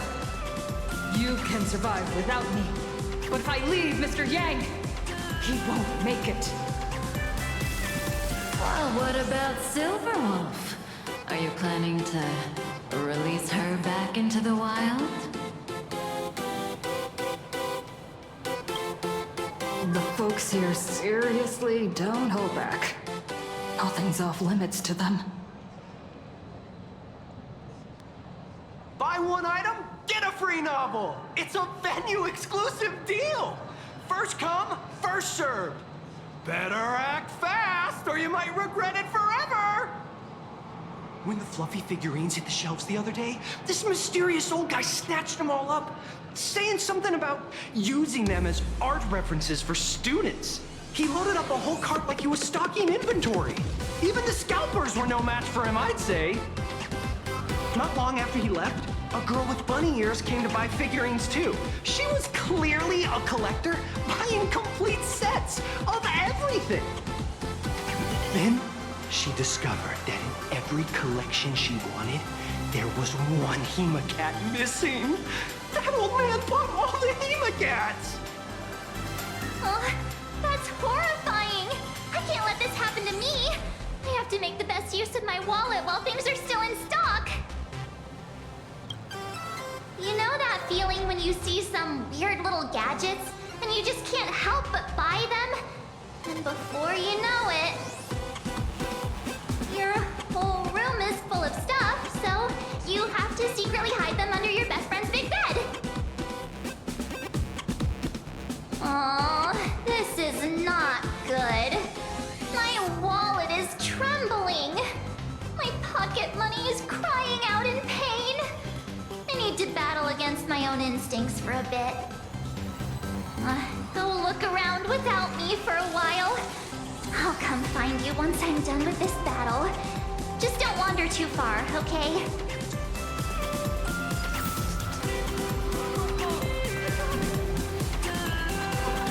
Hey, little raccoon. Over here? I'm right here. Nice to see you again, little raccoon. You're lucky you haven't been completely swarmed by fans yet. Here you are, the original inspiration for the Fluffy's main character, fresh as a daisy, yet no one recognizes you. Talk about irony. Don't tell me they think you're just some cosplayers. Come to think of it, that's actually quite possible. Well, none of my readers have seen my real face yet. But that's all gonna change once the book signing starts.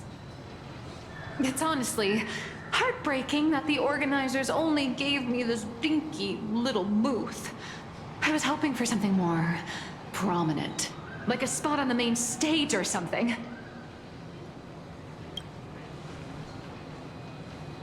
I know. Hey, wanna have the number 000000001 collector's edition comic that blurry QR code signed today?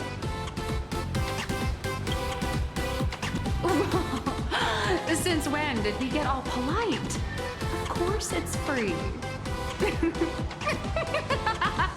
But you know what they say, nothing's more expensive than free stuff. Hold up. What's this extra thing? Light sticks. The organizers gave me thousands of them and told me to hand one out to each fan who gets a book signed. They really know how to push someone around. I wanted to give them a piece of my mind. Am I not the world-renowned author of Fluffy Across the Blue, the great blurry QR code? Who exactly do they think I am? Chopped liver? But you're right. This is Star Rail Fest. Today, I'm just a side character. Anyway, it's about time to head to the booth and meet up with the staff to start the signing session. I won't keep you from enjoying yourself any longer. Bye-bye.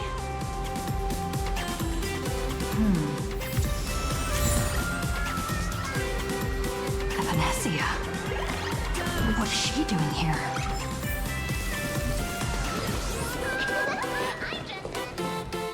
Target confirmed. Mine's ready. Toast on face. Venesia, rolling out!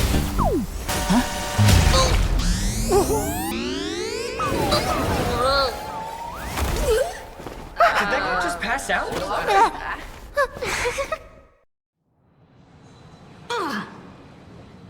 I'm so sorry. Are you alright? Sorry, I had no idea I could pack such a punch when sprinting at full speed. Good thing I'm built tough. I just wanted to recreate that classic teen rom-com moment. You know, bumping into a schoolgirl running late with toast in her mouth. I'm really sorry. Why am I here? Well, probably because the plot demands it. That's got to be the lamest excuse I've ever heard. How could such a classic trope fall out of fashion so quickly?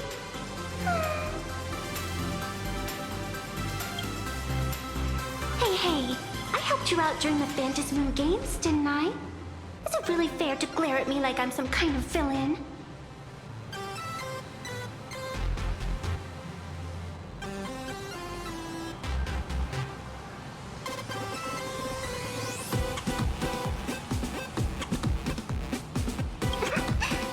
lost your whole fight at Graphia Academy.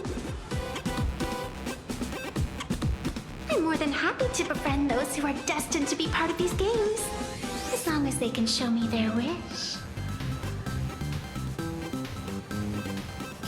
Of course not! That mask has already been imprinted with the shape of your soul. Even if I took it back, it wouldn't be of any use to me. An old friend of mine once taught me how to draw. And as it turns out, I'm a natural. If you call those bad doodles you made when drawing the mask talent... I'd always wondered if something I imaginated could actually fool the Phantasmoon's eyes. See? This temporary ticket I gave you shows great promise. Proof that my artistic skills have leveled up. Speaking of which, shouldn't you show me some gratitude? The scalpers are completely out of control. I couldn't snag a single ticket to the exhibition. Could you sneak me in?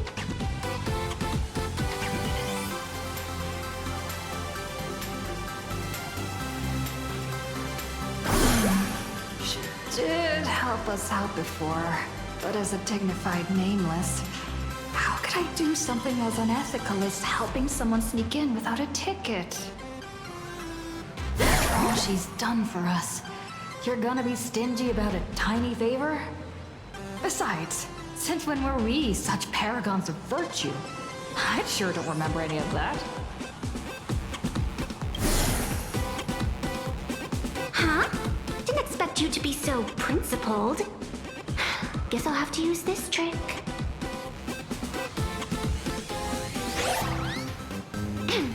Little raccoon, I've actually been a huge fan of yours all along. From the very first page of The Fluffy, Volume 1, Chapter 1, I was already captivated by you. That afternoon, as I passed by the Graphia Academy building, I caught a glimpse of you by the window. Right then, I knew my heart had been stolen, and nothing else would ever make me feel so alive again.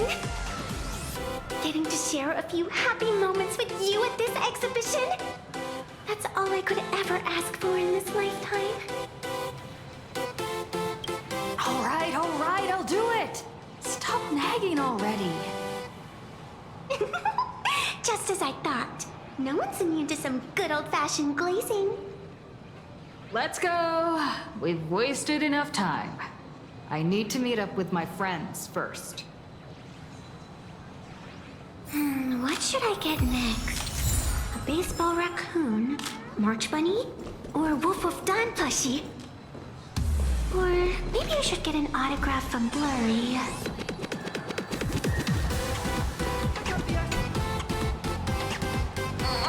I tried, but I still just couldn't keep my wallet shut. Wait, that girl behind you looks kind of familiar. Have we met somewhere before?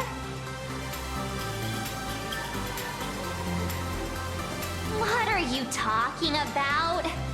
I've definitely seen her. I think it was at Graphia Academy?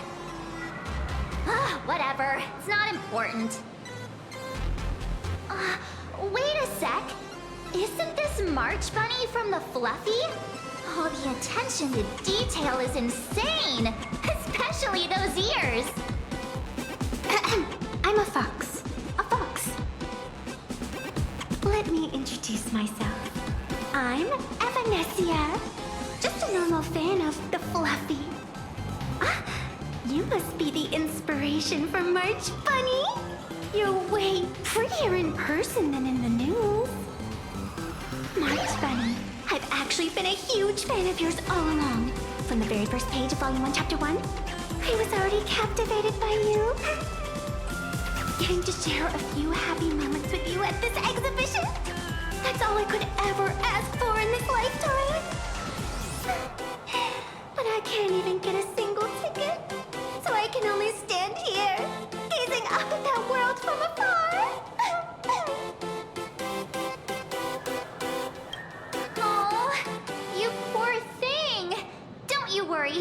will definitely make your wish come true. March, don't let yourself be fooled by such a seasoned swindler.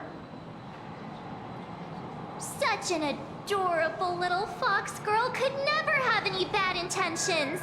It's not like she's another Fantilia, right?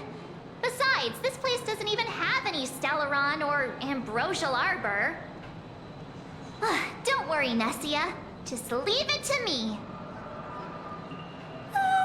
That's great! Thank you so much, Miss March.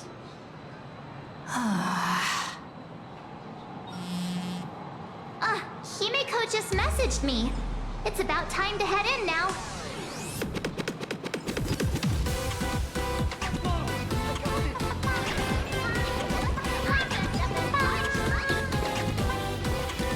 Wow! If it isn't Trailblazer and March 7th! Such incredible cosplay accuracy. Out of all the people trying to sneak in disguised as the Nameless, you two are definitely the most convincing. Have you considered the possibility that they might be the real deal? And how inappropriate it is to ask our distinguished guests for tickets? Hello there, we meet again. HQ arranged for me to wait here and welcome all of you. Miss Himeko has already entered the venue. Miss Trailblazer, Miss March 7, and this is... She's,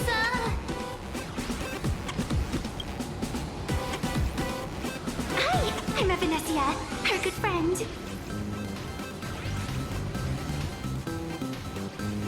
Since you're friends with our guests here, I guess it's all good. Come on in.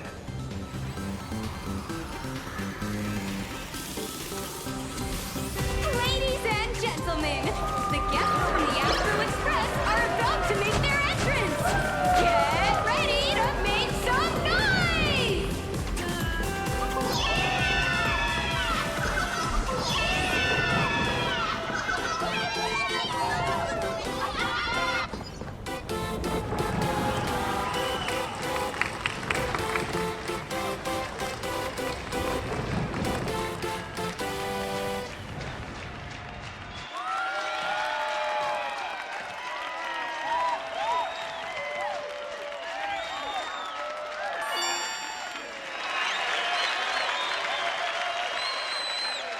Hello, dear visitors and spectators! Before we officially kick off the Star Rail Fest exhibition, I'd like to thank our host, Lux Entertainment, as well as extend our gratitude to Blue Industries, TurboGen Heavy Industries, and Full Wish TV for their collaborative support. The exhibition area is now open will transport you straight into the Astral Express's incredible journey across the Sea of Stars. And right now, ladies and gentlemen, you're standing in none other than Billowbog!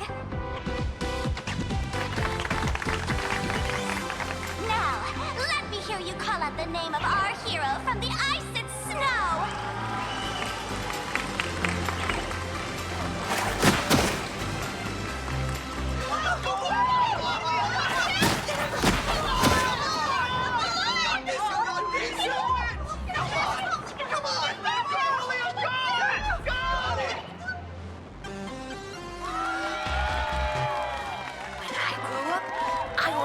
Supreme Guardian and turn into a frost giant to fight those rampaging super ancient weapons!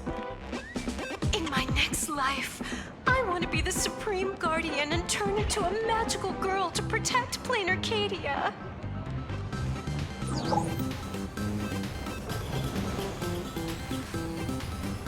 Wait, this isn't right. Why is everyone supporting Cacolia? What's wrong with having the most popular streamer girl host the biggest event? Whoa, wait. Aren't you supposed to be on the Department of Aberration Defense's wanted list? That's right. So I'll have to go into hiding right after this job. Come to think of it, maybe I should lie low using my Sparkle identity. After all, what does Sparkle have to do with this Sparksy thereafter? Oh, right. Nameless, won't you take pity on me and give me back my mask? In your dreams. Yahoo!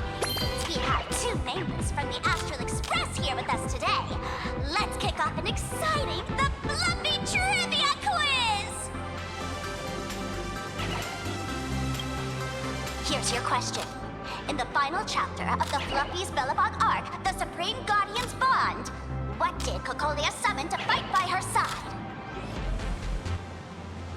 Oh, the Guardian wand that could transform her into an ice giant? Ding ding! That's correct! Well, looks like this young lady here is quite the devoted reader of the Fluffy, answering even faster than the Nameless. Oh, right. I almost forgot she was the one who first awakened the engine of creation. And what's the deal with this ice giant? Sure, Cocolia can transform, but she shouldn't be anywhere near the size of the engine of creation. What? Lady Cocolia fought the engine of creation in her human form? That just makes it even more awesome! Ugh, but they didn't show that part in the comic. Next question! Before Cocolia was frozen in ice, what did she give to Baseball Raccoon? Oops! Wrong answer! The Flaming Lance! In the end, the little raccoon used that lance to channel everyone's light to Cocolia, restoring her power so she could descend in her wildfire form! Ding ding! That's correct! Every time I turn to that page, I can't help but burst into tears! Actually, I inherited this flaming lance from the previous Supreme Guardians when I got stabbed right through the heart. What are you talking about? In Bellabog's final battle, wasn't it like this? Despite her grievous wounds, the Supreme Guardian transformed herself into a frost giant for the sake of the people of the Winterlands, joining forces with the Nameless to counter the destruction engine that was about to flatten Bellabog. So the Fluffy storyline follows the official Bellabogian narrative? Wait, is that not how things went? Could you at least spill a little? Just a little?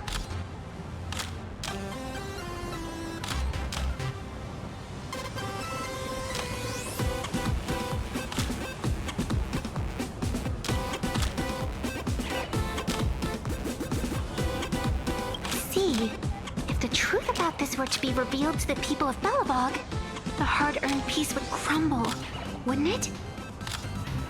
Nessia, please keep this a secret. Of course, my lips are sealed. But I have to say, I'm surprised that even the heroes of the Astral Express can tell lies. Not really. They say lies don't last forever. And while Bellabog's future may be built on a lie, I hope it can endure for a long, long time. Because those people are all my friends. Thank you for telling me about this. The Phantasmoon games make supplicants wear masks. But if you ask me, that's when people really drop the act and face their true selves. Big hero! The event's not over yet! Come join me on the stage and deliver your decisive strike in the epic battle between Madame Cocolia and the Destruction Engine! Me?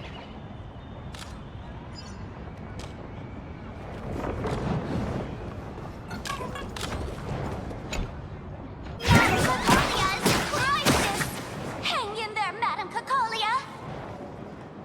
Fear not, everyone! I can see our hero approaching! Today, we are honored to welcome to Star Rail Fest the hero of the Astral Express, one who survived the Battle of Bellabog, the Trailblazer!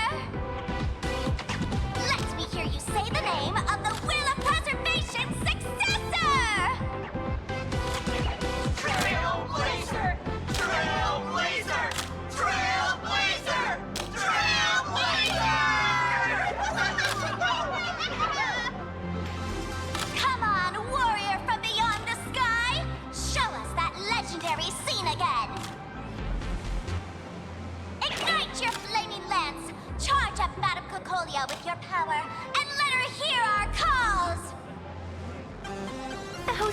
waiting for you.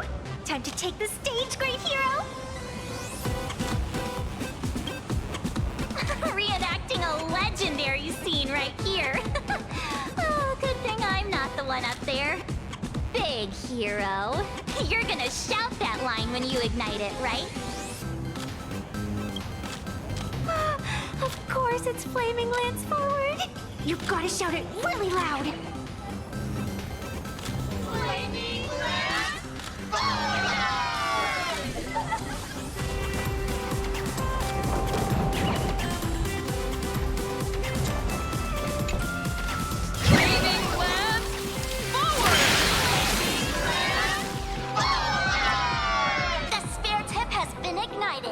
Kids and grown-ups alike, raise your glow sticks high and let's show our support for Kukalia, shall we? You got this,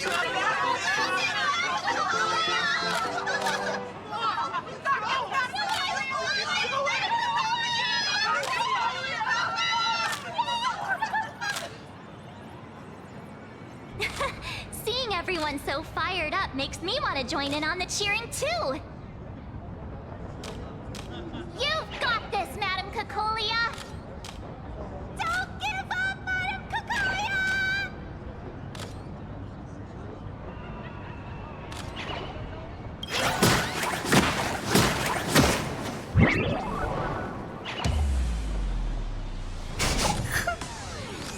What's wrong, Nessia? I'm getting all emotional. This scene takes me back to the moment I first cracked open the Fluffy Across the Blue comics. The Speeding Express, Dazzling Cosmos, and a bunch of quirky yet adventurous companions. I know the story is fiction, but I really want to be part of it and travel with you guys. But leaving home?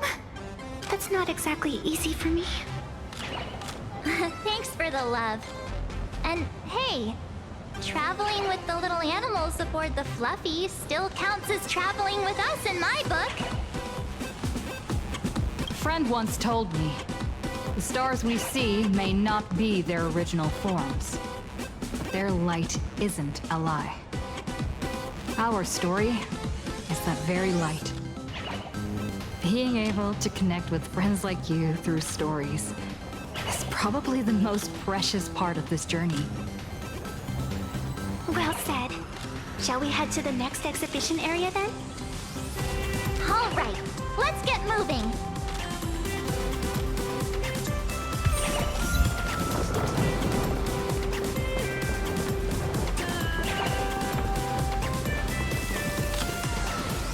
Welcome aboard the Fluffy Shuttle Express. Together we'll trailblaze into the future. Welcome aboard the Fluffy Shuttle Express. Are you ready to head to our next stop, the Xianzhou Lafu exhibition area? I have to say, Prolux really put care into organizing this exhibition. I wonder what attractions await us in the Xianzhou Lafu exhibition area. Welcome aboard the Fluffy Shuttle Express! Together we'll trailblaze into the future! Next stop, Xianzhou Lafu exhibition area!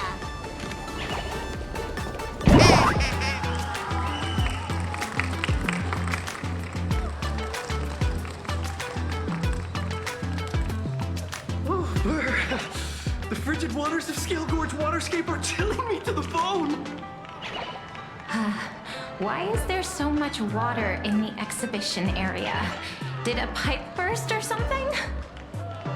I bet this is some cutting-edge immersive theater performance. I gotta say, these tickets are totally worth every penny.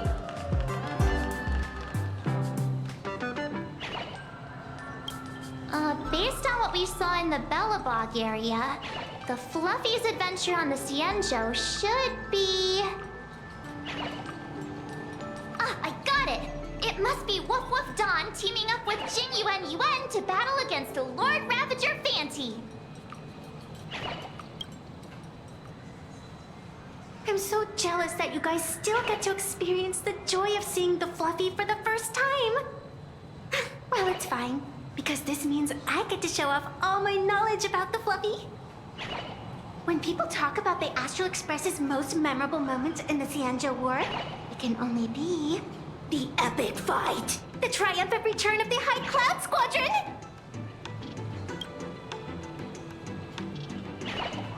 When people say squadron, they mean a bunch of superheroes teaming up. Did I get too excited? Sorry. I really got carried away. Not at all. I'm guessing this High Cloud Squadron must be referring to the Xianzhou's High Cloud Quintet, right? Did a memo snatcher steal my memories? When we fought Fantilia, did we really have that many people helping us? 5 at once? Oh, I can't take it anymore. I'm bursting with curiosity. Quick, let's go inside and take a look. The Express family living the best life. Why do all the reporters... An exquisite Xianzhou outfit.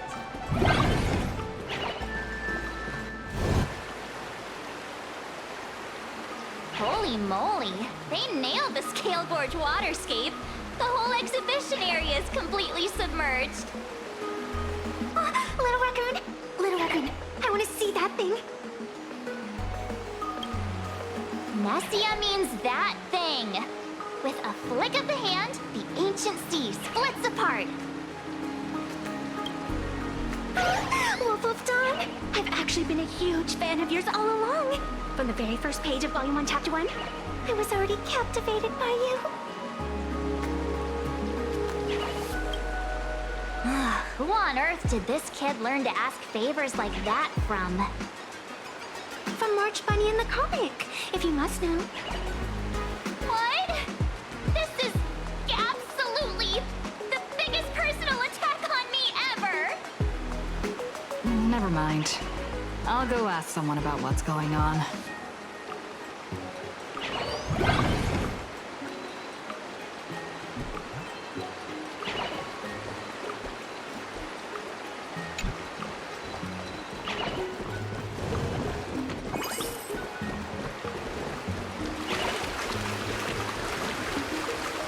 Hey, host, this immersive theater is getting a bit too immersive, don't you think?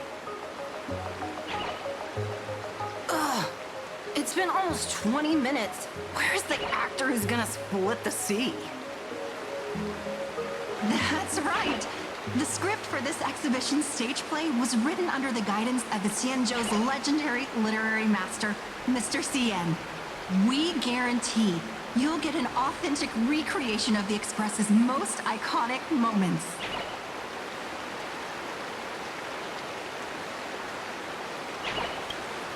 Oh, it's you! Trailblazer!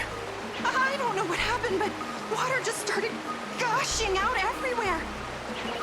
Please, save this exhibition area like you saved Scale Gorge Waterscape before. All right then.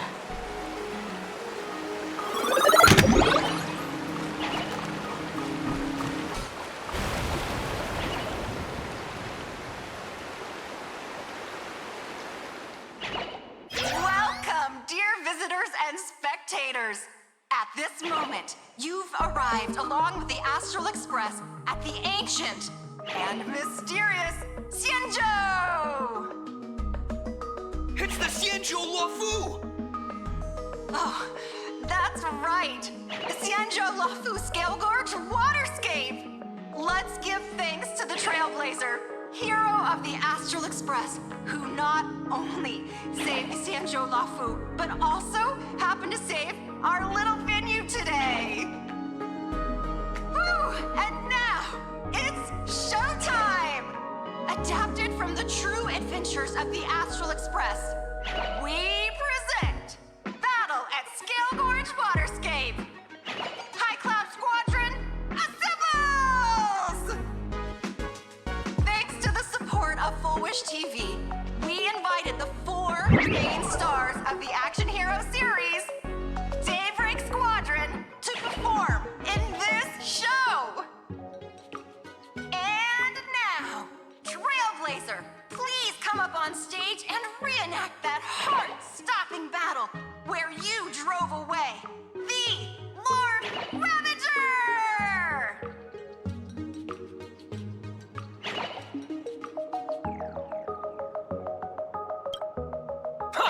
We meet again, the Nameless.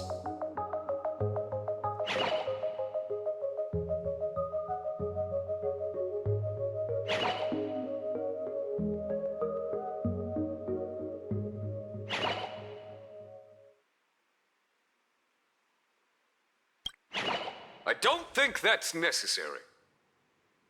Aren't we supposed to be the heroes of the Xianzhou?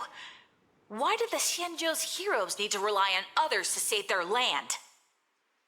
Same as us. Shouldn't the heroes of this world be able to protect our own people?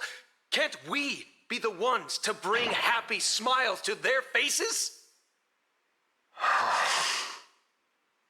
Hey! What nonsense are you all babbling about? Is any of this actually in the script? No, quite the opposite.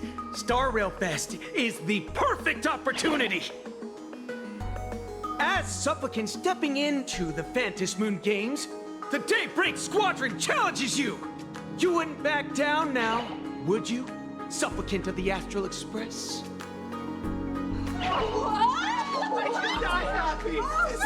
This is amazing! The Squadron!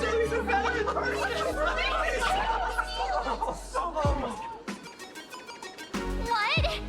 This is way too sudden. These people, something's not right about them. I feel like they're way too hyped up. Even characters in action comics don't talk like this.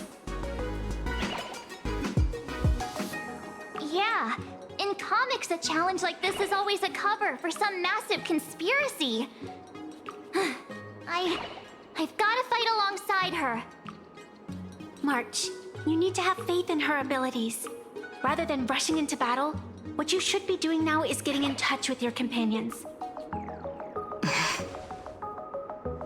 This is Star Rail Fest. Even if you defeat me, you'll never gain everyone's approval. Boss, do we really have to do this? Gray, we've been putting on a show for long enough. Wasn't becoming a real hero what you've always wanted? We'll tear the legend of this outsider to shreds right here under the spotlight! Then everyone will see who the real heroes are! The ones who can truly protect their smiles! I accept your challenge. But do we really have to fight here? This is exactly the stage we've been waiting for! Let's do this! The Phantom Moon Games are a ceremony defined from closest to elation. We'll show everyone the heroism of the Daybreak Warriors!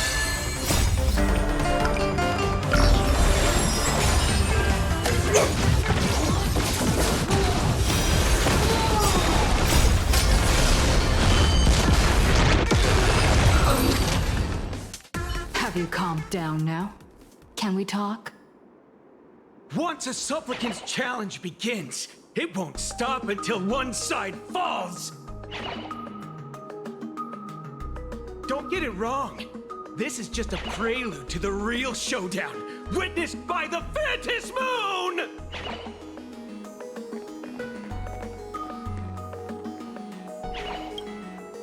Just what exactly are they planning to do here at Star Rail Fest? Is this the supplicant lurking beneath the surface that Pearl theorized about? But which of the 4 Daybreak Warriors is the supplicant? Well, judging from their strength, I think it might be the red one. Forget it. We should go check out what's happening outside the exhibition area.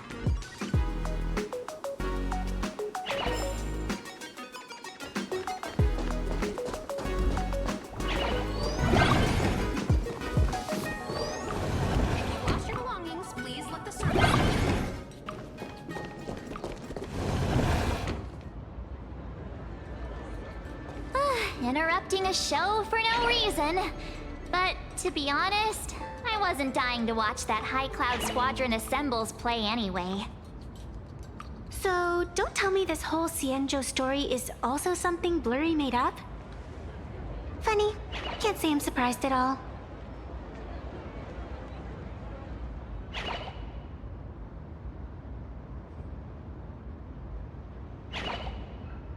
I wouldn't dare take credit for what I didn't do, since it was in fact General Jing Yuan and Dan Heng who teamed up to defeat Fantilia.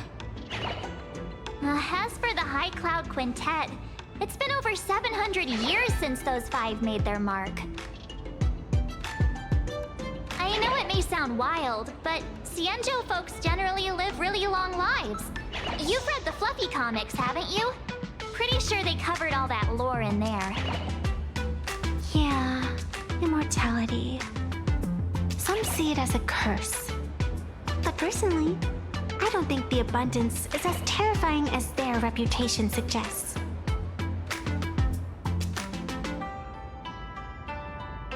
I almost forgot we're not in the Xianzhou anymore. Should be fine to talk openly about the abundance now, I guess. Yeah, that's not an issue. But the Xianzhou's attitude towards the abundance isn't totally baseless. We've clashed with the Borisin, fought against the Mara struck. Just imagine if we hadn't won that battle against Fantilia back then. The universe would have ended up with an immortal, indestructible Lord Ravager. Actually, I think the abundance and elation make quite a good match. After all, only with infinite life can one pursue infinite joy. In my opinion, those who are alive have the right to choose death, but they also have the right to choose to live on. After all, there's always something out there that makes tomorrow worth waking up to. Wow. Getting all philosophical on me now. When this kid gets serious like that, I swear you can practically see the wrinkles forming. Since we're talking about waking up, shouldn't we head over to the Penacony exhibition area next? Huh. You want to keep exploring? We need to be a bit more careful now, don't you think? I mean, the Daybreak Squadron already came gunning for us. Who knows if there are other supplicants lurking around, just waiting to make their move. Oh, come on, March. Don't be such a worrywart. Didn't our little raccoon take out those guys in no time at all? Such reassuring words. Little raccoon, I've actually been a huge fan of yours all along. All right. Don't push it. Here we come, Penacony! Exhibition area!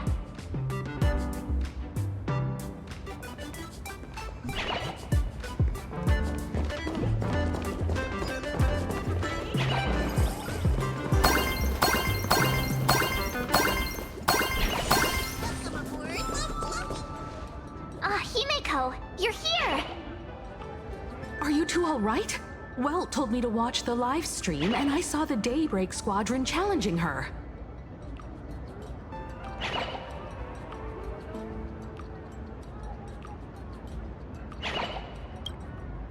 You did well.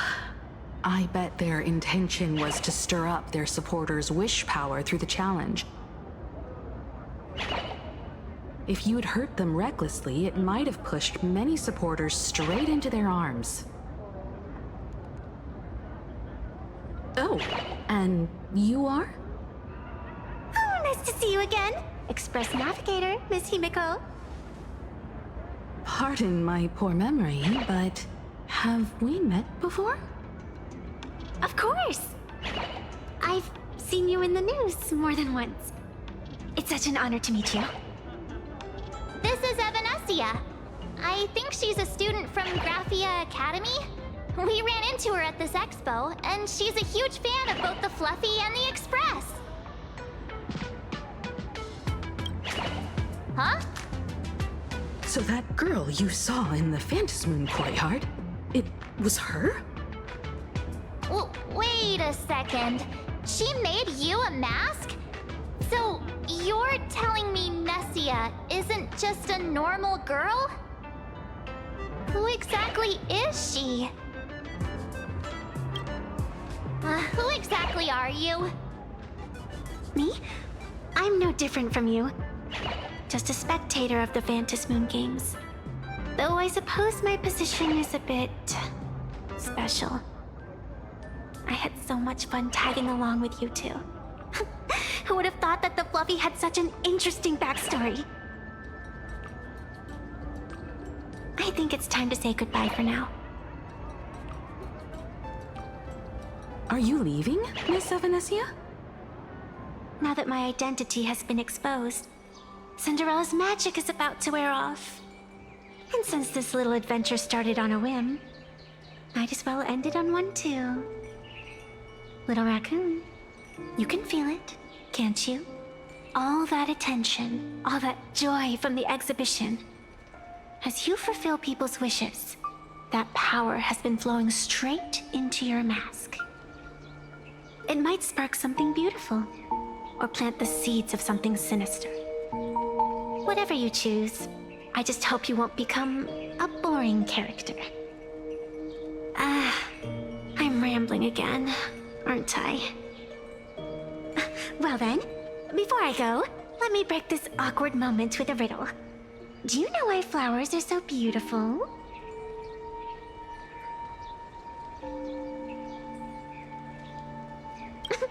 What's wrong? Can a pretty girl have her own special effects? I know you're never serious about anything, so I guess I'll just have to answer my own question. Because flowers are always so fleeting. Ah. You left your own special effects behind. She's gone. Unexpected people and unexpected things always make an appearance in the Phantasmoon games. Although, Miss Evanesia claims to be just a spectator. As someone who can create masks and allow others to become supplicants, there's no way she's just some ordinary girl. I just don't know what to make of everything happening to you. All right, time for us to head out. Where to? Let's continue forward to the next stop, the Penacony exhibition area. I have a feeling that the Daybreak Squadron's challenge isn't over yet. As the stars of this exhibition, if you left just to avoid conflict, all the spectators might think you chickened out and fled. Darn it! This whole Daybreak Squadron business has got me on edge. Somehow I can't shake the feeling we're being watched. Here's some good news. At least we aren't completely without help. Pearl's people are on their way to the Penacony exhibition area to join up with us. Would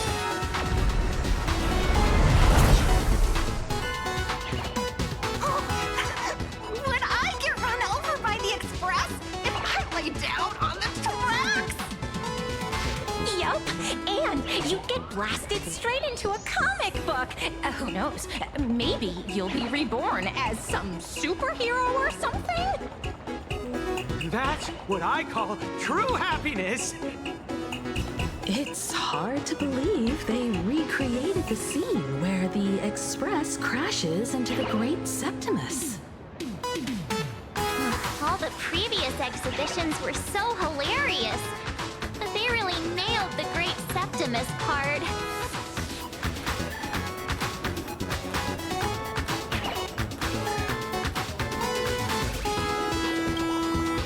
What's that supposed to mean? You taking a jab at me? So where's the person Pearl sent? Huh? Who's calling? Yoo-hoo!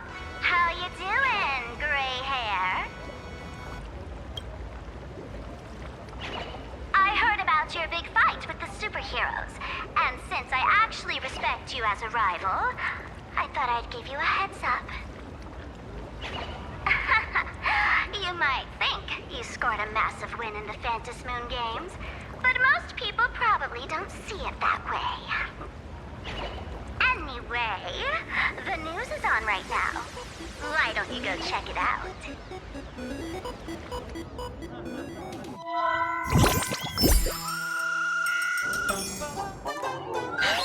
Just moments ago, an extremely violent incident broke out at the ongoing Star Rail Fest exhibition venue. The Astral Express supplicant Trailblazer brazenly launched a brutal attack on the beloved local heroes, the Daybreak Squadron. The scene descended into total chaos. Oh my! This is terrifying! Didn't this nameless just defeat Sparksy and save Grappy Academy? Was that victory still not enough? Could she, like the defeated Sparksy, now be a threat to everyone's safety? How chilling! In the video footage from the scene, the Trailblazer claimed her act was to demonstrate the so-called trailblazing spirit of the Astral Express to this world. You don't stand a chance against me. Is this what she calls a trailblaze? Using brute force and violence to strike down the guardians of this Arcadia and trample over our own heroes? Was it a sudden violent outburst? Or was this the moment her true heartless nature finally came to light? Foolish TV will continue to follow this shocking incident. Stay tuned and don't go away.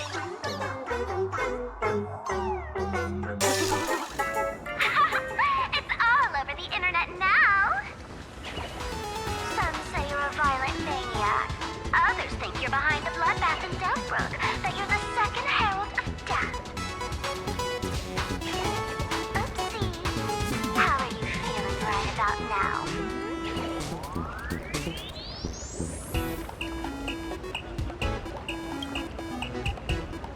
How could I? I was a famous streamer. Poor little Sparksicle has always been troubled by constant cyberbullying. And then there was some nameless from the Astral Express who gave me quite the beating IRL. Of course, someone's definitely pulling strings behind the scenes and stirring up drama. As a top streamer in this field, Sparksicle can spot these tricks from a mile away. All right. Didn't you also do a TV news interview?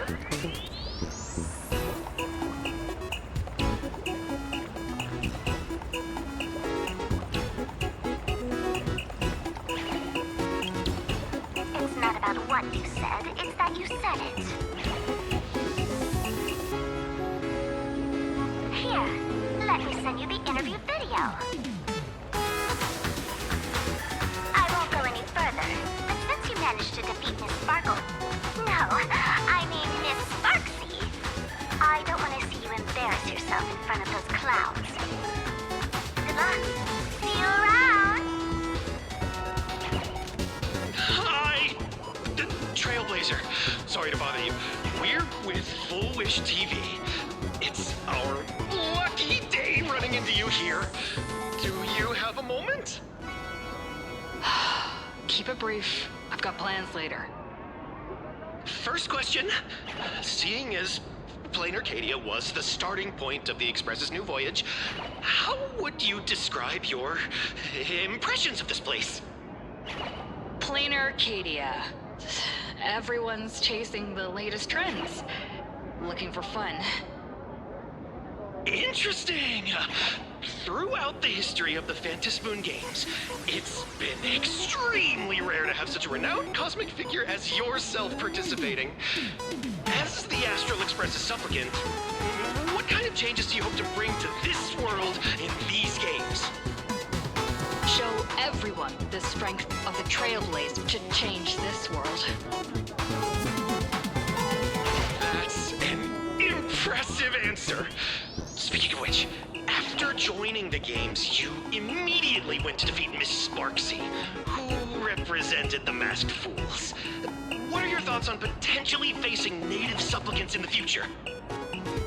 The other native supplicants, way too dangerous. I'd rather defeat them through violence. Speaking of local supplicants, supplicants, we've noticed that Star Rail Fest is Perlux Corp's way of rolling out the red carpet for the Express. There are rumors that the IPC is also sponsoring the Express. So, I have to ask, are you representing the Express or the IPC in these games? At the end of the day, this is a festival for the IPC's interests. Madame Pearl and Perlux extended such a warm invitation. I'm not one of the guests. I'm the master of this place. Wait, what? This is totally a malicious edit to frame her! How shameless. Indeed, every word came from my mouth. But when pieced together, it turned into a declaration of war. Over these 15 years, the nature of competition in the Phantasmoon games has evolved. The Daybreak Squadron's taunts were just smoke and mirrors. The real game is being played in the shadows, where our opponents have mastered the art of weaponizing public opinion. Come to think of it, it's only natural. After all, the true stars of the games were never the supplicants on stage, but rather the audience, whose gazes they command. Indeed. The audience is all fired up, waiting to see you work your magic, kid. But you know what? I bet what they really want to see, deep down, is the Daybreak Squadron taking the Astral Express down a peg or two. Oh, well. If it isn't the folks from the Astral Express. Fancy meeting you again. This storm online is several times more intense than the day you stopped Sparksycon. Miss Kuchiba, you've seen all this fake news too, right?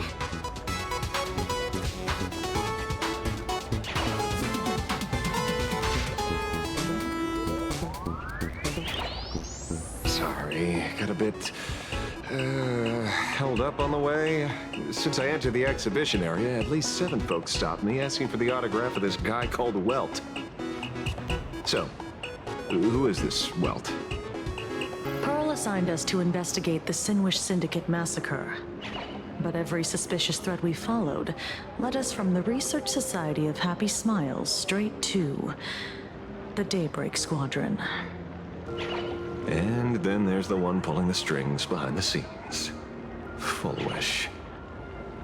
Fullwish? Oh, you know that name. Now this is getting interesting. She was my junior at school. 15 years ago. She was also the only student who survived at Graphia Academy. The good news is, your junior is living better than anyone else. She owns TV stations, charity organizations, has a huge business empire, and wields both wealth and power. Oh, as for the bad news, she's probably plotting something for the Phantasmoon games. And I mean the worst kind of something. My gut tells me that the Sinwish Syndicate massacre, well, and that's probably on her tab too. Madame Pearl sent Mr. Ashvale to ensure everyone's safety. Of course, I understand that with the Nameless's skills, there's no real need for extra protection. But Madame Pearl didn't want to take any chances. Long story short, feel free to use me as muscle. No need to be shy about it.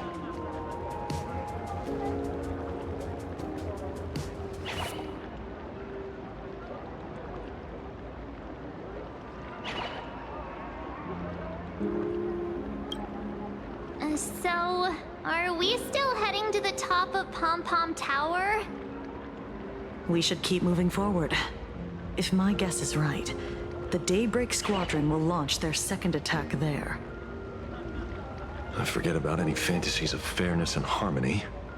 From this moment on, the Phantasmoon games could follow in the footsteps of what happened 15 years ago. Once this battle turns bloody, fear will seep through the screen and become some supplicant's wish power. See, that's the problem with modern society. Good news stays home, Well, bad news spreads like wildfire.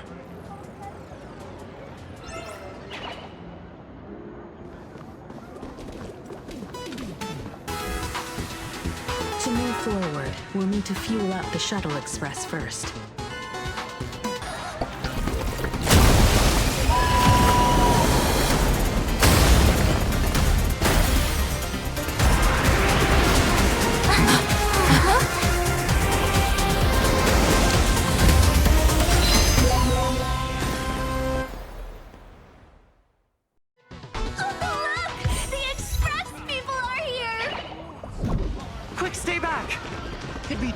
If you Astral Express.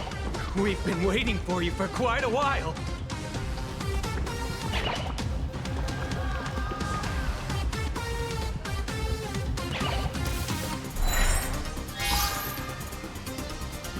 The Astral Express. Just as I thought you weren't going to show up. Oh, you brought help?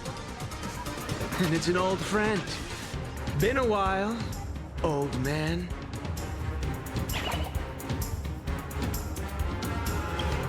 People who have lived in Duffbrook share a special connection.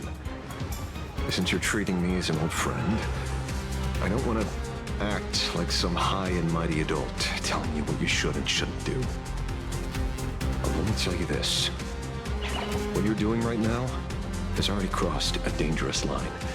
Whatever orders Full Wish gave you, there's still time to turn back if you stop now. Wilhelm, Tiana, Lucius, and you, Magnus. After my heartfelt warning, do you still insist on taking Full Wish's side? They're my partners. Listen up, old man. Supplicant's challenges during the Phantasmoon Games have no restrictions. That means you have no right to stop us. Like the Herald of Death. Oh. We're not the Herald of Death. And we're definitely not here for bloodshed this time. We will prove to the people that we are true heroes who can protect their happiness! The Astral Express. These visitors from beyond the sky claim they saved the cosmos from a Lord Ravager. But who knows what the truth really is? This so-called saving the cosmos might just be another scheme of the IPC. Just like us back then. Putting on a show on TV, desperately trying to comfort the kids in front of the screen. Tell those children.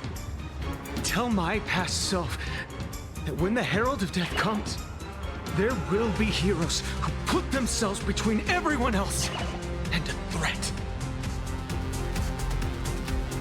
Captain. But where were the nameless of the Astral Express when we children needed protection 15 years ago?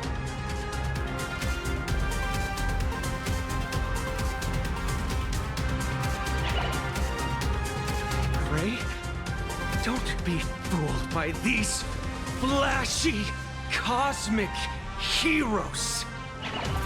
The Astral Express doesn't care about our happiness at all.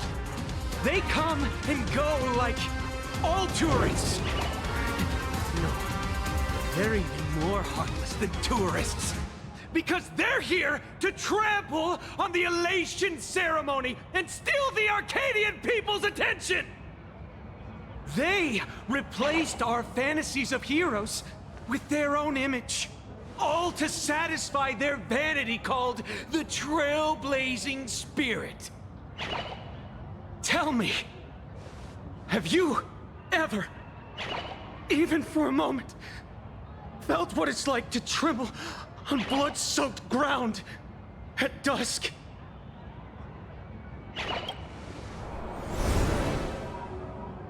I still remember that moment when I faced the Doomsday Beast on the space station. It's not the Astral Express you hate. You're just hating yourself. That powerless child who couldn't protect everyone. But I want to tell you, being powerless was never your fault. The Astral Express is the GOAT! The Astral Express is #1 in the universe! Quit yapping! Tear them to shreds! Beat them to a pulp! I want a bloodbath! Daybreak Squadron! Beat these alien punks to the ground! Shut up! All of you, shut up! As a kid, it wasn't my fault that I was powerless. But we, the orphans of the bloodstained games, won't remain that way forever. We've undergone the happiness surgery transformation. We've overcome our weak former selves and become Daybreak Warriors. We've grown stronger. Strange. Even though our suffering was erased, why was I so scared just now?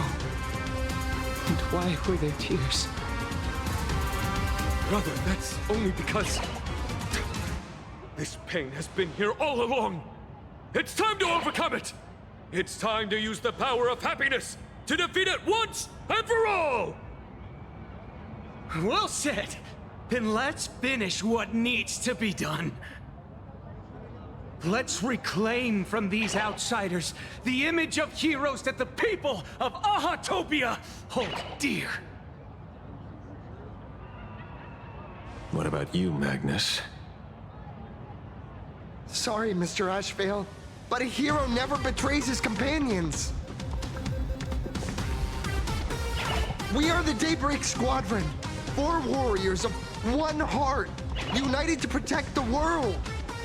I won't let down my companions, or those who believe in us.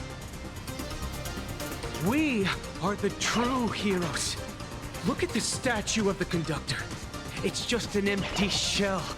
Even Herald's Corp, with countless resources at their disposal, can't breathe life into it. But we can. Let me prove it to you.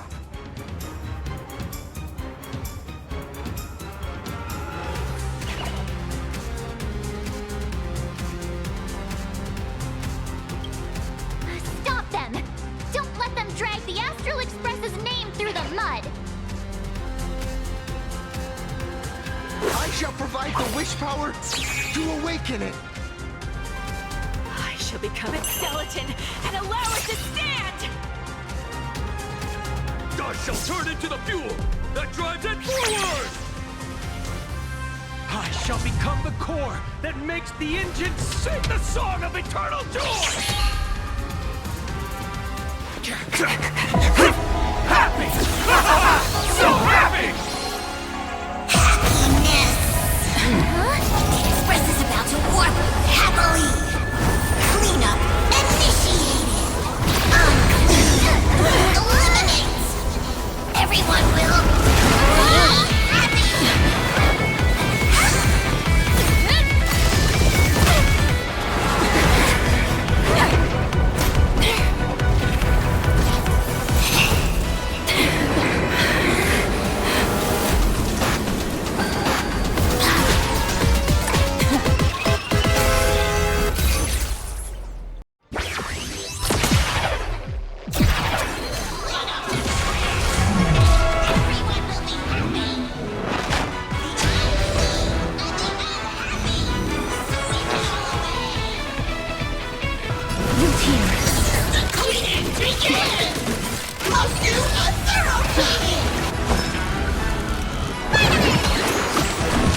There's more to life.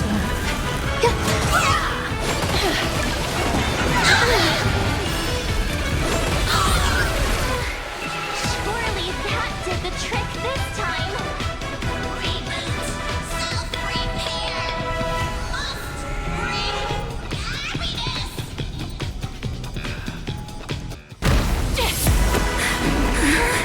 With everyone, we'll be happy.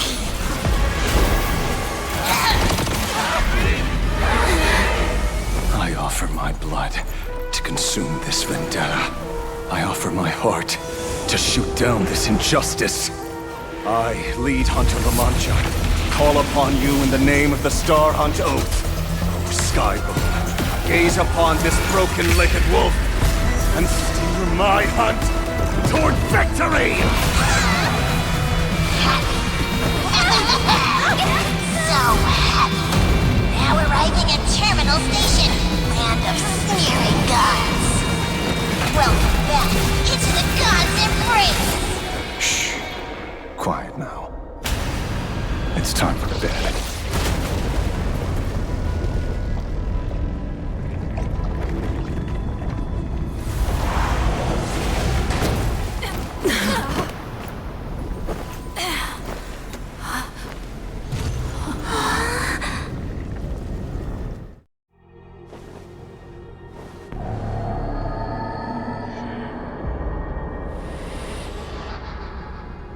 Are we still alive?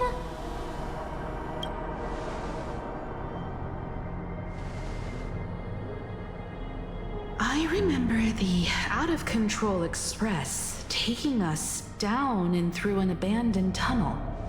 Theoretically speaking, this should be a station deep underground. But what's with all these ruined buildings? And that weird space in the distance? Is this really an underground station? A place this big exists beneath plain Arcadia? Perhaps we're no longer in reality. We may have landed somewhere within the world in canvas for unknown reasons. Then, can we still make it back? We need to find everyone and get out of here as soon as possible. Where's Mr. Ashvale and the others?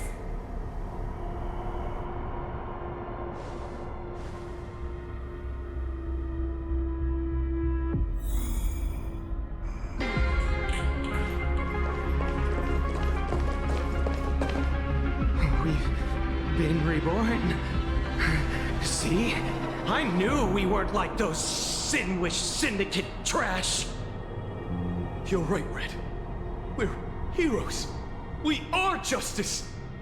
We are the undying happiness. If you are justice, then forgive me for playing the necessary evil. Everyone, please, this has to stop. If this goes on, you'll all... Just smile. Embrace the everlasting bliss and true happiness. I beg you, please, listen to me. It's not too late. We can still go back to the Department of Aberration Defense with Miss Kuchiba and explain everything. It's no use. They are just creatures that can only react to joy now. All shall be blessed with happiness. All shall live forever. So smile and laugh. And let our laughter infect all of plain Arcadia. My senior, Mr. Ashvale, I'm begging you. Please tell them that it's not too late.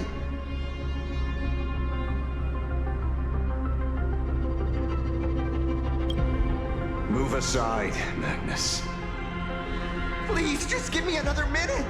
You know they're good people. It's best if you just move aside. A true hero never abandons his friends. If I try to kill them now, will you stop me? Or will you turn a blind eye?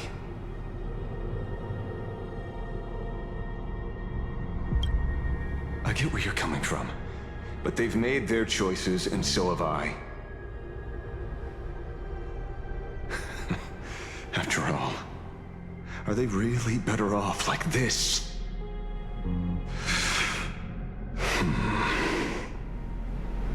A tribute of life unto death, and a debt paid in blood. The Sinwish Syndicate. A gang that once ruled the streets of Dubbrook. They sparked massive turf wars that left many with grievous injuries and racked up charges for robbery, extortion, and a whole laundry list of other crimes. Pullwave and Koss died. They were far from saints. Any good deeds they did in their lifetimes were just like a few pretty soap bubbles floating up from a stagnant pool of filth. That's why we brought them down. They and this whole world have now become happier. Yes, they may have had sins to atone for, but that doesn't justify your murdering them as if they were just toys. Thank you for your aid. I am the Blaze Weaver Warrior, Captain of the Daybreak Squadron! May I... Hey, where are you going? Play? We're not playing. Everyone's just laughing along happily. Mr. Detective, do you know about the Galaxy Rangers? I heard they are a group of righteous heroes roaming the universe. In that sense, are we the city's rangers? Ah! Mr. Asheville! Could you do us a favor?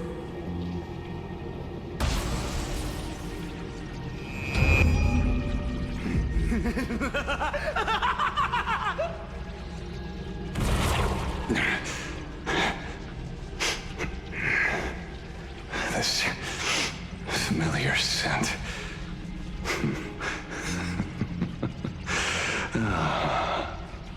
I see. What have you done? Remember what happened today, Magnus. You may seek revenge anytime. I won't stop you.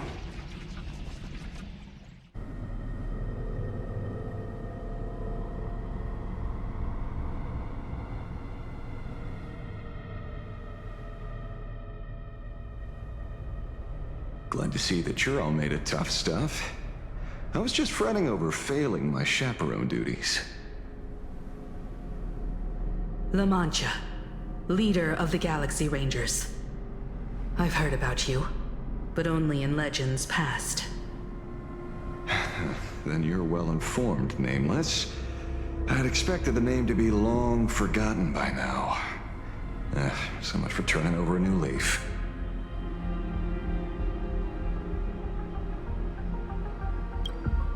It's a power for grown-ups only. It's best that you don't ask about it, seek it, or get involved with it unless you're forced to. Like I was. Just so we're clear, I want you all to forget the name you just heard. Right here and now, in this world called Plain Arcadia, I am just Detective Ashevale.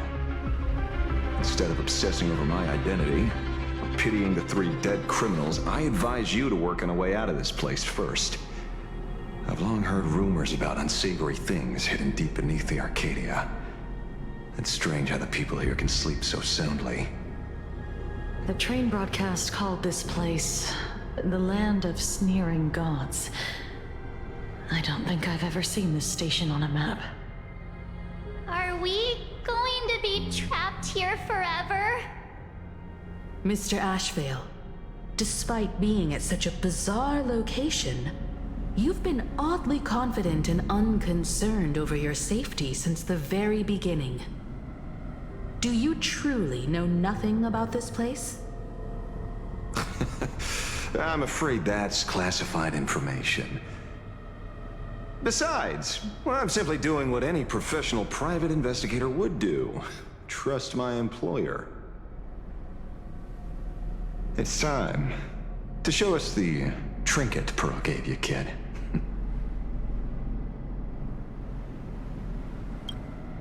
Oh, come on. Didn't Pearl give you a chip?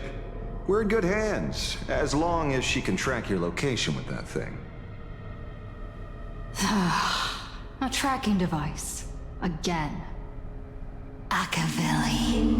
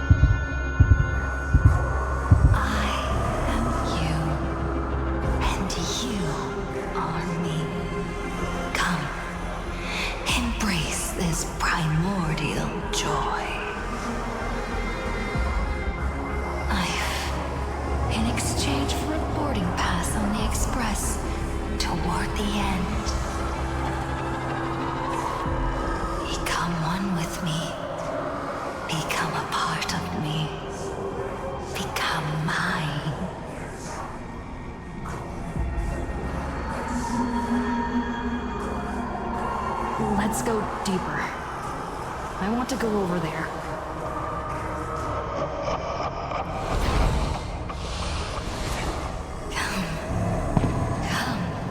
Come. Just like that. Step forward.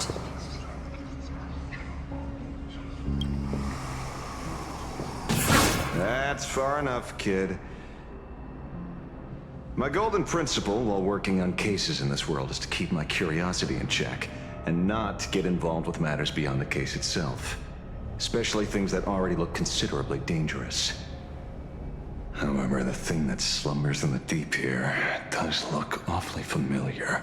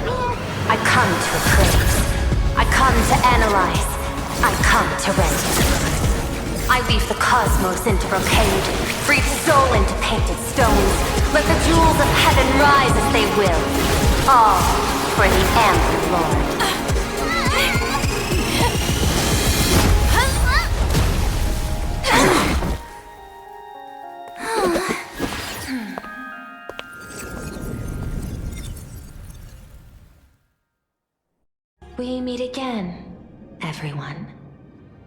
Fortunately, her lucky chip helped me locate you.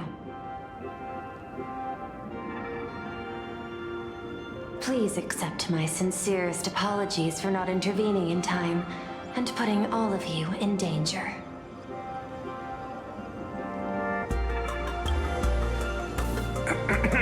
Actually, she put one in my pocket too, but I auctioned it online as a souvenir. Thank goodness you kept yours. Otherwise we'd be done for. Madame Pearl, where exactly were we just now? The place where you fell is called the Torn Scroll. It is a space that peeled from the scroll painting during Plain Arcadia's return to reality. These splintered spaces continuously rip at both reality and the world in canvas. The Department of Aberration Defense originally thought this kind of phenomenon had stabilized, but based on observation, during your encounter with the Daybreak Squadron, there was a sudden speck of disturbances from the Torn Scroll. Unfortunately, the cause, unclear. Therefore, I had to use the power of the Cornerstone to analyze the space, then mend the fissure with Imagenesis in order to bring you out. The Department of Aberration Defense has initiated emergency protocols to reassure the public and handle the aftermath. However, I wasn't able to directly observe your situation after you'd fallen into the Torn Scroll. Would you be so kind as to share what happened there? We can close the new Herald of Death case.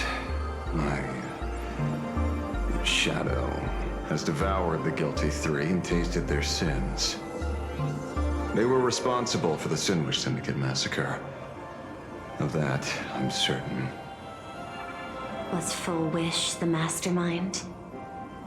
I couldn't find any solid proof of it, but it hardly matters now that the culprits have been executed. Worry not. Based on the intel provided by you and Miss Kuchiba, I have deduced the following. As a survivor of the tragedy of the Blood-Stained Games, Full Wish founded the Research Society of Happy Smiles, charity organization. The organization has since been providing an unapproved medical treatment named happiness surgery to its members, which neutralizes their physiological capacity to feel pain. The procedure drew many more followers as a result. And the Daybreak Squadron, members of the Smile Society, imitated the Herald of Death's modus operandi for their crimes, and challenged the Astral Express during the exhibition. From the aforementioned facts, the predicted probability of Full Wish being the mastermind is 92%. If I may, Madame Pearl. Management in Plain Arcadia should be dictated by the chain of evidence rather than extrapolated probability. I understand. I will observe the human laws and customs. In any case, we have achieved our goal through Star Rail Fest, luring the supplicant with ill intent out of hiding.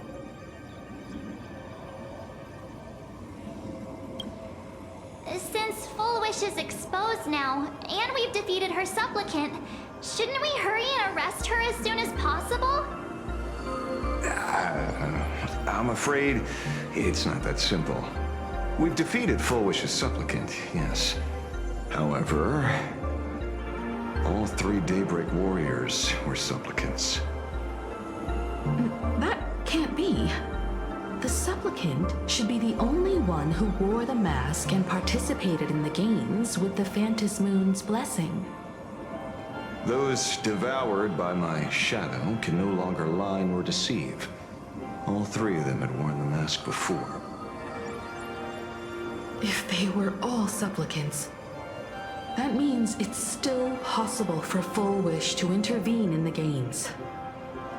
What's even more terrifying is, when the shadow devoured them, I caught a taste of something familiar. It was the taste of abundance that I once devoured as a Galaxy Ranger. What?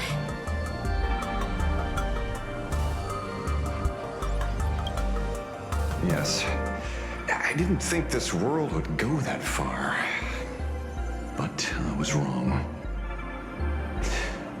Living in seclusion dulls one's senses. I should have realized it earlier. Darn it. There is no point in beating yourself up over it. Therefore, the conclusion must be corrected. The Research Society's happiness surgery is a medical technology related to the abundance, and not simply about relieving pain. Assessing the risk involved in this procedure... unable to extrapolate. General Yao Guang told us that she foresaw a great calamity upon plain Arcadia. According to her divinations, Blade, the Stellaron hunter, could be its catalyst. So that's why she asked me for the authority to extradite Blade. Regardless, none of us had anticipated this. Plain Arcadia's calamity had already taken root, long before the arrival of the Stellaron hunter.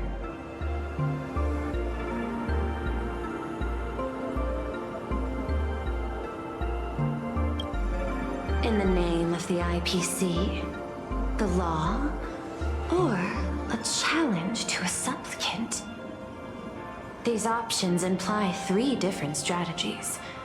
Regardless of the approach, the respective timing and investment must be considered. Thank you for your surprise intel, Mr. Ashvale. You have just saved many more lives. Henceforth, the Department of Aberration Defense will place Fullwish and the members of the Research Society of Happy Smiles on a special watch list. Given Fullwish's control over media outlets, I recommend closer monitoring of her dissemination channels. Understood.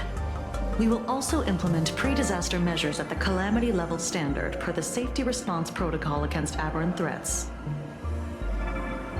Fullwish is not working alone. For normal people to be able to get an abundance transformation, that implies far more sinister supporters behind the scenes. These are enemies not to be easily contended with. Therefore, as the administrator, I beseech you all, please, lend your aid and help Plain Arcadia through this crisis.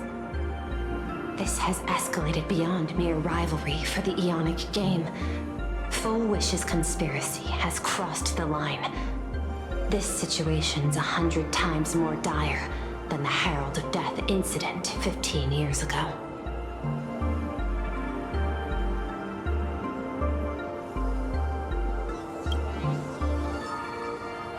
Please, Madam Pearl.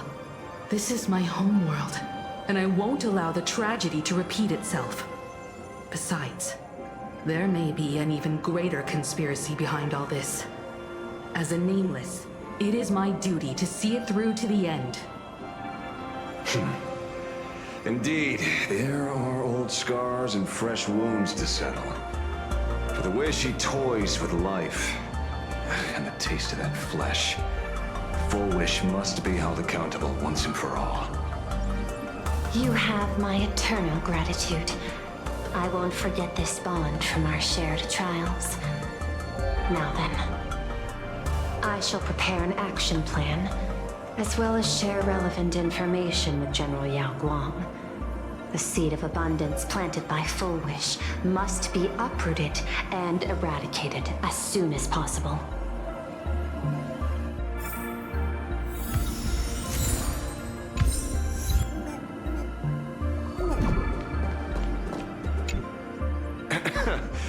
Terribly sorry, Nameless. It was your exhibition and your enemies. And there I was, stealing your spotlight. Curious. I wonder how much wish power my appearance this time accumulates for the mask.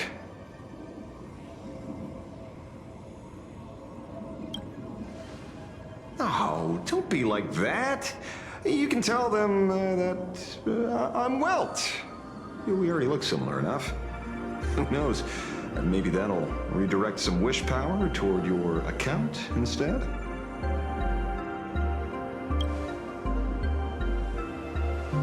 We fought side by side in the past, and well, I know a few faces. But, as they say, the honeymoon phase never lasts. I heard some of theirs were still looking for me before I went into my last cryosleep. I'm counting on you to keep this a secret.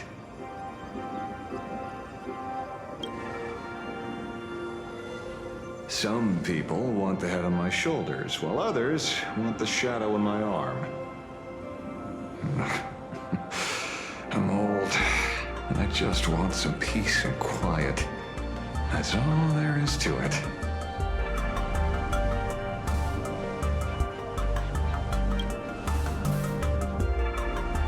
What? Itching to get rid of me already? You're not that hasty, are you? An even greater prey just joined the game. Sure, she could be small fry by your standards, but in terms of viciousness, she might surprise you yet. Before the supplicants go their separate ways, Full Wish is definitely a good hunting target for us to align our goals. Such confidence. Can't help but smile at that. And for some reason, you really remind me of a young man named Tiernan. You nameless bunch just love jumping headfirst into fire pits, don't you? Well, given your skills, would you be interested in joining the Galaxy Rangers? If you're still alive by the time the Phantom Moon Games conclude?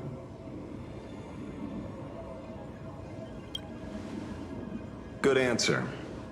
I apologize for my presumptuousness. After all, becoming a ranger comes with loss, suffering, and vengeance. In that case, I will take back my words. Young Nameless, may you never have to tread the path of a ranger.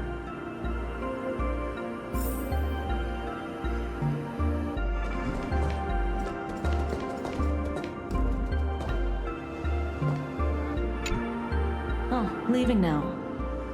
We're counting on you, hero of the Express.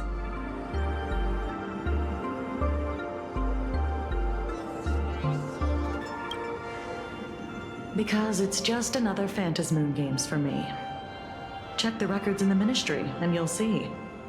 Save the mythological times, they always end up in a huge mess, without fail. Maybe that's precisely why AHA designed it this way, so they can watch humanity stumble over arbitrary obstacles we impose on ourselves and others. Otherwise, they'd probably die from the boredom of an orderly universe.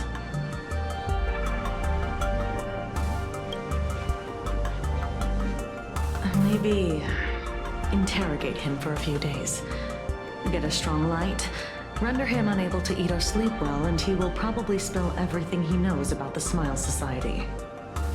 And once we've picked his brain, we'll let him go. It's almost time. I should get back to work too.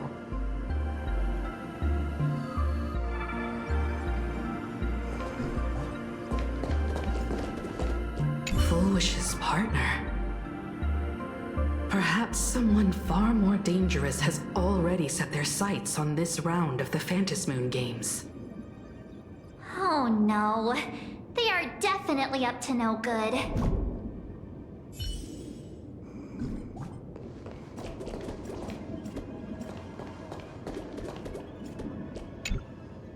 So it's true. The captain and the rest really did kill all those people from the Sinwish Syndicate. And this Full Wish is also plotting something terrible. This is absurd. It's been 15 years since my life turned into a montage of nightmarish amalgams. And it's still going.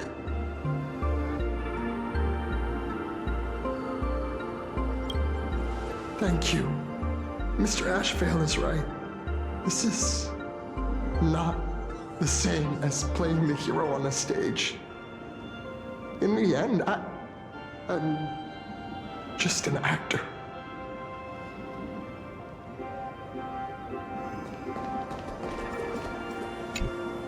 Is there something else I can help you with? I understand. Your inquiry. How did they manage to operate with so many years unnoticed?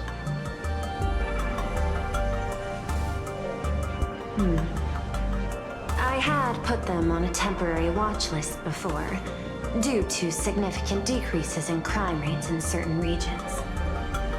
But now, we finally know how they achieved such a miracle. Personally speaking, I cannot fault the citizens who joined the society, nor do I wish to fixate on the accountability of those who governed at the time. After all, for the corporation, the Smile Society is a tool for maintaining stability, and the members are simply following the human instinct to avoid suffering. You've been to Penacony. You should know.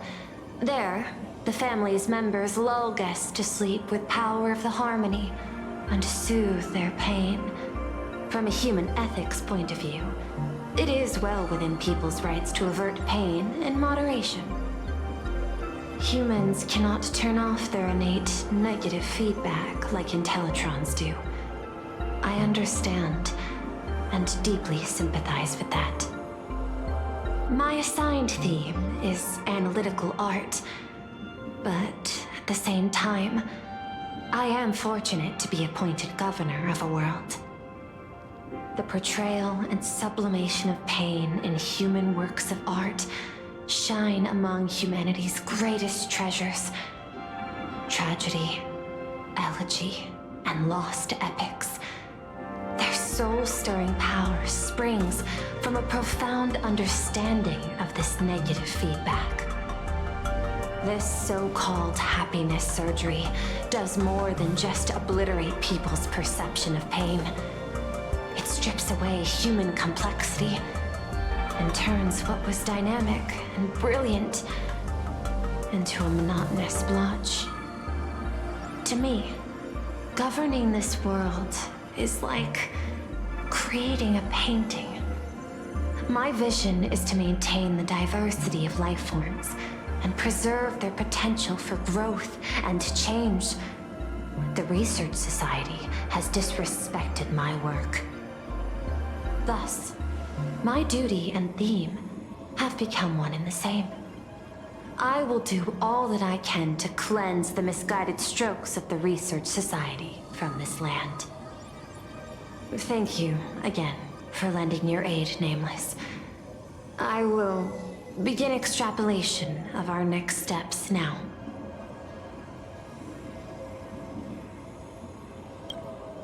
Please, be my guest. I hope you all get some proper rest before moving out again.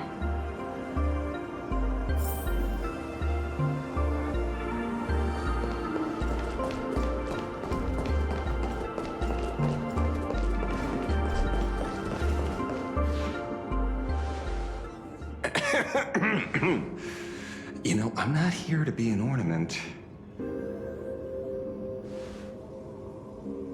Assessment. You have something to ask me, Mr. Ashvale.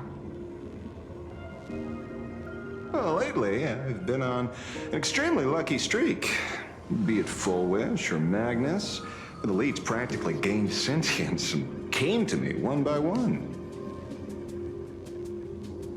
Luck is also an important part of one's toolkit.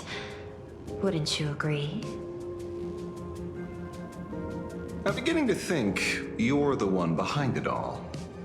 You tasked me to investigate the Society and protect the Astral Express, which all led to me unleashing my shadow on those people.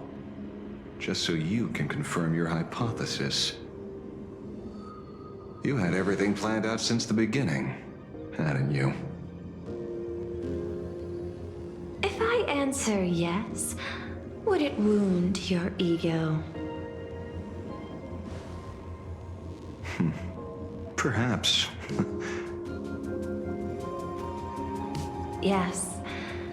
I paved the way for your investigation, leading you straight to the suspects. Through you, I confirmed my suspicions about the Research Society. However, the question of abundance transformation remains a thorny issue for me. Fortunately, there's a ranger who specializes in confronting such abominations, having lived in long seclusion within plain Arcadia. But you know, that shadow sealed inside my arm can be very dangerous. Simply removing the nail can cause it to stir and resonate with the fragment and fissure. Had I not kept it under control at that time, the fight would have ended with all of us buried in that bottomless abyss. Is that part of your plans too, Pearl?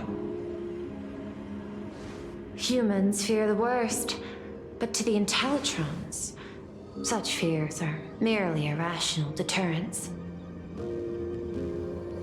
Wasn't the mask of elation I gave you enough to pin down the shadow? That gift you found through the guidance of the Express Navigator, Star Seer, I see. That very shadow that devoured the Swarm and Lord Ravager Zulo 10 amber eras ago. That very shadow that devoured Shu, the emanator of abundance, hundreds of years ago. You won the bet. You sure know a lot about this. Please, allow me to correct you. My ethical parameters prohibit engagement in probabilistic gambits. Accordingly, I operate by acquiring sufficient information to ensure zero margin for error. Then again, you are the species that brought art into existence as a form of expression. That seed of creation exists even in the most ignorant of humans' minds. And for that, I love and admire you.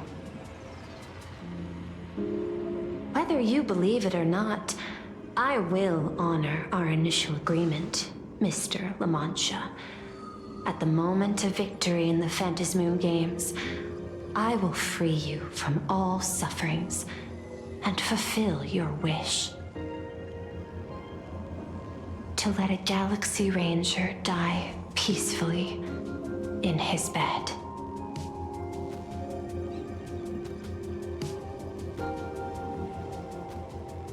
In that case, I will continue to fight for you, my lady.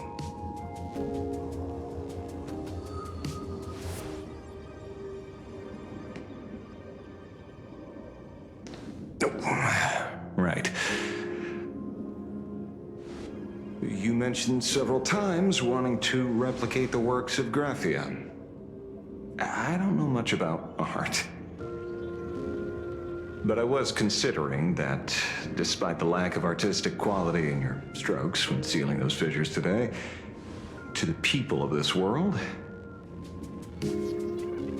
your creation is just as important as the works of Graphia. Not a single innocent soul was lost on this day because of your protection. Looking back to the ancestral painter of the Cinderearth Age, do you truly think she cared about the artistic value of each stroke when she created world and canvas?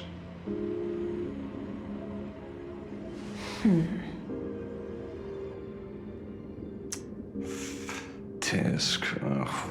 But what do I know? These aren't just crude observations from an amateur, so pay them no mind. I'll be on my way.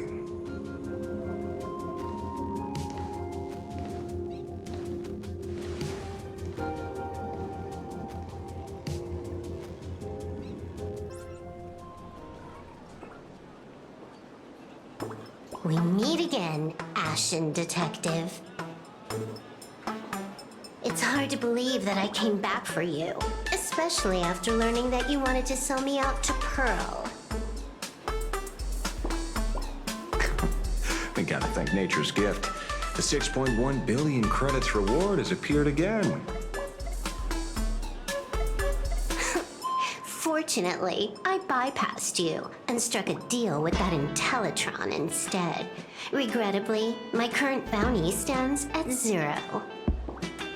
Do you always turn your customers over to the police? How impressively short-sighted. No wonder your clientele is so small. Speaking of short-sightedness, no one rivals the Stellaron Hunters, aka Destiny's slaves, isn't it? You are all fated to march toward the finality, and nothing can stop you. On the contrary, there are many paths for us, as long as that person can see.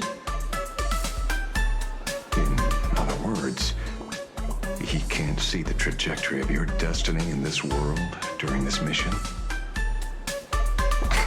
Take a guess. I've heard about what befell Euphorius. The war among the Eons is now inevitable. Whether it's the IPC or the Express, they are fighting for an uncertain future. And in the world where the elation is the center of attention, there will eventually be more than one Eon interfering. Even a Destiny slave would not be able to see the path ahead. Keep guessing. We're getting pretty close. Enough of your games. I'd say it's not too late to rename the planet Adlevin. It's still too early to despair, old man. I came prepared, but I could use a helping hand.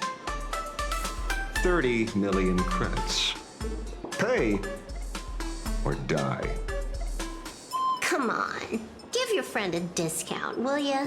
Say 0 credits? I ain't your friend. I meant him.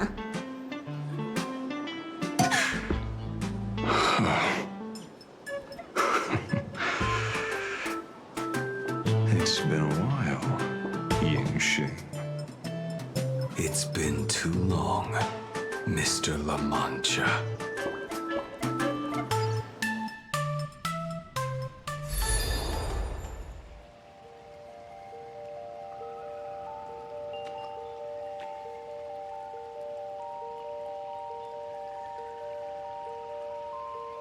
I knew it.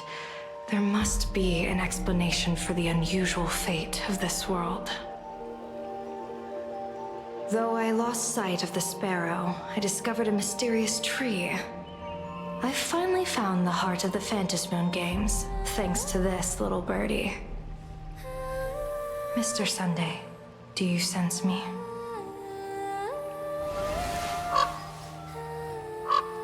There's no reaction from the bird. What's wrong with it? Hello? Is anyone there? Can I get somebody here? No one's here. No one.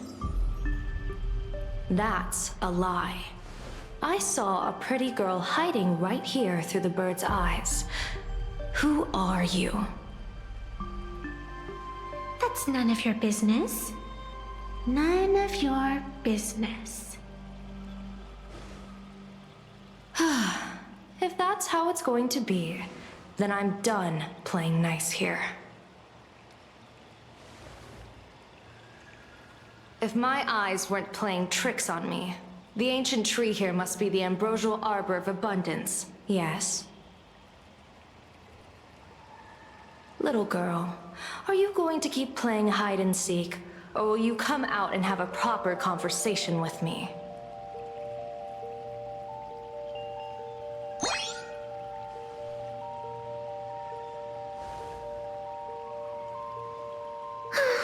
The Department of Aberration Defense often comes here to record game progress. And now my movements have been exposed to complete outsiders. I suppose it's time to leave. You sound unpleasant to talk to, but since you have eyes keen enough to tell what I am at a glance, I'll have a short chat with you. I will answer 3 questions, so ask away. Once you have your answers, I'm going to show you the door.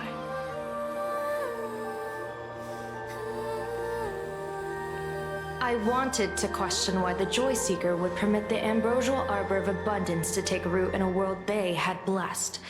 But given their carefree nature, there was probably never any restriction to begin with.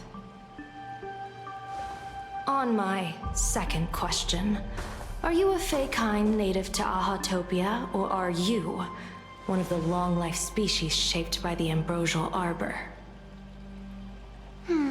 Aren't you good at divination? Can you help me take a look whether the slip on my head says wheel or woe?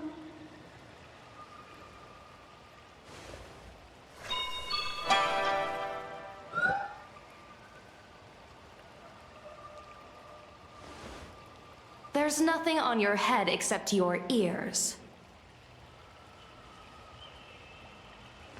And that itself is the answer. I am the arbitrator who determines the outcome of the Phantom Moon Games. I am the raging waves of joy, and the living pulse of this world. Diviner of the Xianzhou, the weal and woe you behold are but a single petal fallen from my hand. It blooms with the morning, and withers by evening, reducing to dust in a fleeting moment. My true form is the Panarch Elwood, the embodiment of instant and eternity.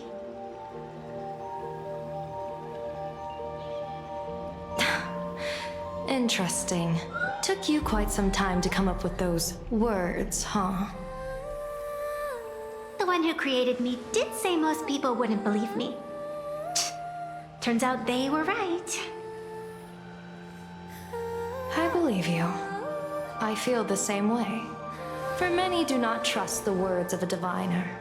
Besides, no weal or woe has befallen you, which means your fate cannot be determined like that of ordinary mortals. You're not the first one I've met with this condition since my arrival here. You're left with one question.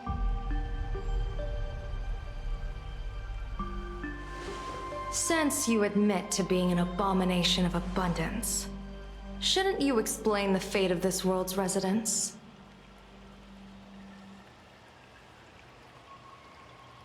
Unless they are your doing? If your answer fails to convince me, it may be too late by the time I summon the Lux Arrow from the sky with the rainbow.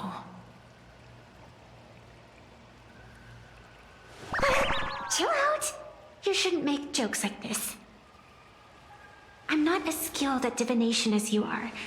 When you suddenly speak of the great weal or woe and interrogate me, I get confused too.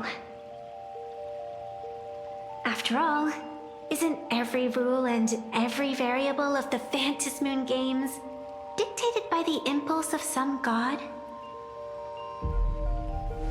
As for the brewing storm, let's settle down and discuss whether the turmoil, once again, is the result of the laughter's mischief. This entire day has felt unreal. We had situations lined up one after another, and a growing crisis on our hands. The Research Society is insane to meddle with the power of abundance. There's no telling how many have already undergone the happiness surgery. Foolish witnessed the tragedy caused by the Herald of Death 15 years ago. And now, she herself has assumed that dreadful mantle. We have to relay this information to Dan Heng, Sunday, and General Yao Guang as soon as possible.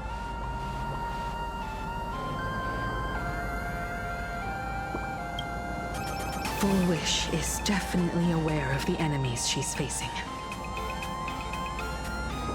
That is why we must win an audience with Aha. At the very least, we need to stop Full Wish from winning the game. Yeah. The thought of the Research Society of Happy Smiles going through with their plan gives me the chills. It's been a long day, and all of you must be very tired. Take this chance to get some proper rest. I'll go meet Welt back on the Express. March? What about you? The best way to recharge is to waste time. So, I'm staying outside for some fresh air. Sounds good. I was thinking of heading to the streets for a walk.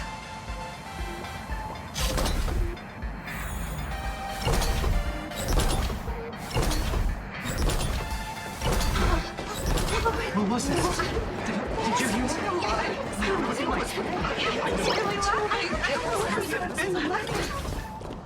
Hey there, all smarties and dummies, children and adults. Now that everyone has made their appearance, no need to keep further secrets what you can as a spark must grow into wildfire. as an extra one of these Fantasy games shall receive all as my authority more than a thin minute to become the true permanent Eon of Elation. As such, it's time to revel on a greater joy.